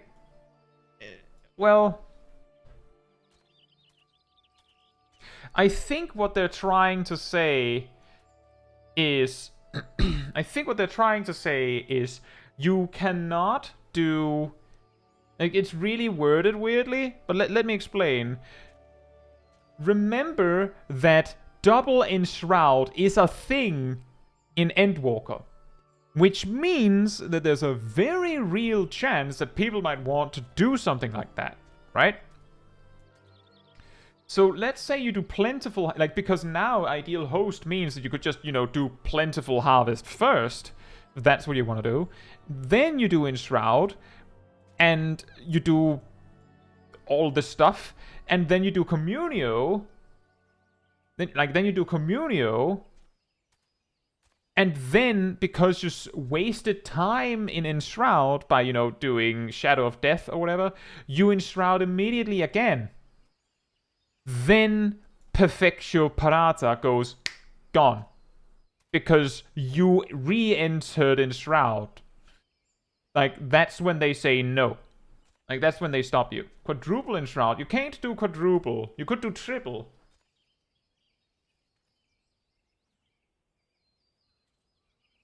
There would be a significant space, for the fourth one, but you could do triple.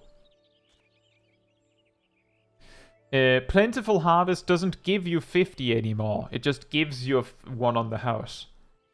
But you can't do double Perfectio in any way. It's just, it basically... I've looked at these tooltips for like 4 hours now. I can guarantee you that this is just Reaper Flare Star or Reaper Zanjin or Reaper Kaishi, essentially. But you only get one every 2 minutes. Like, a lot of jobs have gotten a thing where they get this one extra move every 2 minutes. And this is just the Reaper one. It's just worded weirdly. Next, Machinist. The one thing that stood out to me here... Well, first of all, Full Metal Field is pretty cool. How was it you get Full Metal Machinist? I think it came from Barrel Stabilizer. Yep, Barrel Stabilizer. Once every 2 minutes. That's Perfectio, by the way. That's Machinist Perfectio. There you go. You see what I mean? Heat Blast gets upgraded to Blazing Shot, adding 20 potency. That's nice. Bioblaster and Drill has 2 charges now. That's really nice. Chainsaw gives Excavator ready. And Excavator is the vertical chainsaw that we saw in the job action trailer. And then there's a Checkmate and Double Check. That's upgrades of Ricochet and Gauss Round. And what's really interesting about this is that they add 30 potency to each of them, but Gauss Round goes from being single target to being identical to what Ricochet does. Checkmate and Double Check are basically 2 identical OGCDs. Which, it might sound really dumb, but it kinda makes sense. Like, it does reproduce something unique. For specifically the feel of Machinist.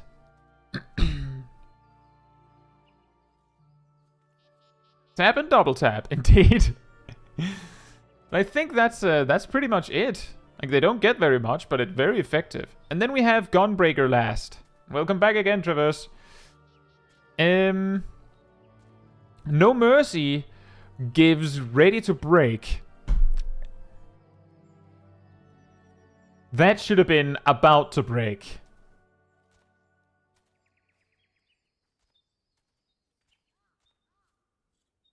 That should have been About to Break.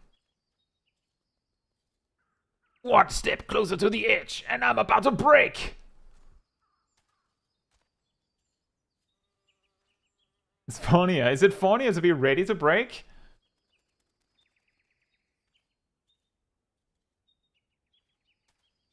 Oh yeah, Trajectory.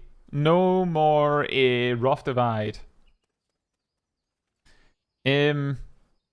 Oh, that one is actually... This is inferior Thunderclap, because you can only rush to enemies.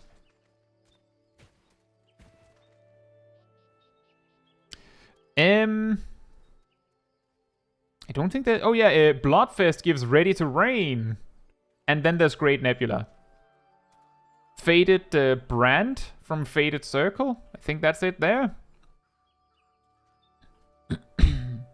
And Faded Brand is here. Just another, like an extra 120 potency on Faded Circle. And then... Why? This is really, really weird. They put step 1 here. Rain of Beasts. That is Ready to Rain. Also, Sonic Break comes from Ready to Break. And No Mercy can turn into Sonic Break. Yeah, Rain of Beasts into Noble Blood into Lionheart. I just want to highlight that this 1-2-3 combo is a combined 3000 potency. I don't even care that tanks do, 20% less damage than regular jobs. That's still 2400 potency.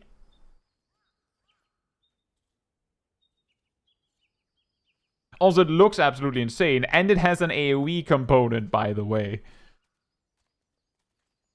And it gets over 1000 potency on the secondary targets.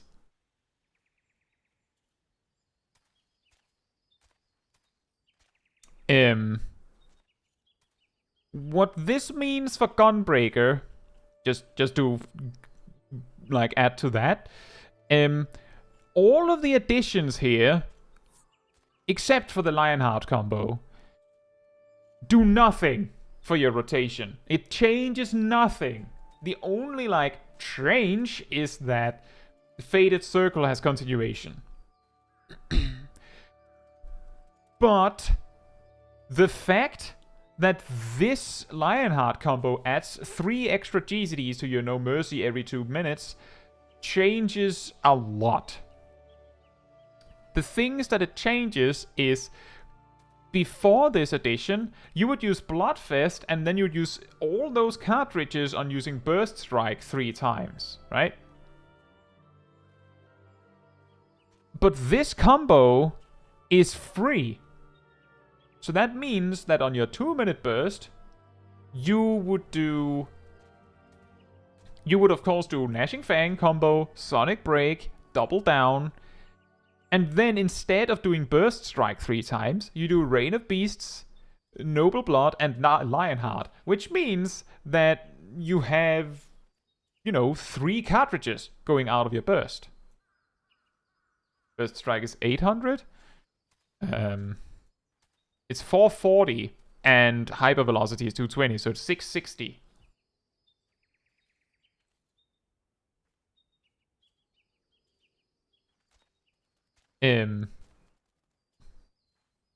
But that would mean that you exit your 2-minute burst.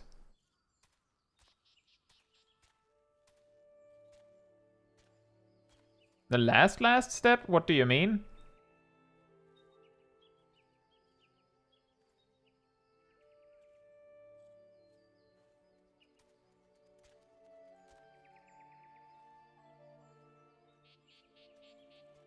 I mean, Burst Strike into Hyper Velocity is 660. That's it. But I'm guessing you mean this. That's nearly 1,000. Anyway, what it means for Gunbreaker's rotation is that right now, if you have no skill speed, you have exactly the GCDs you need to do everything you want. But with Dawntrail, every 2 minutes, you'll exit No Mercy with 3 cartridges. Like, you'll just have those. And then you can just go, Keen Edge, Brutal Shell, Burst Strike, Hyper Velocity, Solid Barrel, and then go, oh, right, I could use Gnashing Fang now. So, basically, well, actually, what is this going to mean? Not very much, I guess. It just means that you have some burst strikes for your filler. How much is Blasting Zone? I think it was 800? Yep, 800.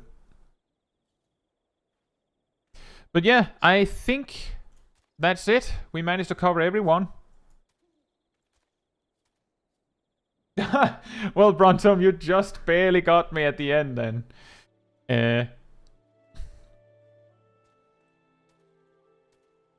Dark Knight, we did talk about Dark Knight somewhat. I can grab it. I guess I didn't talk about it that much. But that's the last one. That's the last one. First of all, when you use Living Shadow, you can use Disesteem. You can Disesteem once per Living Shadow. I recommend you do it while Esteem is still there, so you can dis him while he's there. Unmend still reduces the cooldown on your Gap Closer. Your Gap Closer just doesn't do any damage now. Is Black Mage a good change? I think it's fine, but some people don't like it.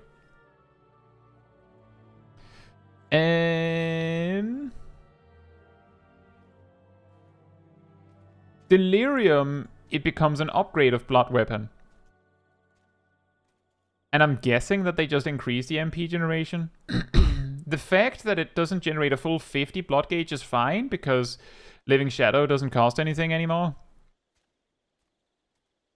You know, that's how it goes. About 2 expansions after something is added, they remove the cost. Oh, wait a minute. Living Shadow can also disesteem.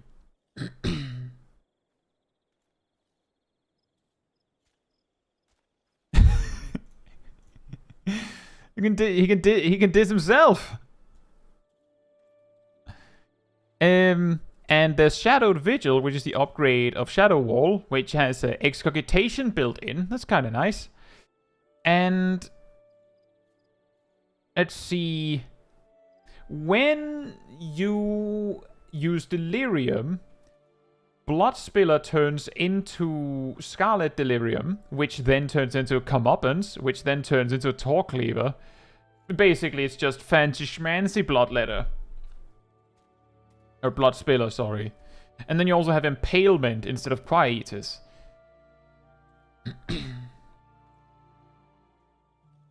But it doesn't change how you use it. It just looks flashier. So there isn't that much. But I do think it's really funny that on men still reduces the cooldown of your Gap Closer. Now, I think that's a that's a wrap. And also, yeah, awesome with the DDoSing again. With that said, that was a long one. But if you enjoyed the wonderful company of me or my all the people in the chat, remember that there's a Discord community server that you can join, where you'll find the weekly schedules. You can see what else is coming up.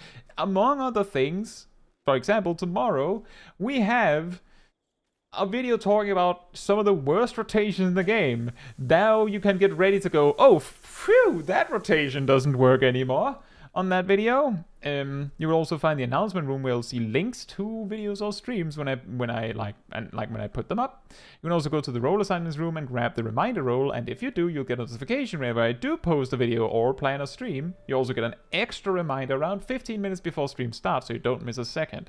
And if you enjoyed this stream in particular, it helps me a lot if you leave a like on it in the YouTube system. That of course tells the YouTube algorithm that this was a very enjoyable stream and you'd enjoy other people to enjoy, you'd like other people to enjoy it as well. So thank you so much in advance. And if you'd like to support the channel even more directly, you can choose to become a member of the channel. You can also gift memberships to other people in the chat. You can also use the super chat system. If you don't want to use YouTube, there's also a Ko-Fi link in the description. All of it helps me directly to, afford doing all of this for all of you. I think that's everything. Hopefully all of the jobs will be good. Remember that a lot of people like to take everything as negatively as possible. I want to remind you that it isn't going to be so bad. It'll probably be fine. With that said, good night, good morning, afternoon, or evening, depending on where you are in the world, and I hope to see you all very soon. Bye-bye.